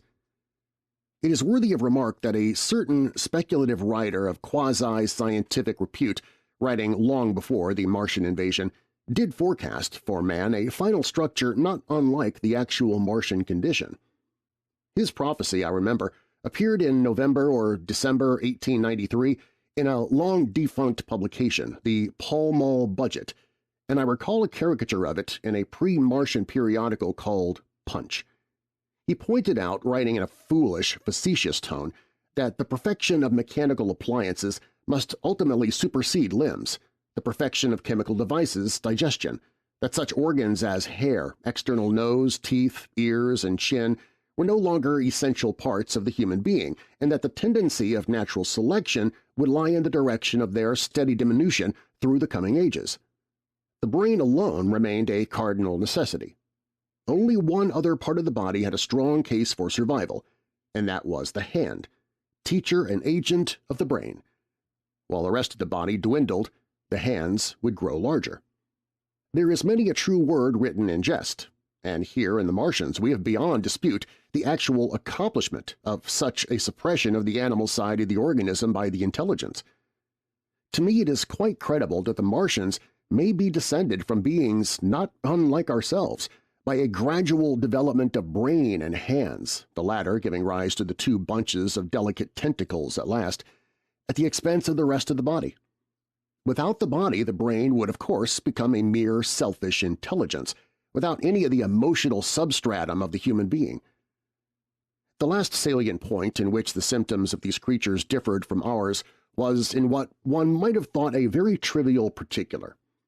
Microorganisms which cause so much disease and pain on Earth have either never appeared upon Mars or Martian sanitary science eliminated them ages ago. 100 diseases, all the fevers and contagions of human life, consumption, cancers, tumors, and such morbidities, never entered the scheme of their life. And speaking of the differences between the life on Mars and terrestrial life, I may allude here to the curious suggestions of the red weed. Apparently the vegetable kingdom in Mars, instead of having green for a dominant color, is of a vivid blood-red tint. At any rate, the seeds which the Martians, intentionally or accidentally, brought with them gave rise in all cases to red-colored growths. Only that known popularly as the red weed, however, gained any footing in competition with terrestrial forms. The red creeper was quite a transitory growth, and few people have seen it growing. For a time, however, the red weed grew with astonishing vigor and luxuriance. It spread up the sides of the pit by the third or fourth day of our imprisonment, and its cactus-like branches formed a carmine fringe to the edges of our triangular window. And afterwards I found it broadcast throughout the country, and especially wherever there was a stream of water. The Martians had what appears to have been an auditory organ, a single round drum at the back of the head body, and eyes with a visual range not very different from ours except that, according to Phillips, blue and violet were as black to them. It is commonly supposed that they communicated by sounds and tentacular gesticulations. This is asserted, for instance, in the able but hastily compiled pamphlet, written evidently by someone not an eyewitness of Martian actions, to which I have already alluded, and which so far has been the chief source of information concerning them. Now, no surviving human being saw so much of the Martians in action as I did. I take no credit to myself for an accident, but the fact is so. And I assert that I watched them closely time after time, and that I have seen 4, 5, and once 6 of them sluggishly performing the most elaborately complicated operations together without either sound or gesture. Their peculiar hooting invariably preceded feeding. It had no modulation and was, I believe, in no sense a signal, but merely the expiration of air preparatory to the suctional operation. I have a certain claim to at least an elementary knowledge of psychology, and in this matter I am convinced, as firmly as I am convinced of anything, that the Martians interchanged thoughts without any physical intermediation. And I have been convinced of this in spite of strong preconceptions. Before the Martians' invasion, as an occasional reader here or there may remember, I had written with some little vehemence against the telepathic theory. The Martians wore no clothing. Their conceptions of ornament and decorum were necessarily different from ours, and not only were they evidently much less sensible of changes of temperature than we are, but changes of pressure do not seem to have affected their health at all, seriously. Yet, though they wore no clothing, it was in the other artificial additions to their bodily resources that their great superiority over man lay. We men with our bicycles and road skates, our Lilienthal soaring machines, our guns and sticks and so forth, are just in the beginning of the evolution that the Martians have worked out. They have become practically mere brains, wearing different bodies according to their needs, just as men wear suits of clothes and take a bicycle in a hurry or an umbrella in the wet. And of their appliances, perhaps nothing is more wonderful to a man than the curious fact that what is the dominant feature of almost all human devices and mechanism is absent. The wheel is absent. Among all the things they brought to Earth, there is no trace or suggestion of their use of wheels. One would have at least expected it in locomotion. And in this connection, it is curious to remark that even on this Earth, nature has never hit upon the wheel, or has preferred other expedients to its development. And not only did the Martians either not know of, which is incredible, or abstain from the wheel, but in their apparatus singularly little use is made of the fixed pivot or relatively fixed pivot, with circular motions thereabout confined to one plane.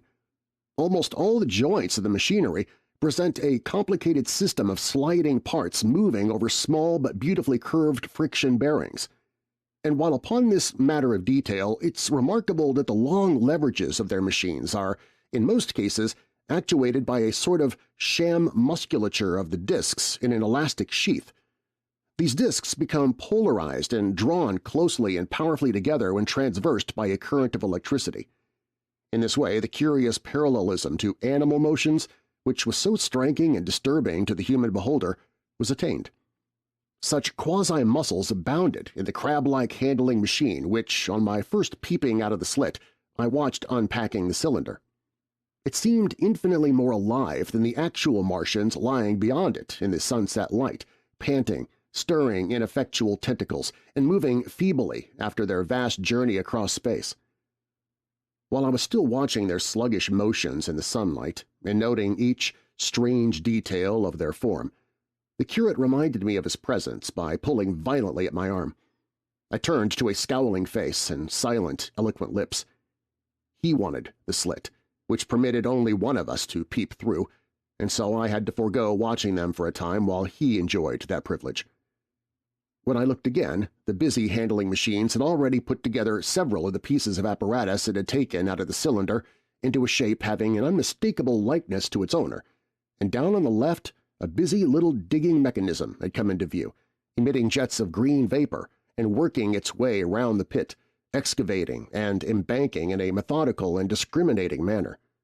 This it was which had caused the irregular beating noise and the rhythmic shocks that had kept our ruinous refuge quivering. It piped and whistled as it worked. So far as I could see, the thing was without a directing Martian at all. Chapter 3. The Days of Imprisonment. The arrival of a second fighting machine drove us from our peephole into the scullery, for we feared that from his elevation the Martian might see down upon us behind our barrier. At a later date we began to feel less in danger of their eyes, for to an eye in the dazzle of the sunlight outside our refuge must have been blank blackness, but at first the slightest suggestion of approach drove us into the scullery in heart-throbbing retreat. Yet, terrible as was the danger we incurred, the attraction of peeping was, for both of us, irresistible, and I recall now with a sort of wonder that, in spite of the infinite danger in which we were, between starvation and a still more terrible death, we could yet struggle bitterly for that horrible privilege of sight. We would race across the kitchen in a grotesque way between eagerness and the dread of making a noise, and strike each other and thrust and kick within a few inches of exposure. The fact is that we had absolutely incompatible dispositions and habits of thought and action, and our danger and isolation only accentuated the incompatibility. At Halliford, I'd already come to hate the curate's trick of helpless exclamation, his stupid rigidity of mind. His endless muttering monologue vitiated every effort I made to think out a line of action and drove me at times thus pent up and intensified almost to the verge of craziness. He was as lacking in restraint as a silly woman. He would weep for hours together, and I verily believe that, to the very end, this spoiled child of life thought his weak tears in some way efficacious. And I would sit in the darkness, unable to keep my mind off him by reason of his importunities. He ate more than I did, and it was in vain I pointed out that our only chance of life was to stop in the house until the Martians had done with their pit, that in that long patience a time might presently come when we should need food. He ate and drank impulsively in heavy meals at long intervals. He slept little. As the days wore on, his utter carelessness of any consideration so intensified our distress and danger that I had, much as I loathed doing it, to resort to threats, and at last to blows. That brought him to reason for a time, but he was one of those weak creatures, void of pride, timorous, anemic, hateful souls, full of shifty cunning, who faced neither God nor man, who faced not even themselves. It is disagreeable for me to recall and write these things, but I set them down that my story may lack nothing. Those who have escaped the dark and terrible aspects of life will find my brutality, my flash of rage in our final tragedy, easy enough to blame, for they know what is wrong as well as any, but not what is possible to tortured men. But those who have been under the shadow, who have gone down at last to elemental things, will have a wider charity. And while within we fought out our dark, dim contest of whispers, snatched food and drink, and gripping hands and blows, without, in the pitiless sunlight of that terrible June, was the strange wonder, the unfamiliar routine of the Martians in the pit. Let me return to those first new experiences of mine. After a long time I ventured back to the peephole to find that the newcomers had been reinforced by the occupants of no fewer than 3 of the fighting machines. These last had brought with them certain fresh appliances that stood in an orderly manner about the cylinder. The second handling machine was now completed and was busied in serving one of the novel contrivances the big machines had brought. This was a body resembling a milk can in its general form, above which oscillated a pear-shaped receptacle, and from which a stream of white powder flowed into a circular basin below. The oscillatory motion was imparted to this by one tentacle of the handling machine.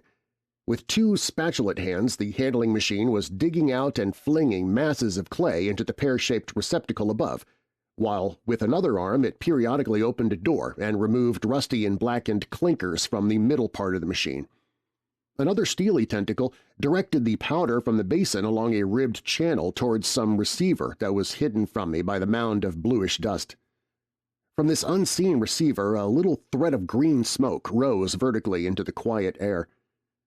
As I looked, the handling machine, with a faint and musical clinking, extended, telescopic fashion, a tentacle that had been a moment before a mere blunt projection until its end was hidden behind the mound of clay. In another second it had lifted a bar of white aluminum into sight, untarnished as yet and shining dazzlingly, and deposited it in a growing stack of bars that stood at the side of the pit. Between sunset and starlight, this dexterous machine must have made more than 100 such bars out of the crude clay, and the mound of bluish dust rose steadily until it topped the side of the pit. The contrast between the swift and complex movements of these contrivances and the inert panting of clumsiness of their masters was acute, and for days I had to tell myself repeatedly that these latter were indeed the living of the 2 things. The curate had possession of the slit when the first men were brought to the pit. I was sitting below, huddled up, listening with all my ears. He made a sudden movement backward, and I, fearful that we were observed, crouched in a spasm of terror. He came sliding down the rubbish and crept beside me in the darkness, inarticulate, gesticulating, and for a moment I shared his panic. His gesture suggested a resignation of the slit, and after a little while my curiosity gave me courage, and I rose up, stepped across him, and clambered up to it. At first I could see no reason for his frantic behavior. The twilight had now come, stars were little and faint, but the pit was illuminated by the flickering green fire that came from the aluminum making. The whole picture was a flickering scheme of green gleams and shifting rusty black shadows, strangely trying to the eyes. Over and through it all went the bats, heeding it not at all. The sprawling Martians were no longer to be seen. The mound of blue-green powder had risen to cover them from sight, and a fighting machine with its legs contracted, crumpled, and abbreviated stood across the corner of the pit. And then, amid the clangor of the machinery, came a drifting suspicion of human voices that I entertained at first only to dismiss. I crouched watching this fighting machine closely, satisfying myself now for the first time that the hood did indeed contain a Martian. As the green flames lifted, I could see the oily gleam of his integument and the brightness of his eyes. And suddenly I heard a yell and saw a long tentacle reaching over the shoulder of the machine to the little cage that hunched upon its back. Then something struggling violently was lifted high against the sky, a black, vague enigma against the starlight, and as this black object came down again, I saw by the green brightness that it was a man. For an instant he was clearly visible. He was a stout, ruddy, middle-aged man, well-dressed. 3 days before he must have been walking the world, a man of considerable consequence. I could see his staring eyes and gleams of light on his studs and watch chain. He vanished behind the mound, and for a moment there was silence, and then began a shrieking and a sustained and cheerful hooting from the Martians. I slid down the rubbish, struggled to my feet, clapped my hands over my ears, and bolted into the scullery. The curate, who had been crouching silently with his arms over his head, looked up as I passed, cried out quite loudly at my desertion of him, and came running after me. That night, as we lurked in the scullery, balanced between our horror and the terrible fascination this peeping had, although I felt in urgent need of action, I tried in vain to conceive some plan of escape. But afterwards, during the second day, I was able to consider our position with great clearness. The curate, I found, was quite incapable of discussion. This new and culminating atrocity had robbed him of all vestiges of reason or forethought. Practically, he had already sunk to the level of an animal. But, as the saying goes, I gripped myself with both hands. It grew upon my mind, once I could face the facts, that, terrible as our position was, there was as yet no justification for absolute despair.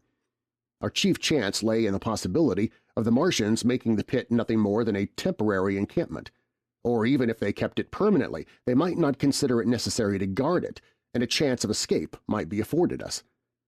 I also weighed very carefully the possibility of our digging a way out in a direction away from the pit, but the chances of our emerging within sight of some sentinel fighting machine seemed at first too great, and I should have had to do all the digging myself. The curate would certainly have failed me. It was on the third day, if my memory serves me right, that I saw the lad killed. It was the only occasion on which I actually saw the Martians feed. After that experience, I avoided the hole in the wall for the better part of a day. I went into the scullery, removed the door, and spent some hours digging with my hatchet as silently as possible. But when I had made a hole about a couple of feet deep, the loose earth collapsed noisily, and I did not dare continue. I lost heart and lay down on the scullery floor for a long time, having no spirit even to move. And after that I abandoned altogether the idea of escaping by excavation. It says much for the impression the Martians had made upon me that at first I entertained little or no hope of our escape being brought about by their overthrow through any human effort. But on the fourth or fifth night I heard a sound like heavy guns. It was very late in the night, and the moon was shining brightly.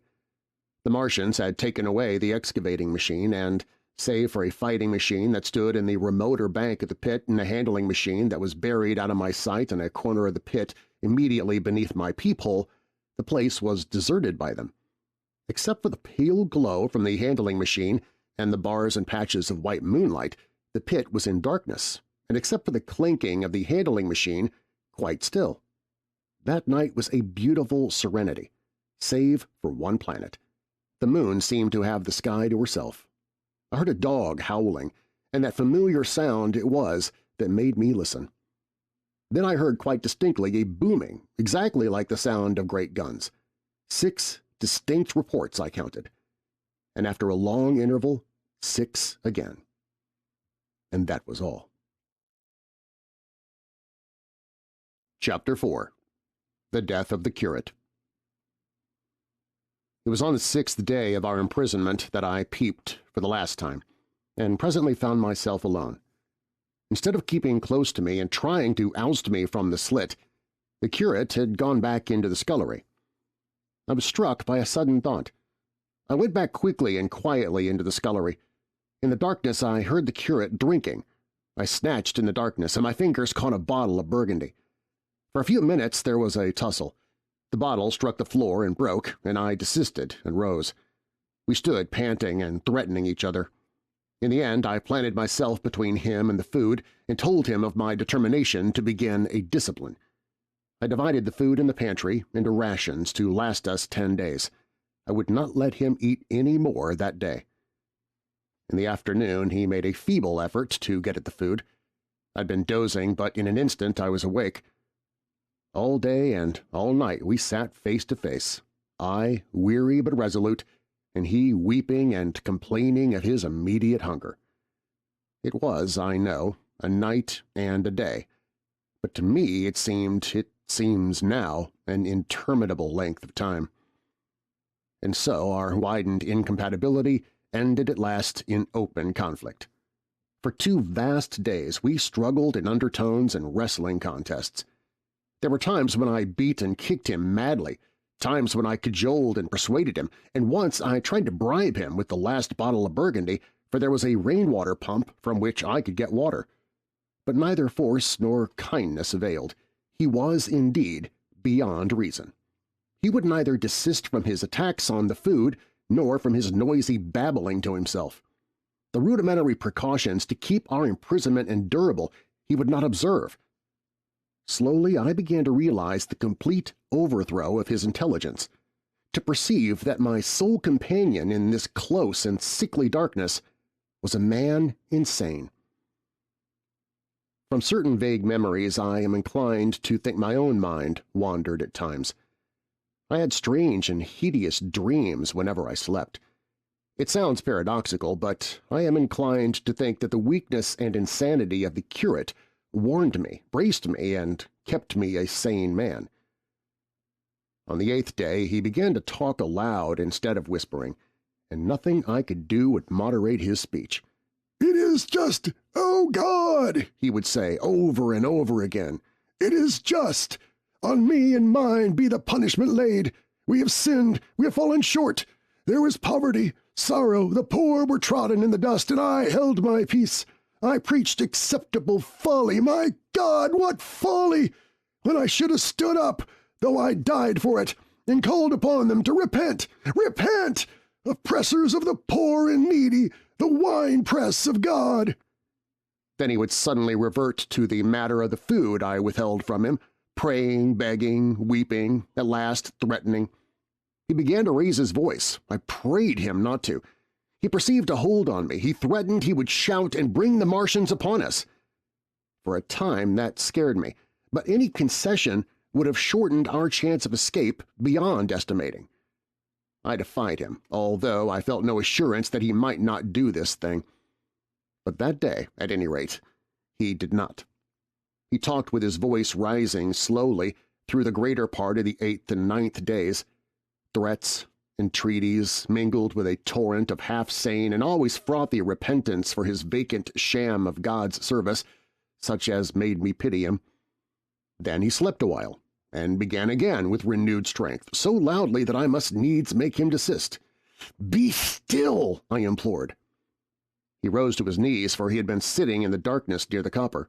"I have been still too long," he said, in a tone that must have reached the pit. "And now I must bear my witness. Woe unto this unfaithful city! Woe! Woe! Woe! Woe! "Woe to the inhabitants of the earth by reason of the other voices of the trumpet!" "Shut up!" I said, rising to my feet, and in a terror lest the Martians should hear us. "For God's sake, nay!" shouted the curate at the top of his voice, standing likewise and extending his arms. "Speak! The word of the Lord is upon me!" In 3 strides he was at the door leading into the kitchen. "I must bear witness. I go. It has already been too long delayed." I put out my hand and felt the meat chopper hanging to the wall. In a flash I was after him. I was fierce with fear. Before he was halfway across the kitchen I had overtaken him. With one last touch of humanity I turned the blade back and struck him with the butt. He went headlong forward and lay stretched on the ground. I stumbled over him and stood panting. He lay still. Suddenly I heard a noise without, the run and smash of slipping plaster, and the triangular aperture in the wall was darkened. I looked up and saw the lower surface of a handling machine coming slowly across the hole. One of its gripping limbs curled amid the debris. Another limb appeared, feeling its way over the fallen beams. I stood, petrified, staring. Then I saw through a sort of glass plate near the edge of the body, the face, as we may call it, and the large, dark eyes of a Martian, peering, and then a long metallic snake of tentacle came feeling slowly through the hole. I turned by an effort, stumbled over the curate, and stopped at the scullery door. The tentacle was now some way 2 yards or more in the room and twisting and turning with queer sudden movements, this way and that. For a while I stood fascinated by that slow, fitful advance. Then with a faint, hoarse cry I forced myself across the scullery. I trembled violently. I could scarcely stand upright. I opened the door of the coal cellar and stood there in the darkness, staring at the faintly lit doorway into the kitchen, and listening. Had the Martian seen me? What was it doing now? Something was moving to and fro there, very quietly. Every now and then it tapped against the wall or started on its movements with a faint metallic ringing, like the movements of keys on a split ring. Then a heavy body, I knew too well what, was dragged across the floor of the kitchen towards the opening. Irresistibly attracted, I crept to the door and peeped into the kitchen. In the triangle of bright outer sunlight, I saw the Martian, in its briarous of a handling machine, scrutinizing the curate's head. I thought at once that it would infer my presence from the mark of the blow I had given him. I crept back to the coal cellar, shut the door, and began to cover myself up as much as I could, and as noiselessly as possible in the darkness, among the firewood and coal therein. Every now and then I paused, rigid, to hear if the Martian had thrust its tentacles through the opening again. Then the faint metallic jingle returned. I traced it slowly, feeling over the kitchen. Presently I heard it nearer, in the scullery as I judged. I thought that its length might be insufficient to reach me. I prayed copiously. It passed, scraping faintly across the cellar door. An age of almost intolerable suspense intervened. Then I heard it fumbling at the latch. It had found the door. The Martian understood doors! It worried at the catch for a minute, perhaps, and then the door opened. In the darkness I could just see the thing, like an elephant's trunk more than anything else, waving towards me and touching and examining the wall, coals, wood, and ceiling. It was like a black worm swaying its blind head to and fro. Once even it touched the heel of my boot. I was on the verge of screaming. I bit my hand. For a time the tentacle was silent. I could have fancied it had been withdrawn. Presently, with an abrupt click, it gripped something. I thought it had me, and seemed to go out of the cellar again. For a minute I was not sure. Apparently it had taken a lump of coal to examine. I seized the opportunity of slightly shifting my position, which had become cramped, and then listened. I whispered passionate prayers for safety. Then I heard the slow, deliberate sound creeping towards me again. Slowly, slowly it drew near, scratching against the walls and tapping the furniture. While I was still doubtful, it rapped smartly against the cellar door and closed it. I heard it go into the pantry, and the biscuit tins rattled and a bottle smashed, and then came a heavy bump against the cellar door. Then silence that passed into an infinity of suspense. Had it gone? At last I decided that it had. It came into the scullery no more, but I lay all the 10th day in the close darkness, buried among coals and firewood, not daring even to crawl out for the drink for which I craved. It was the 11th day before I ventured so far from my security. Chapter 5. The Stillness. My first act before I went into the pantry was to fasten the door between the kitchen and the scullery. But the pantry was empty. Every scrap of food had gone. Apparently the Martian had taken it all on the previous day. At that discovery I despaired for the first time. I took no food or no drink either on the 11th or the 12th day. At first my mouth and throat were parched, and my strength ebbed sensibly. I sat about in the darkness of the scullery in a state of despondent wretchedness. My mind ran on eating. I thought I had become deaf, for the noises of movement I had been accustomed to hear from the pit had ceased absolutely. I did not feel strong enough to crawl noisily to the peephole, or I would have gone there. On the 12th day my throat was so painful that, taking the chance of alarming the Martians, I attacked the creaking rainwater pump that stood by the sink and got a couple of glassfuls of blackened and tainted rainwater. I was greatly refreshed by this, and emboldened by the fact that no inquiring tentacle followed the noise of my pumping. During these days, in a rambling, inconclusive way, I thought much of the curate and the manner of his death. On the 13th day I drank some more water and dozed and thought disjointedly of eating and of vague, impossible plans of escape. Whenever I dozed I dreamt of horrible phantasms, of the death of the curate, or of sumptuous dinners, but asleep or awake I felt a keen pain that urged me to drink again and again. The light that came into the scullery was no longer gray but red. To my disordered imagination it seemed the color of blood. On the 14th day I went into the kitchen, and I was surprised to find that the fronds of the red weed had grown right across the hole in the wall, turning the half-light of the place into a crimson-colored obscurity. It was early on the 15th day that I heard a curious, familiar sequence of sounds in the kitchen, and, listening, I identified it as the snuffing and scratching of a dog. Going into the kitchen I saw a dog's nose peering in through a break among the ruddy fronds. This greatly surprised me. At the scent of me he barked shortly. I thought if I could induce him to come into the place quietly I should be able perhaps to kill and eat him, and in any case it would be advisable to kill him, lest his actions attracted the attention of the Martians. I crept forward saying, "Good dog," very softly, but he suddenly withdrew his head and disappeared. I listened. I was not deaf, but certainly the pit was still.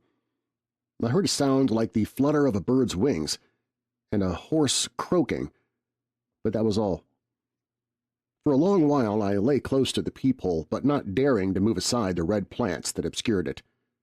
Once or twice I heard a faint pitter-patter like the feet of the dog going hither and thither on the sand far below me, and there were more bird-like sounds, but that was all. At length, encouraged by the silence, I looked out. Except in the corner, where a multitude of crows hopped and fought over the skeletons of the dead the Martians had consumed, there was not a living thing in the pit. I stared about me, scarcely believing my eyes. All the machinery had gone, save for the big mound of grayish-blue powder in one corner, certain bars of aluminum in another, the black birds and the skeletons of the killed. The place was merely an empty, circular pit in the sand. Slowly I thrust myself out through the red weed and stood upon the mound of rubble. I could see in any direction save behind me to the north, and neither Martians nor sign of Martians were to be seen. The pit dropped sheerly from my feet, but a little way along the rubbish afforded a practical slope to the summit of the ruins. My chance of escape had come. I began to tremble. I hesitated for some time, and then, in a gust of desperate resolution, and with a heart that throbbed violently, I scrambled to the top of the mound in which I had been buried so long. I looked about again, to the northward, too. No Martian was visible. When I had last seen this part of Sheen in the daylight, it had been a straggling street of comfortable white and red houses, interspersed with abundant shady trees. Now I stood on a mound of smashed brickwork, clay, and gravel, over which spread a multitude of red, cactus-shaped plants, knee-high without a solitary terrestrial growth to dispute their footing. The trees near me were dead and brown, but further a network of red thread scaled the still-living stems. The neighboring houses had all been wrecked, but none had been burned. Their walls stood, sometimes to the second story, with smashed windows and shattered doors. The red weed grew tumultuously in their roofless rooms. Below me was the great pit, with the crows struggling for its refuse. A number of other birds hopped about among the ruins. Far away I saw a gaunt cat slink crouchingly along a wall, but traces of men there were none. The day seemed, by contrast with my recent confinement, dazzlingly bright, the sky a glowing blue. A gentle breeze kept the red weed that covered every scrap of unoccupied ground gently swaying. And, oh, the sweetness of the air. Chapter 6. The Work of 15 Days. For some time I stood tottering on the mound, regardless of my safety. Within that noisome den from which I had emerged, I thought with a narrow intensity only of our immediate security. I had not realized what had been happening to the world, had not anticipated this startling vision of unfamiliar things. I'd expected to see sheen and ruins. I found about me the landscape, weird and lurid, of another planet. For that moment I touched an emotion beyond the common range of men, yet one that the poor brutes we dominate know only too well. I felt as a rabbit might feel returning to his burrow and suddenly confronted by the work of a dozen busy navies digging the foundations of a house. I felt the first inkling of a thing that presently grew quite clear in my mind, that oppressed me for many days, a sense of dethronement, a persuasion that I was no longer a master, but an animal among the animals, under the Martian heel. With us it would be as with them, to lurk and watch, to run and hide. The fear and empire of man had passed away. But so soon as this strangeness had been realized, it passed, and my dominant motive became the hunger of my long and dismal fast. In the direction away from the pit, I saw beyond a red-covered wall a patch of garden ground unburied. This gave me a hint, and I went knee-deep and sometimes neck-deep in the red weed. The density of the weed gave me a reassuring sense of hiding. The wall was some 6 feet high, and when I attempted to clamber it, I found I could not lift my feet to the crest. So I went along by the side of it and came to a corner and a rockwork that enabled me to get to the top, and I tumbled into the garden I coveted.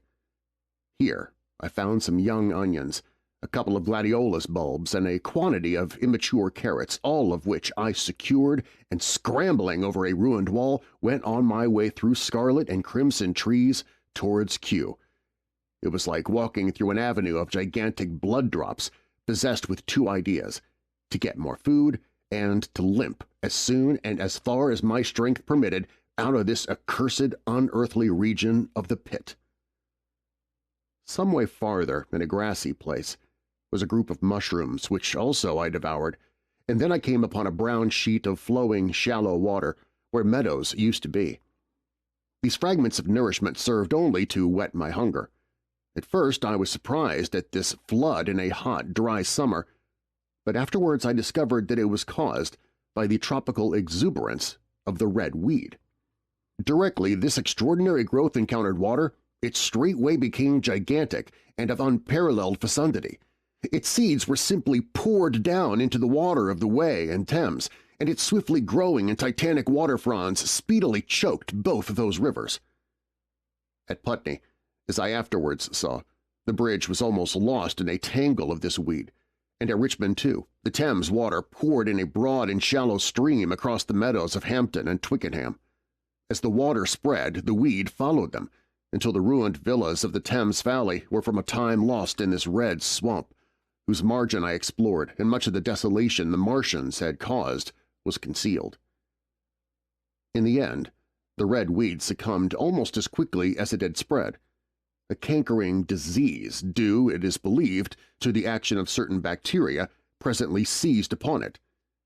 Now, by the action of natural selection, all terrestrial plants have acquired a resisting power against bacterial diseases.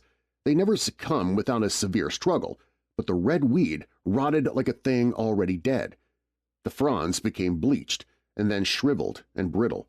They broke off at the least touch, and the waters that had stimulated their early growth carried their last vestiges out to sea.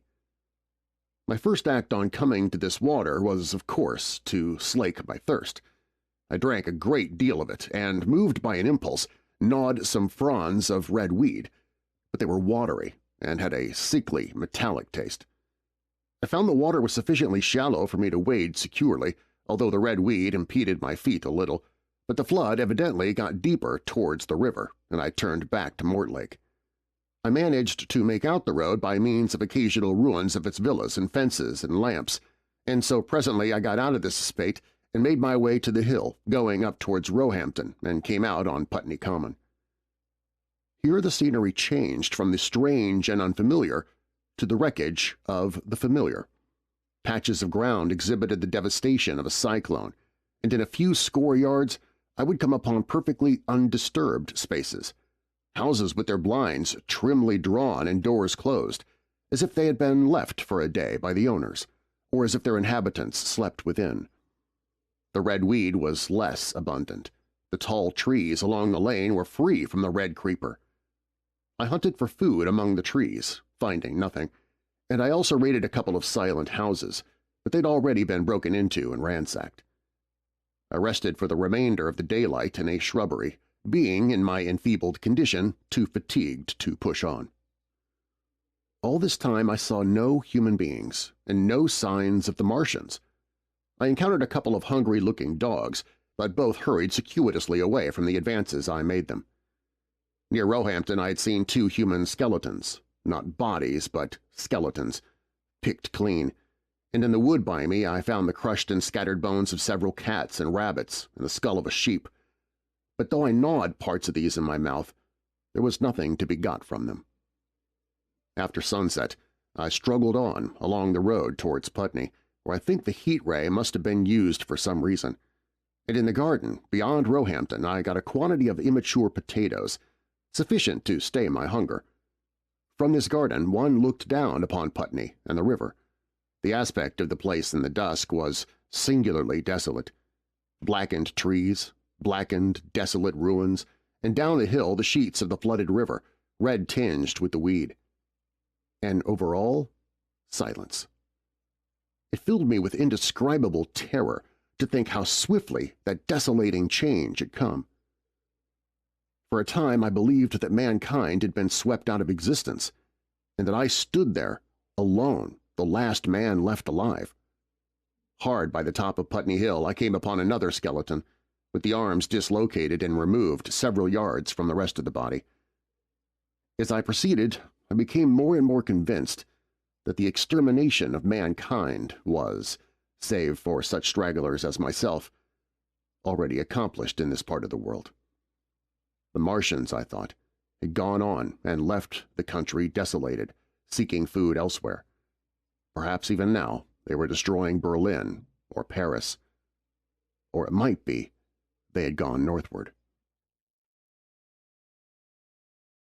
Chapter 7. The Man on Putney Hill. I spent that night in the inn that stands at the top of Putney Hill, sleeping in a bed made for the first time since my flight to Leatherhead. I'll not tell the needless trouble I had breaking into that house. Afterwards I found the front door was on the latch, nor how I ransacked every room for food until just on the verge of despair, in what seemed to me to be a servant's bedroom, I found a rat-gnawed crust and 2 tins of pineapple. The place had been already searched and emptied. In the bar I afterwards found some biscuits and sandwiches that had been overlooked. The latter I could not eat, they were too rotten, but the former not only stayed my hunger but filled my pockets. I lit no lamps, fearing some Martian might come beating that part of London for food in the night. Before I went to bed I had an interval of restlessness, and prowled from window to window, peering out for some time of these monsters. I slept little. As I lay in bed, I found myself thinking consecutively, a thing I do not remember to have done since my last argument with the curate. During all the intervening time, my mental condition had been a hurrying succession of vague, emotional states, or a sort of stupid receptivity. But in the night my brain, reinforced, I suppose, by the food I had eaten, grew clear again, and I thought. 3 things struggled for possession of my mind: the killing of the curate, the whereabouts of the Martians, and the possible fate of my wife. The former gave me no sensation of horror or remorse to recall. I saw it simply as a thing done, a memory infinitely disagreeable but quite without the quality of remorse. I saw myself then as I see myself now, driven step by step towards that hasty blow, the creature of a sequence of accidents leading inevitably to that. I felt no condemnation, yet the memory, static, unprogressive, haunted me. In the silence of the night, with that sense of nearness of God that sometimes comes into my stillness and the darkness, I stood my trial, my only trial, for that moment of wrath and fear. I retraced every step of our conversation from the moment when I had found him crouching beside me, heedless of my thirst, and pointing to the fire and smoke that streamed up from the ruins of Weybridge. We had been incapable of cooperation. Grim chance had taken no heed of that. Had I foreseen, I should have left him at Halliford. But I did not foresee, and crime is to foresee and do. And I set this down as I have set all this story down, as it was. There were no witnesses, all these things I might have concealed. But I set it down, and the reader must form his judgment as he will. And when by an effort I had set aside that picture of a prostrate body, I faced the problem of the Martians and the fate of my wife. For the former I had no data. I could imagine 100 things, and so, unhappily, I could for the latter. And suddenly, that night became terrible. I found myself sitting up in bed, staring at the dark. I found myself praying that the heat ray might have suddenly and painlessly struck her out of being. Since the night of my return from Leatherhead, I had not prayed. I had uttered prayers, fetish prayers, had prayed as heathens mutter charms when I was in extremity, but now I prayed indeed, pleading steadfastly and sanely, face to face with the darkness of God. Strange night. Strangest in this that so soon as dawn had come, I, who had talked with God, crept out of the house like a rat leaving its hiding place, a creature scarcely larger, an inferior animal, a thing that for any passing whim of our masters might be hunted and killed. Perhaps they also prayed confidently to God. Surely, if we have learned nothing else, this war has taught us pity. Pity for those witless souls that suffer our dominion. The morning was bright and fine, and the eastern sky glowed pink, and was fretted with the little golden clouds. In the road that runs from the top of Putney Hill to Wimbledon was a number of poor vestiges of the panic torrent that must have poured Londonward on the Sunday night after the fighting began. There was a little 2-wheeled cart inscribed with the name of Thomas Lobb, greengrocer, New Malden, with a smashed wheel and an abandoned tin truck. There was a straw hat trampled in the now hardened mud, and at the top of West Hill a lot of blood-stained glass about the overturned water trough. My movements were languid, my plans of the vaguest. I had an idea of going to Leatherhead, though I knew that there I had the poorest chance of finding my wife. Certainly, unless death had overtaken them suddenly, my cousins and she would have fled thence. But it seemed to me I might find or learn there whither the Surrey people had fled. I knew I wanted to find my wife, that my heart ached for her and the world of men, but I had no clear idea how the finding might be done. I was also sharply aware now of my intense loneliness. From the corner I went, under cover of a thicket of trees and bushes, to the edge of Wimbledon Common, stretching wide and far. That dark expanse was lit in patches by yellow gorse and broom. There was no red weed to be seen, and as I prowled, hesitating, on the verge of the open, the sun rose, flooding it all with light and vitality. I came upon a busy swarm of little frogs in a swampy place among the trees. I stopped to look at them, drawing a lesson from their stout resolve to live. And presently, turning suddenly with an odd feeling of being watched, I beheld something crouching amid a clump of bushes. I stood regarding this. I made a step towards it, and it rose up and became a man armed with a cutlass. I approached him slowly. He stood silent and motionless regarding me. As I drew nearer, I perceived he was dressed in clothes as dusty and filthy as my own. He looked indeed as though he had been dragged through a culvert. Nearer, I distinguished the green slime of ditches mixing with the pale drab of dried clay and shiny coaly patches. His black hair fell over his eyes, and his face was dark and dirty and sunken, so that at first I did not recognize him. There was a red cut across the lower part of his face. "Stop!" he cried, when I was within 10 yards of him, and I stopped. His voice was hoarse. "Where do you come from?" he said. I thought, surveying him. "I come from Mortlake," I said. "I was buried near the pit the Martians made about their cylinder. I've worked my way out and escaped." "There is no food about here," he said. "This is my country, all this hill down to the river and back to Clapham and up to the edge of my common. There's only food for one. Which way are you going?" I answered slowly. "I don't know," I said. "I've been buried in the ruins of a house 13 or 14 days. I don't know what has happened." He looked at me doubtfully, then started and looked with a changed expression. "I've no wish to stop about here," said I. "I think I shall go to Leatherhead, for my wife was there." He shot out a pointing finger. "It is you," said he, "the man from Woking, and you weren't killed at Weybridge?" I recognized him at the same moment. "You're the artilleryman who came into my garden." "Good luck," he said. "We're lucky ones. Fancy you!" He put out a hand, and I took it.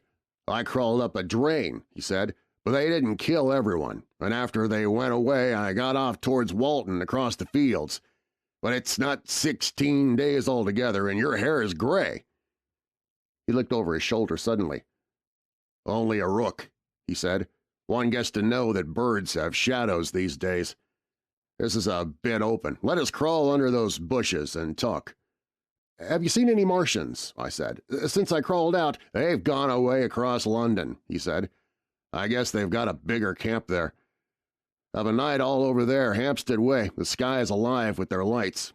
It's like a great city, and in the glare you can just see them moving. By daylight you can't. But nearer, I haven't seen them—" he counted on his fingers, 5 days. Then I saw a couple across Hammersmith way carrying something big. And the night before last—" He stopped and spoke impressively. "It was just a matter of lights, but it was something up in the air. I believe they built a flying machine and are learning to fly." I stopped on hands and knees, for we had come to the bushes. "Fly?" "Yes," he said. "Fly." I went on into a little bower and sat down. "It's all over with humanity," I said. "If they can do that, they'll simply go around the world." He nodded. "They will. But it'll relieve things over here a bit. And besides—" he looked at me. "Aren't you satisfied it is up with humanity?" "I am. We're down. We're beat." I stared. Strange as it may seem, I had not arrived at this fact, a fact perfectly obvious so soon as he spoke. I had still held a vague hope. Rather, I had kept a lifelong habit of mind. He repeated his words. "We're beat." They carried absolute conviction. "It's all over," he said. "They've lost one. Just one. And they've made their footing good and crippled the greatest power in the world. They've walked over us. The death of that one at Weybridge was an accident. And these are only pioneers. They kept on coming.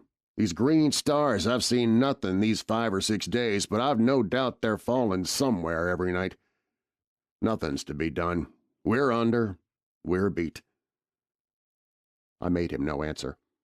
I sat staring before me, trying in vain to devise some countervailing thought. "This isn't a war," said the artilleryman. "It never was a war, any more than there's war between man and ants. Suddenly I recalled the night in the observatory. "After the 10th shot, they fired no more, at least until the first cylinder came." "How do you know?" said the artilleryman. I explained. He thought, "Something wrong with the gun," he said. "But what if there is? They'll get it right again, and even if there's a delay, how can it alter the end? It's just men and ants. There's the ants builds their cities, live their lives, have wars, revolutions, until the men want 'em out of the way, and then they go out of the way. That's what we are now, just ants. Only—" "Yes," I said. "We're eatable ants." We sat looking at each other.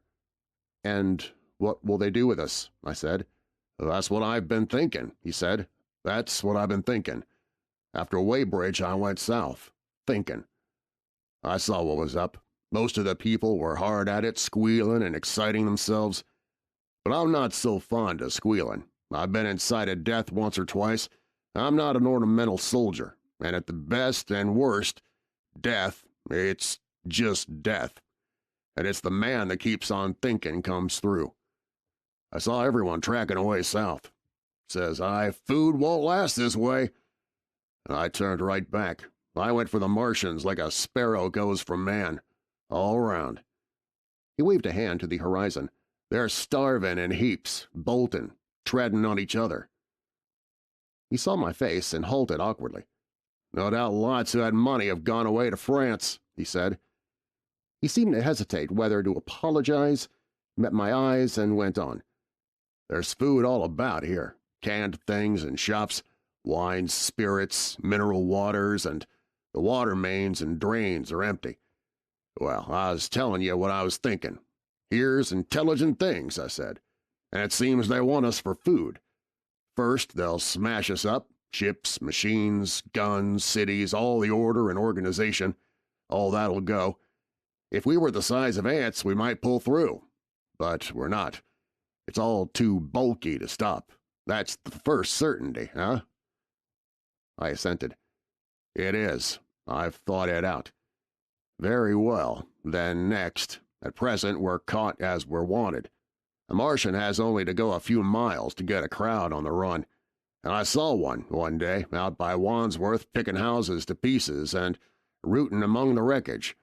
They won't keep on doing that. So soon as they've settled our guns and ships and smashed our railways and done all the things they're doing over there, they'll begin catching us systematic, picking the best and storing us in cages and things. That's what they'll start doing in a bit. Lord, they haven't begun on us yet. Don't you see that?" "Not begun!" I exclaimed. "Not begun. All that's happened so far is through our not having the sense to keep quiet, worrying them with guns and such foolery, and losing our heads and rushing off in crowds to where there wasn't any more safety than where we were. They don't want to bother us yet. They're making their things, making all the things they couldn't bring with them, getting things ready for the rest of their people. Very likely that's why the cylinders have stopped for a bit, for fear of hitting those who are here. And instead of our rushing about blind on the howl or getting dynamite on the chance of busting them up, we got to fix ourselves up according to the new state of affairs. That's how I figure it out. It isn't quite according to what a man wants for his species, but it's about what the facts point to. And that's the principle I acted upon. Cities, nations, civilization, progress. It's all over. That game's up. We're beat." "But if that is so, what is there to live for?" The artilleryman looked at me for a moment. "There won't be any more blessed concerts for 1,000,000 years or so. There won't be any Royal Academy of Arts, no nice little feeds or restaurants.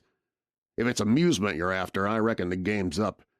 If you got any drawing-room manners or a dislike to eating peas with a knife or dropping H's, you'd better chuck 'em away. They ain't no further use." "You mean—" "I mean that men like me are going on living, for the sake of the breed. I tell you, I'm grim set on living, and if I'm not mistaken, you'll show what insides you've got, too, before long. We aren't going to be exterminated, and I don't mean to be caught, either, and tamed and fattened and bred like a thundering ox. Ugh! Fancy those brown creepers." You don't mean to say—" "I do. I'm going on, under their feet. I got it planned. I've thought it out. We men are beat. We don't know enough. We gotta learn before we got a chance, and we gotta live and keep independent while we learn. See? That's what has to be done." I stared, astonished and stirred profoundly by the man's resolution. "Great God!" cried I. "But you're a man indeed!" Suddenly I gripped his hand. "Eh?" he said, with his eyes shining. "I've thought it out, eh?" "Go on," I said. "Well, those who mean to escape their catching must get ready. I'm getting ready. Mind you, it isn't all of us that are made for wild beasts, and that's what it's got to be. That's why I watch you. I have my doubts. You're slender. I didn't know that it was you see, or just how you'd been buried. All these the sort of people that lived in these houses, and all those damn little clerks that used to live down that way, they'd be no good. They haven't any spirit in them, no proud dreams, no proud lusts, and a man who hasn't one or the other, Lord, what is he but funk and precautions? They just used to skedaddle off to work. I've seen hundreds of them. Bit of breakfast in hand, running wild and shining to catch their little season ticket train for fear they'd get dismissed if they didn't, working at businesses they were afraid to take the trouble to understand, skedaddling back for fear they wouldn't be in time for dinner, keeping indoors after dinner for fear of the back streets, and sleeping with the wives they married, not because they wanted them, but because they had a bit of money that'd make for safety in their one little miserable skedaddle through the world. Lives insured and a bit invested for fear of accidents. And on Sundays, fear of the hereafter, as if hell was built for rabbits. Well, the Martians will just be a godsend to these. Nice roomy cages, fattening food, careful breeding, no worry. After a week or so chasing about the fields and lands on empty stomachs, they'll come and be caught cheerful. They'll be quite glad after a bit. They'll wonder what people did before there were Martians to take care of them. And the bar loafers and mashers and singers. I can imagine them, he said, with a sort of somber gratification. There'll be any amount of sentiment and religion loose among them. There's hundreds of things I saw with my eyes that I've only begun to see clearly these last few days. There's lots'll take things as they are, fat and stupid, and lots'll be worried by a sort of feeling that it's all wrong, and that they ought to be doing something. Now, whenever things are so that a lot of people feel they ought to be doing something, the weak, and those who go weak with a lot of complicated thinking, always make for a sort of do-nothing religion, very pious and superior, and submit to persecution and the will of the Lord. Very likely you've seen the same thing. It's energy in a gale of funk, and turned clean inside out. These cages will be full of psalms and hymns and piety, and those of a less simple sort will work at a bit of, eroticism. He paused. Very likely these Martians will make pets of some of them, train them to do tricks. Who knows? Get sentimental over the pet boy who grew up and had to be killed, and some maybe they'll train to hunt us. "No," I cried. "That's impossible. No human beings—" "What's the good of going on with such lies?" said the artilleryman. "There's men who do it cheerful. What nonsense to pretend there isn't." And I succumbed to his conviction. "If they come after me," he said, "Lord, if they come after me," and subsided into a grim meditation. I sat contemplating these things. I could find nothing to bring against this man's reasoning. In the days before the invasion, no one would have questioned my intellectual superiority to his. I, a professed and recognized writer on philosophical themes, and he, a common soldier. And yet he had already formulated a situation that I had scarcely realized. "What are you doing?" I said presently. "What plans have you made?" He hesitated. "Well, it's like this," he said. "What have we to do? We have to invent a sort of life where men can live and breed and be sufficiently secure to bring the children up. Yes, wait a bit, and I'll make it clearer what I think ought to be done. The tame ones will go like all tame beasts. In a few generations they'll be big, beautiful, rich-blooded, stupid, rubbish. The risk is that we who keep wild will go savage, degenerate into a sort of big, savage rat. You see how I mean to live is underground. I've been thinking about the drains. Of course, those who don't know drains think horrible things. But under this London are miles and miles, hundreds of miles, and a few days' rain and London empty will leave them sweet and clean. The main drains are big enough and airy enough for anyone. Then there's cellars, vaults, stores from which Bolton passages may be made to the drains, and the railway tunnels and subways. Yeah, you begin to see? And we form a band, able-bodied, clean-minded men. We're not going to pick up any rubbish that drifts in. Weaklings go out again. As you meant me to go? Well, I parlayed, didn't I? We won't quarrel about that. Go on. Those who stop obey orders. Able-bodied, clean-minded women we want also, mothers and teachers. No lackadaisical ladies, no blasted rolling eyes. We can't have any weak or silly. Life is real again, and the useless and cumbersome and mischievous have to die. They ought to die. They ought to be willing to die. It's a sort of disloyalty, after all, to live and taint the race. And they can't be happy. Moreover, dying's none so dreadful. It's the funking makes it bad. And in all those places we shall gather. Our district will be London. We may even be able to keep a watch and run about in the open when the Martians keep away. Play cricket, perhaps. That's how we shall save the race, eh? It's a possible thing, but saving the race is nothing in itself. As I say, that's only being rats. It's saving our knowledge and adding to it is the thing. There, men like you come in. There's books, there's models. We must make great safe places down deep and get all the books we can. Not novels and poetry swipes, but ideas, science books. That's where men like you come in. We must go to the British Museum and pick all those books through. Especially, we must keep up our science. Learn more. We must watch these Martians. Some of us must go as spies. When it's all working, perhaps I will. Get caught, I mean. And the great thing is we must leave the Martians alone. We mustn't even steal. If we get in their way, we clear out. We must show them we mean no harm. Yes, I know, but they're intelligent things. They won't hunt us down if they have all they want, and I think we're just harmless vermin. The artilleryman paused and laid a brown hand upon my arm. After all, it may not be so much we may have to learn before. Just imagine this. 4 or 5 of their fighting machines suddenly starting off. Heat rays right and left, and not a Martian in 'em. Not a Martian in 'em, but men. Men who've learned the way how. It may be in my time, even, those men. Fancy having one of them lovely things with its heat ray wide and free. Fancy having it in control. What would it matter if you smashed to smithereens at the end of the run? After a bust like that? I reckon the Martians will open up their beautiful eyes. Can't you see 'em, man? Can't you see them hurrying, puffing and blowing and hooting to their other mechanical affairs? Something out of gear in every case. And swish, bang, rattle, swish. Just as they're fumbling over it, swish comes the heat ray, and behold, man has come back to his own. For a while, the imaginative daring of the artilleryman and the tone of assurance and courage he assumed completely dominated my mind.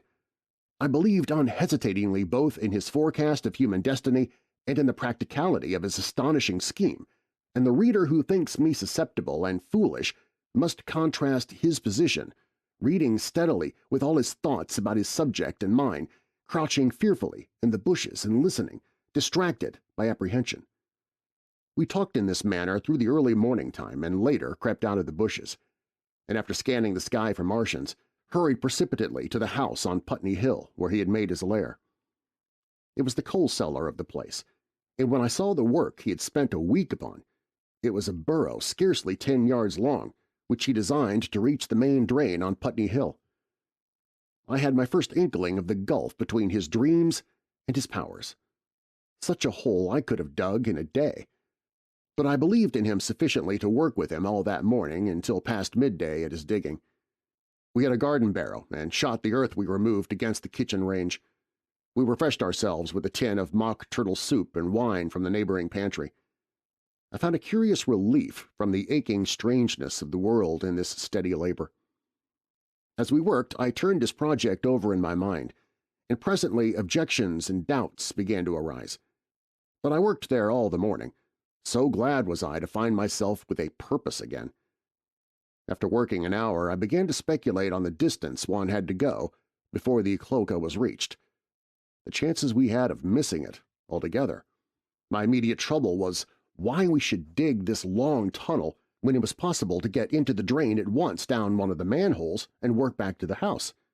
It seemed to me, too, that the house was inconveniently chosen and required a needless length of tunnel. And just as I was beginning to face these things, the artilleryman stopped digging and looked at me. "We're working well," he said. He put down his spade. "Let us knock off a bit," he said. "I think it's time we reconnoitered from the roof of the house." I was for going on, and after a little hesitation he resumed his spade, and then suddenly I was struck by a thought. I stopped, and so did he at once. "Why were you walking about the common," I said, "instead of being here?" "Taking the air," he said. "I's coming back. It's safer by night." "But the work?" One can't always work," he said, and in a flash I saw the man plain. He hesitated, holding his spade. "We ought to reconnoiter now," he said, "'cause if any come near they may hear the spades and drop upon us unawares." I was no longer disposed to object. We went together to the roof and stood on a ladder peeping out of the roof door. No Martians were to be seen, and we ventured out on the tiles and slipped down under the shelter of the parapet. From this position a shrubbery hid the greater portion of Putney, but we could see the river below, a bubbly mass of red weed and the low parts of Lambeth flooded in red. The red creeper swarmed up the trees about the old palace, and their branches stretched gaunt and dead, and set with shriveled leaves from amid its clusters. It was strange how entirely dependent both these things were upon flowing water for their propagation. About us neither had gained a footing. Laburnums, pink maize, snowballs, and trees of arbor vitae rose out of laurels and hydrangeas, green and brilliant into the sunlight. Beyond Kensington dense smoke was rising, and that and a blue haze hid the northward hills. The artilleryman began to tell of the sort of people who still remained in London. "One night last week," he said, "some fools got the electric light in order, and there was all Regent Street and the circus ablaze, crowded with painted and ragged drunkards, men and women dancing and shouting till dawn. A man who was there told me, and as the day came they became aware of a fighting machine standing near by the Langham and looking down at them. Heaven knows how long he had been there. Must have given some of them a nasty turn. He came down the road towards them and picked up nearly 100 too drunk or frightened to run away." Grotesque gleam of a time no history will ever fully describe. From that, in answer to my question, he came round to his grandiose plans again. He grew enthusiastic. He talked so eloquently of the possibility of capturing a fighting machine that I more than half believed in him again. But now that I was beginning to understand something of his quality, I could divine the stress he laid on doing nothing precipitately, and I noted that now there was no question that he personally was to capture and fight the great machine. After a time we went down to the cellar. Neither of us seemed disposed to resume digging, and when he suggested a meal I was nothing loath. He became suddenly very generous, and when we had eaten, he went away and returned with some excellent cigars. We lit these, and his optimism glowed. He was inclined to regard my coming as a great occasion. "There's some champagne in the cellar," he said. "We can dig better on this Thames-side Burgundy," said I. "No," said he, "I'm host today. Champagne. Great God, we have a heavy enough task before us. Let's take a rest and gather strength while we may. Look at these blistered hands." And pursuant to this idea of a holiday, he insisted upon playing cards after we had eaten. He taught me euchre, and after dividing London between us, I taking the northern side and he the southern, we played for parish points. Grotesque and foolish as this will seem to the sober reader, it is absolutely true, and what is more remarkable, I found the card game and several others we played extremely interesting. Strange mind of man, That with our species upon the edge of extermination or appalling degradation, with no clear prospect before us but the chance of a horrible death, we could sit following the chance of this painted pasteboard and playing the Joker with vivid delight. Afterwards he taught me poker, and I beat him at 3 tough chess games. When dark came, we decided to take the risk and lit a lamp. After an interminable string of games, we supped, and the artilleryman finished the champagne. We went on smoking the cigars. He was no longer the energetic regenerator of his species that I had encountered in the morning. He was still optimistic, but it was a less kinetic, a more thoughtful optimism. I remember he wound up with my health, proposed in a speech of small variety and considerable intermittence. I took a cigar and went upstairs to look at the light of which he had spoken that blazed so greenly upon the Highgate Hills. At first I stared unintelligently across the London Valley. The northern hills were shrouded in darkness. The fires near Kensington glowed redly, and now and then an orange-red tongue of flame flashed up and vanished in the deep blue night. All the rest of London was black. Then nearer I perceived a strange light, a pale, violet-purple fluorescent glow, quivering under the night breeze. For a space I could not understand it, and then I knew that it must be the red weed from which this faint iridation proceeded. With that realization, my dormant sense of wonder, my sense of the proportion of things, awoke again. I glanced from that to Mars, red and clear, glowing high in the west, and then gazed long and earnestly at the darkness of Hampstead and Highgate. I remained a very long time upon the roof, wondering at the grotesque changes of the day. I recalled my mental states from the midnight prayer to the foolish card-playing. I had a violent revulsion of feeling. I remember I flung away the cigar with a certain wasteful symbolism. My folly came to me with glaring exaggeration. I seemed a traitor to my wife and to my kind. I was filled with remorse. I resolved to leave this strange, undisciplined dreamer of great things to his drink and gluttony and to go on into London. There, it seemed to me, I had the best chance of learning what the Martians and my fellow men were doing. I was still upon the roof when the late moon rose. Chapter 8. Dead London. After I had parted from the artilleryman, I went down the hill and by the high street across the bridge to Fulham. The red weed was tumultuous at that time and nearly choked the bridge roadway, but its fronds were already whitened in patches by the spreading disease that presently removed it so swiftly. At the corner of the lane that runs to Putney Bridge Station, I found a man lying. He was so black as a sweep with the black dust, alive but helplessly and speechlessly drunk. I could get nothing from him but curses and furious lunges at my head. I think I should have stayed by him but for the brutal expression of his face. There was black dust along the roadway from the bridge onwards, and it grew thicker in Fulham. The streets were horribly quiet. I got food, sour, hard, and moldy but quite eatable, in a baker's shop here. Some way towards Walham Green the streets became clear of powder, and I passed a white terrace of houses on fire. The noise of the burning was an absolute relief. Going on towards Brompton, the streets were quiet again. Here I came once more upon the black powder in the streets and upon dead bodies. I saw altogether about a dozen in the length of the Fulham Road. They had been dead many days, so that I hurried quickly past them. The black powder covered them over and softened their outlines. One or two had been disturbed by dogs. Where there was no black powder, it was curiously like a Sunday in the city, with the closed shops, the houses locked up and the blinds drawn, the desertion and the stillness. In some places plunderers had been at work, but rarely at other than the provision and wine shops. A jeweler's window had been broken open in one place, but apparently the thief had been disturbed, and a number of gold chains and a watch lay scattered on the pavement. I did not trouble to touch them. Farther on was a tattered woman in a heap on a doorstep. The hand that hung over her knee was gashed and bled down her rusty brown dress, and a smashed magnum of champagne formed a pool across the pavement. She seemed asleep, but she was dead. The farther I penetrated into London, the profounder grew the stillness.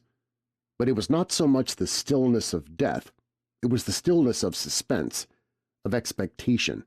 At any time the destruction that had already singed the northwestern borders of the metropolis and had annihilated Ailing and Kilburn might strike among these houses and leave them smoking ruins.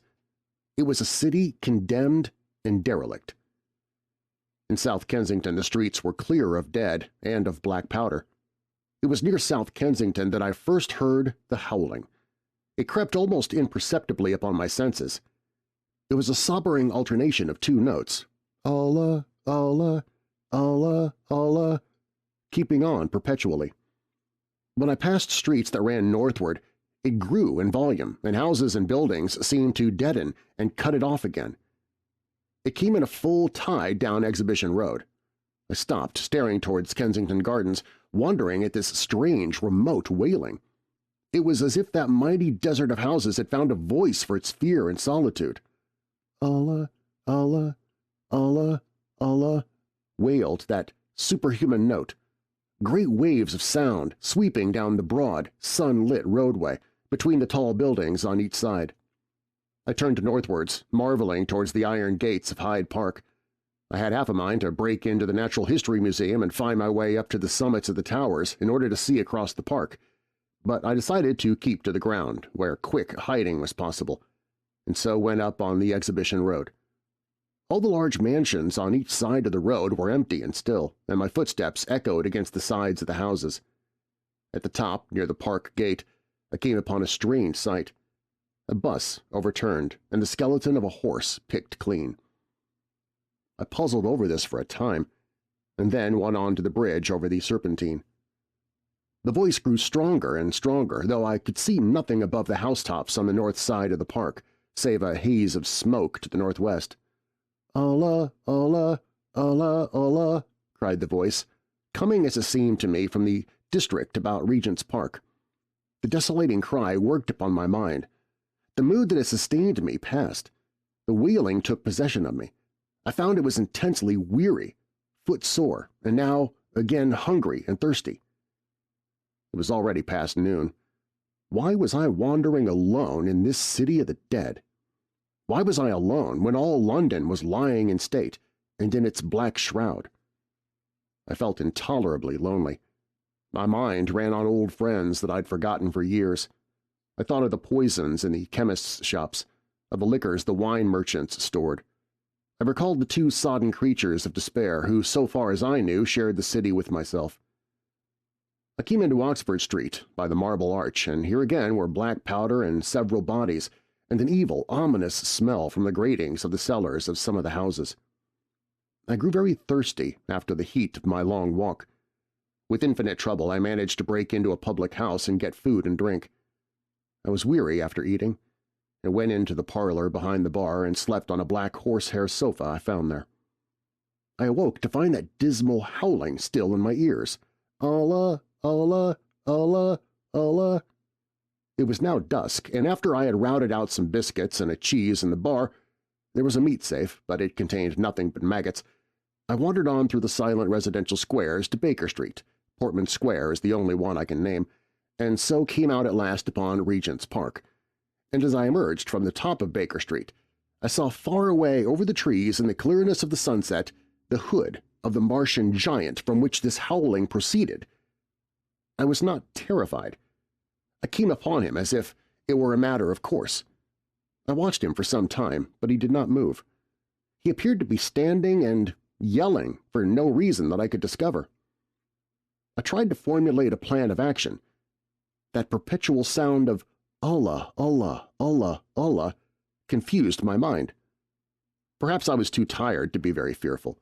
Certainly I was more curious to know the reason of this monotonous crying than afraid. I turned back away from the park and struck into the park road, intending to skirt the park, went along under the shelter of the terraces and got a view of this stationary, howling Martian from the direction of St. John's Wood. A couple 100 yards out of Baker Street I heard a yelping chorus, and saw first a dog with a piece of putrescent red meat in his jaws coming headlong towards me, and then a pack of starving mongrels in pursuit of him. He made a wide curve to avoid me, as though he feared I might prove a fresh competitor. As the yelping died away down the silent road, the wailing sound of Allah, Allah, Allah, Allah reasserted itself. I came upon the wrecked handling machine halfway to St. John's Wood Station. At first I thought a house had fallen across the road. It was only as I clambered among the ruins that I saw with a start this mechanical Samson lying with its tentacles bent and smashed and twisted among the ruins it had made. The forepart was shattered. It seemed as if it had driven blindly straight at the house and had been overwhelmed in its overthrow. It seemed to me that this might have happened by a handling machine escaping from the guidance of its Martian. I could not clamber among the ruins to see it, and the twilight was now so far advanced that the blood with which its seat was smeared and the gnawed gristle of the Martian that the dogs had left were invisible to me. Wondering still more at all that I had seen, I pushed on towards Primrose Hill. Far away, through a gap in the trees, I saw a second Martian, as motionless as the first, standing in the park toward the zoological gardens and silent. A little beyond the ruins, about the smashed handling machine, I came upon the red weed again, and found the Regent's Canal and spongy mass of dark red vegetation. As I crossed the bridge, the sound of Allah, Allah, Allah, Allah ceased. It was as if it were cut off. Silence came like a thunderclap. The dusky houses about me stood faint and tall and dim. The trees toward the park were growing black. All about me the red weed clambered among the ruins, writhing to get above me in the dimness. Night, the mother of fear and mystery, was coming upon me. But while that voice sounded the solitude, the desolation had been endurable. By virtue of it, London had still seemed alive, and the sense of life about me had upheld me. Then suddenly a change, the passing of something, I knew not what, and then a stillness that could be felt. Nothing but this gaunt quiet. London about me gazed at me spectrally. The windows in the white houses were like the eye sockets of skulls. About me my imagination found 1,000 noiseless enemies moving. Terror seized me, a horror of my temerity. In front of me the road became pitchy black, as though it was tarred, and I saw a contorted shape lying across the pathway. I could not bring myself to go on. I turned down St. John's Wood Road and ran headlong from this unendurable stillness toward Kilburn. I hid from the night and the silence until long after midnight in a cabman's shelter in Harrow Road. But before the dawn my courage returned, and while the stars were still in the sky, I turned once more toward Regent's Park. I missed my way among the trees and presently saw down a long avenue in the half-light of the early dawn the curve of Primrose Hill. On the summit, towering up to the fading stars, was a third Martian, erect and motionless like the others. An insane resolve possessed me. I would die and end it, and I would save myself even the trouble of killing myself. I marched on recklessly towards this Titan, and then, as I drew nearer and the light grew, I saw that a multitude of black birds was circling and clustering about the hood. At that, my heart gave a bound, and I began running along the road. I hurried through the red weed that choked St. Edmund's Terrace. I waded breast-high across a torrent of water that was rushing down from the waterworks toward the Albert Road and emerged upon the grass before the rising of the sun. Great mounds had been heaped about the crest of the hill, making a huge redoubt of it. It was the final and largest place the Martians had made, and from behind these heaps there was a thin smoke against the sky. Against the skyline an eager dog ran and disappeared. The thought that had flashed into my mind grew real, grew credible.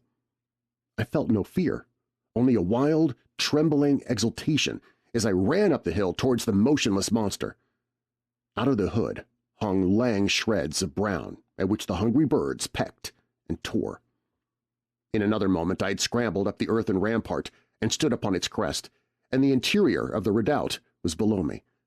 A mighty space it was, with gigantic machines here and there within it, huge mounds of material and strange shelter places, and scattered about it some of their overturned war machines, some in the now rigid handling machines, and a dozen of them stark and silent and laid in a row were the Martians. Dead.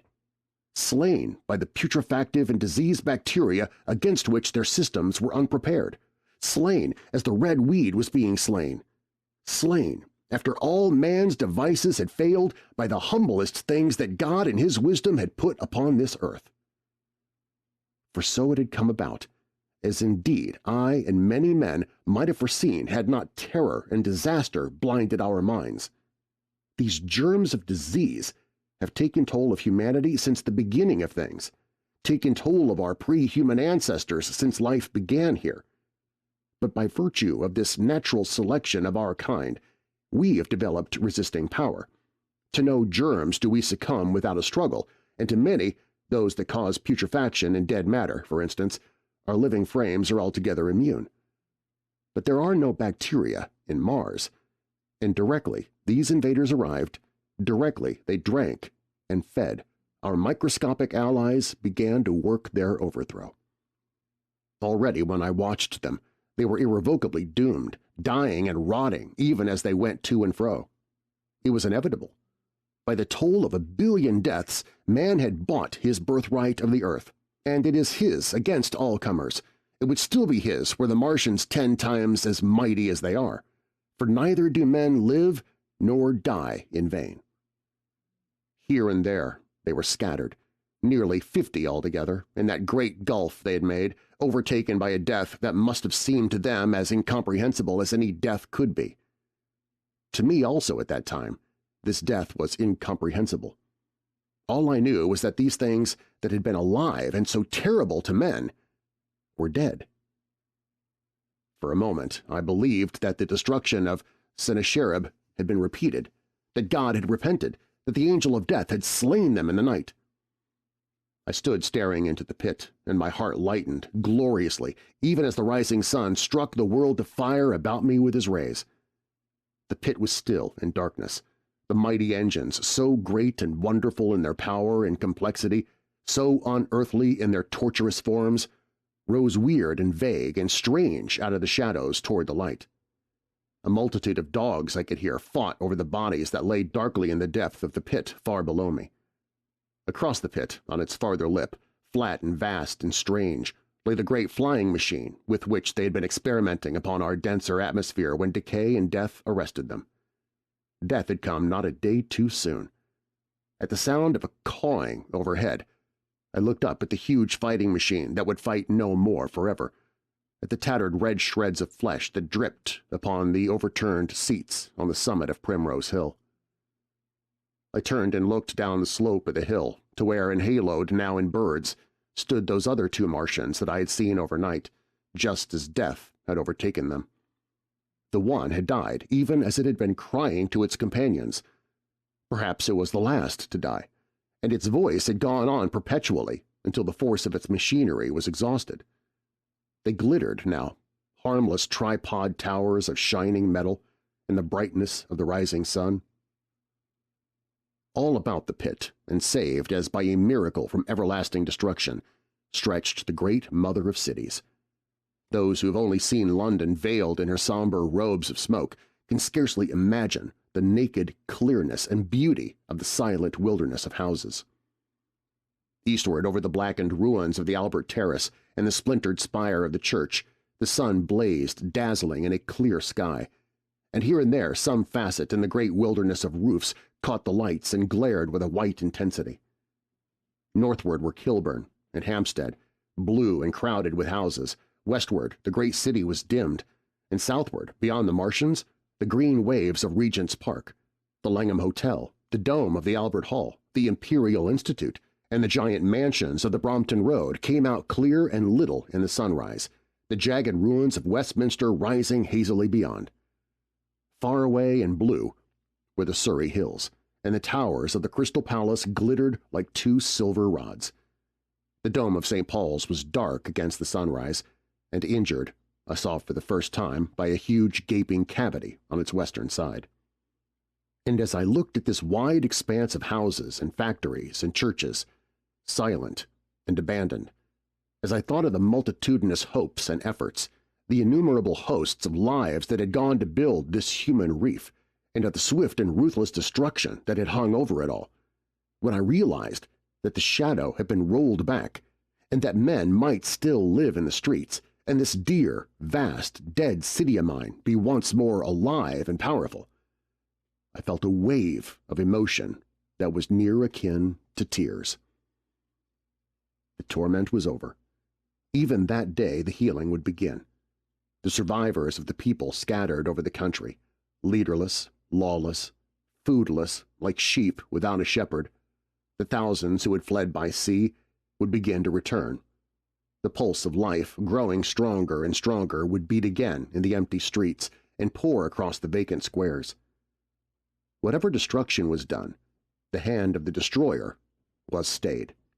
All the gaunt wrecks, the blackened skeletons of houses that stared so dismally at the sunlit grass of the hill, would presently be echoing with the hammers of the restorers and ringing with the tapping of their trowels.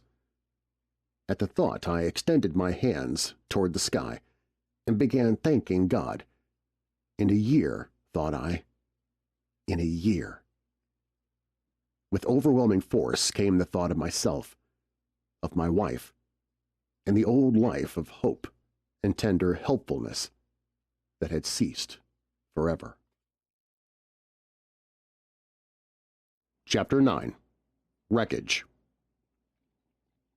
And now comes the strangest thing in my story. Yet perhaps it is not altogether strange. I remember clearly and coldly and vividly all that I did that day until the time that I stood weeping and praising God upon the summit of Primrose Hill. And then I forget. Of the next 3 days, I know nothing. I have learned since that, so far from my being the first discoverer of the Martian overthrow, several such wanderers as myself had already discovered this on the previous night. One man, the first, had gone to St. Martin's-le-Grand, and while I sheltered in the cabman's hut, had contrived to telegraph to Paris. Thence the joyful news had flashed all over the world.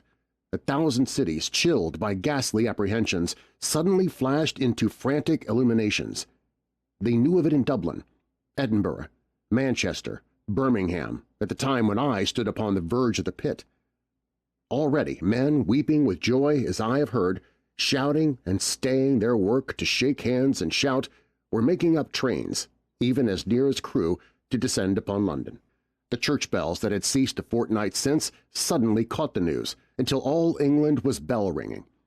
Men on cycles, lean-faced, unkempt, scorched along every country lane, shouting of unhoped deliverance, shouting to gaunt, staring figures of despair. And for the food. Across the Channel, across the Irish Sea, across the Atlantic, corn, bread, and meat were tearing to our relief. All the shipping in the world seemed going Londonward in those days. But of all of this I have no memory. I drifted, a demented man. I found myself in a house of kindly people who had found me on the 3rd day wandering, weeping, and raving through the streets of St. John's Wood. They have told me since that I was singing some insane doggerel about "the last man left alive, hurrah, the last man left alive." Troubled as they were with their own affairs, these people, whose name, much as I would like to express my gratitude to them, I may not even give here, nevertheless cumbered themselves with me, sheltered me, and protected me from myself. Apparently they had learned something of my story from me during the days of my lapse. Very gently, when my mind was assured again, did they break to me what they had learned of the fate of Leatherhead. 2 days after I was imprisoned, it had been destroyed, with every soul in it, by a Martian.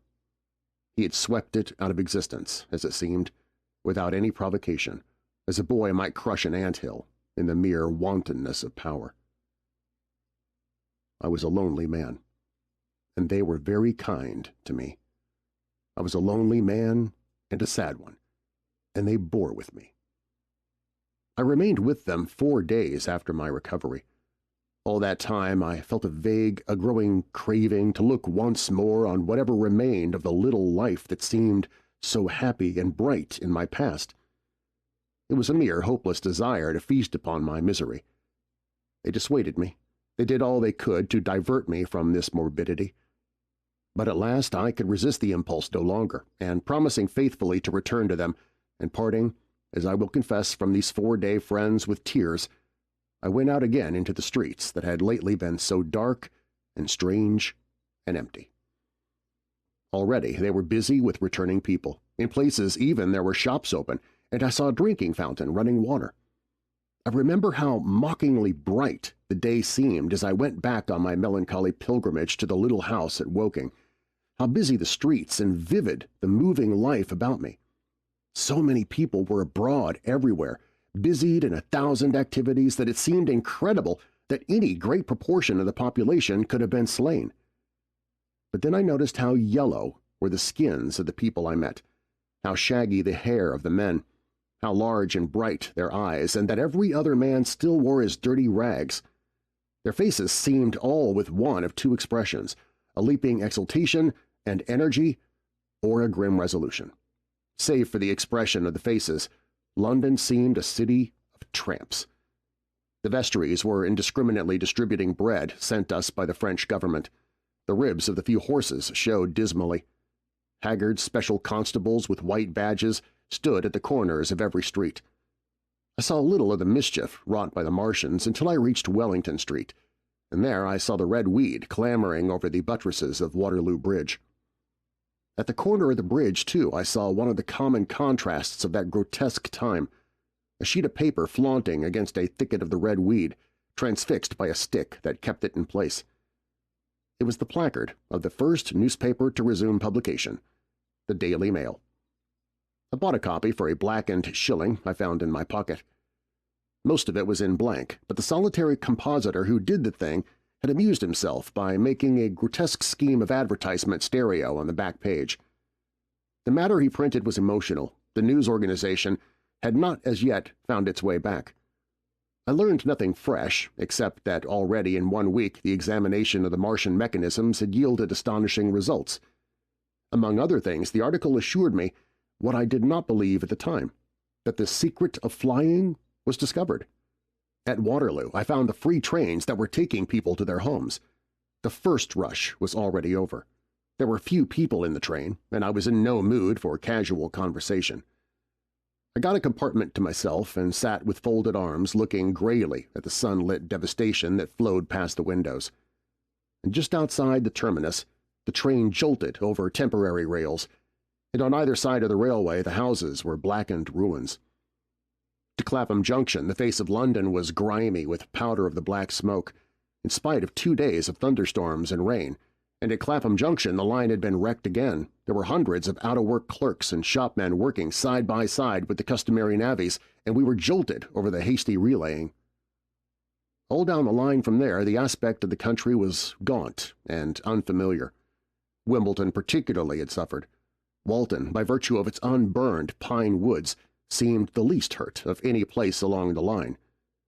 The Wandle, the Mole, every little stream was a heaped mass of red weed in appearance between butcher's meat and pickled cabbage. The Surrey pine woods were too dry, however, for the festoons of the red climber.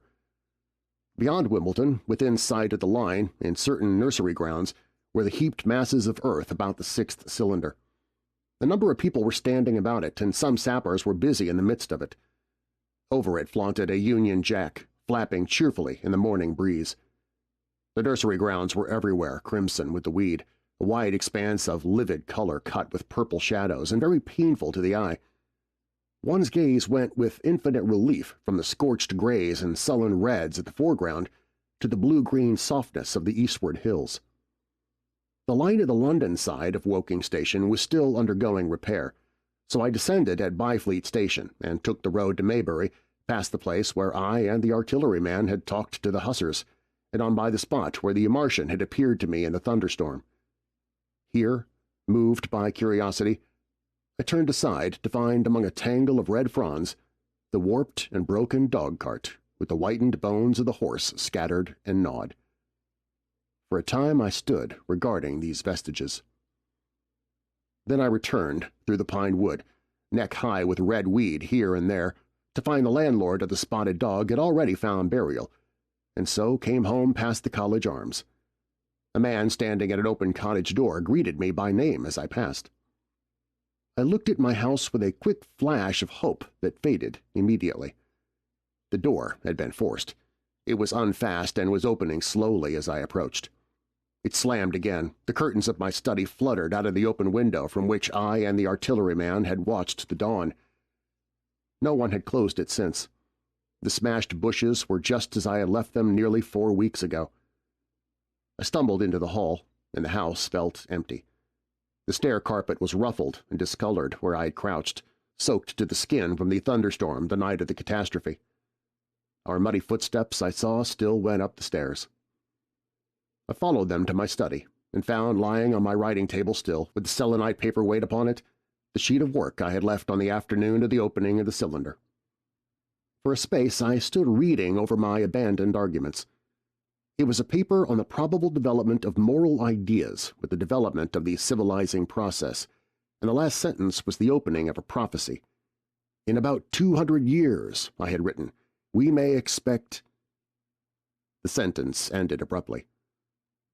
I remembered my inability to fix my mind that morning, scarcely a month gone by, and how I had broken off to get my daily chronicle from the newsboy. I remembered how I went down to the garden gate as he came along, and how I listened to his odd story of men from Mars. I came down and went into the dining room. There were the mutton and the bread, both far gone now in decay, and a beer bottle overturned, just as I and the artilleryman had left them. My home was desolate. I perceived the folly of the faint hope I had cherished so long. And then a strange thing occurred. "It is no use," said a voice. "The house is deserted. No one's been here these 10 days. Do not stay here to torment yourself. No one escaped but you." I was startled. Had I spoken my thought aloud? I turned, and the French window was open behind me. I made a step to it and stood looking out. And there, amazed and afraid, even as I stood amazed and afraid, were my cousin and my wife. My wife, white and tearless. She gave a faint cry. "I came," she said. "I knew. She put her hand to her throat, swayed. I made a step forward and caught her in my arms. Chapter 10. The Epilogue. I cannot but regret now that I am concluding my story, how little I am able to contribute to the discussion of the many debatable questions which are still unsettled. In one respect I shall certainly provoke criticism. My particular province is speculative philosophy. My knowledge of comparative physiology is confined to a book or two, but it seems to me that Carver's suggestions as to the reason of the rapid death of the Martians is so probable as to be regarded almost as proven conclusion. I have assumed that in the body of my narrative. At any rate, in all the bodies of the Martians that were examined after the war, no bacteria except those already known as terrestrial species were found. That they did not bury any of their dead, and the reckless slaughter they perpetrated, point also to an entire ignorance of the putrefactive process. But probable as this seems, it is by no means a proven conclusion. Neither is the composition of the black smoke known, which the Martians used with such deadly effect, and the generator of the heat rays remains a puzzle. The terrible disasters at the Ailing and South Kensington laboratories have disinclined analysts for further investigations upon the latter. Spectrum analysis of the black powder points unmistakably to the presence of an unknown element with a brilliant group of 3 lines in the green, and it's possible that it combines with argon to form a compound which acts at once with deadly effect upon some constituent in the blood. But such unproven speculations will scarcely be of interest to the general reader to whom this story is addressed. None of the brown scum that drifted down the Thames after the destruction of Shepperton was examined at the time, and now none is forthcoming. The results of the anatomical examination of the Martians, so far as the prowling dogs had left such an examination possible, I've already given. But everyone is familiar with the magnificent and almost complete specimen in spirits at the National History Museum and the countless drawings that have been made from it, and beyond that the interest of their physiology and structure is purely scientific. A question of graver and universal interest is the possibility of another attack from the Martians. I do not think that nearly enough attention is being given to this aspect of the matter. At present, the planet Mars is in conjunction, but with every return to opposition, I, for one, anticipate a renewal of their adventure. In any case, we should be prepared. It seems to me that it should be possible to define the position of the gun from which the shots are discharged, to keep a sustained watch upon this part of the planet, and to anticipate the arrival of the next attack. In that case, the cylinder might be destroyed with dynamite or artillery before it was sufficiently cool for the Martians to emerge, or they might be butchered by means of guns so soon as the screw opened. It seems to me that they have lost a vast advantage in the failure of their first surprise. Possibly they see it in the same light. Lessing has advanced excellent reasons for supposing that the Martians have actually succeeded in effecting a landing on the planet Venus. 7 months ago now, Venus and Mars were in alignment with the Sun. That is to say, Mars was in opposition from the point of view of an observer on Venus. Subsequently, a peculiar luminous and sinuous marking appeared on the unilluminated half of the inner planet, and almost simultaneously a faint, dark mark of a similar sinuous character was detected upon a photograph of the Martian disk. One needs to see the drawings of these appearances in order to appreciate fully their remarkable resemblance in character. At any rate, whether we expect another invasion or not, our views of the human future must be greatly modified by these events. We've learned now that we cannot regard this planet as being fenced in and a secure abiding place for man. We can never anticipate the unseen good or evil that may come upon us suddenly out of space. It may be that in the larger design of the universe this invasion from Mars is not without its ultimate benefit for men. It has robbed us of that serene confidence in the future which is the most fruitful source of decadence. The gifts to human science it has brought are enormous, and it has done much to promote the conception of the commonweal of mankind. It may be that across the immensity of space the Martians have watched the fate of these pioneers of theirs and learned their lesson, and that on the planet Venus they have found a securer settlement. Be that as it may, for many years yet there will certainly be no relaxation of the eager scrutiny of the Martian disk, and those fiery darts of the sky that shooting stars will bring with them as they fall in unavoidable apprehension to all the sons of men. The broadening of men's views that has resulted can scarcely be exaggerated. Before the cylinder fell, there was a general persuasion that, through all the deep of space, no life existed beyond the petty surface of our minute sphere. Now we see further. If the Martians can reach Venus, there's no reason to suppose that the thing is impossible for men, and when the slow cooling of the sun makes this earth uninhabitable, as at last it must do, it may be that the thread of life that has begun here will have streamed out and caught our sister planet within its toils. Dim and wonderful is the vision I have conjured up in my mind of life spreading slowly from this little seedbed of the solar system throughout the inanimate vastness of sidereal space.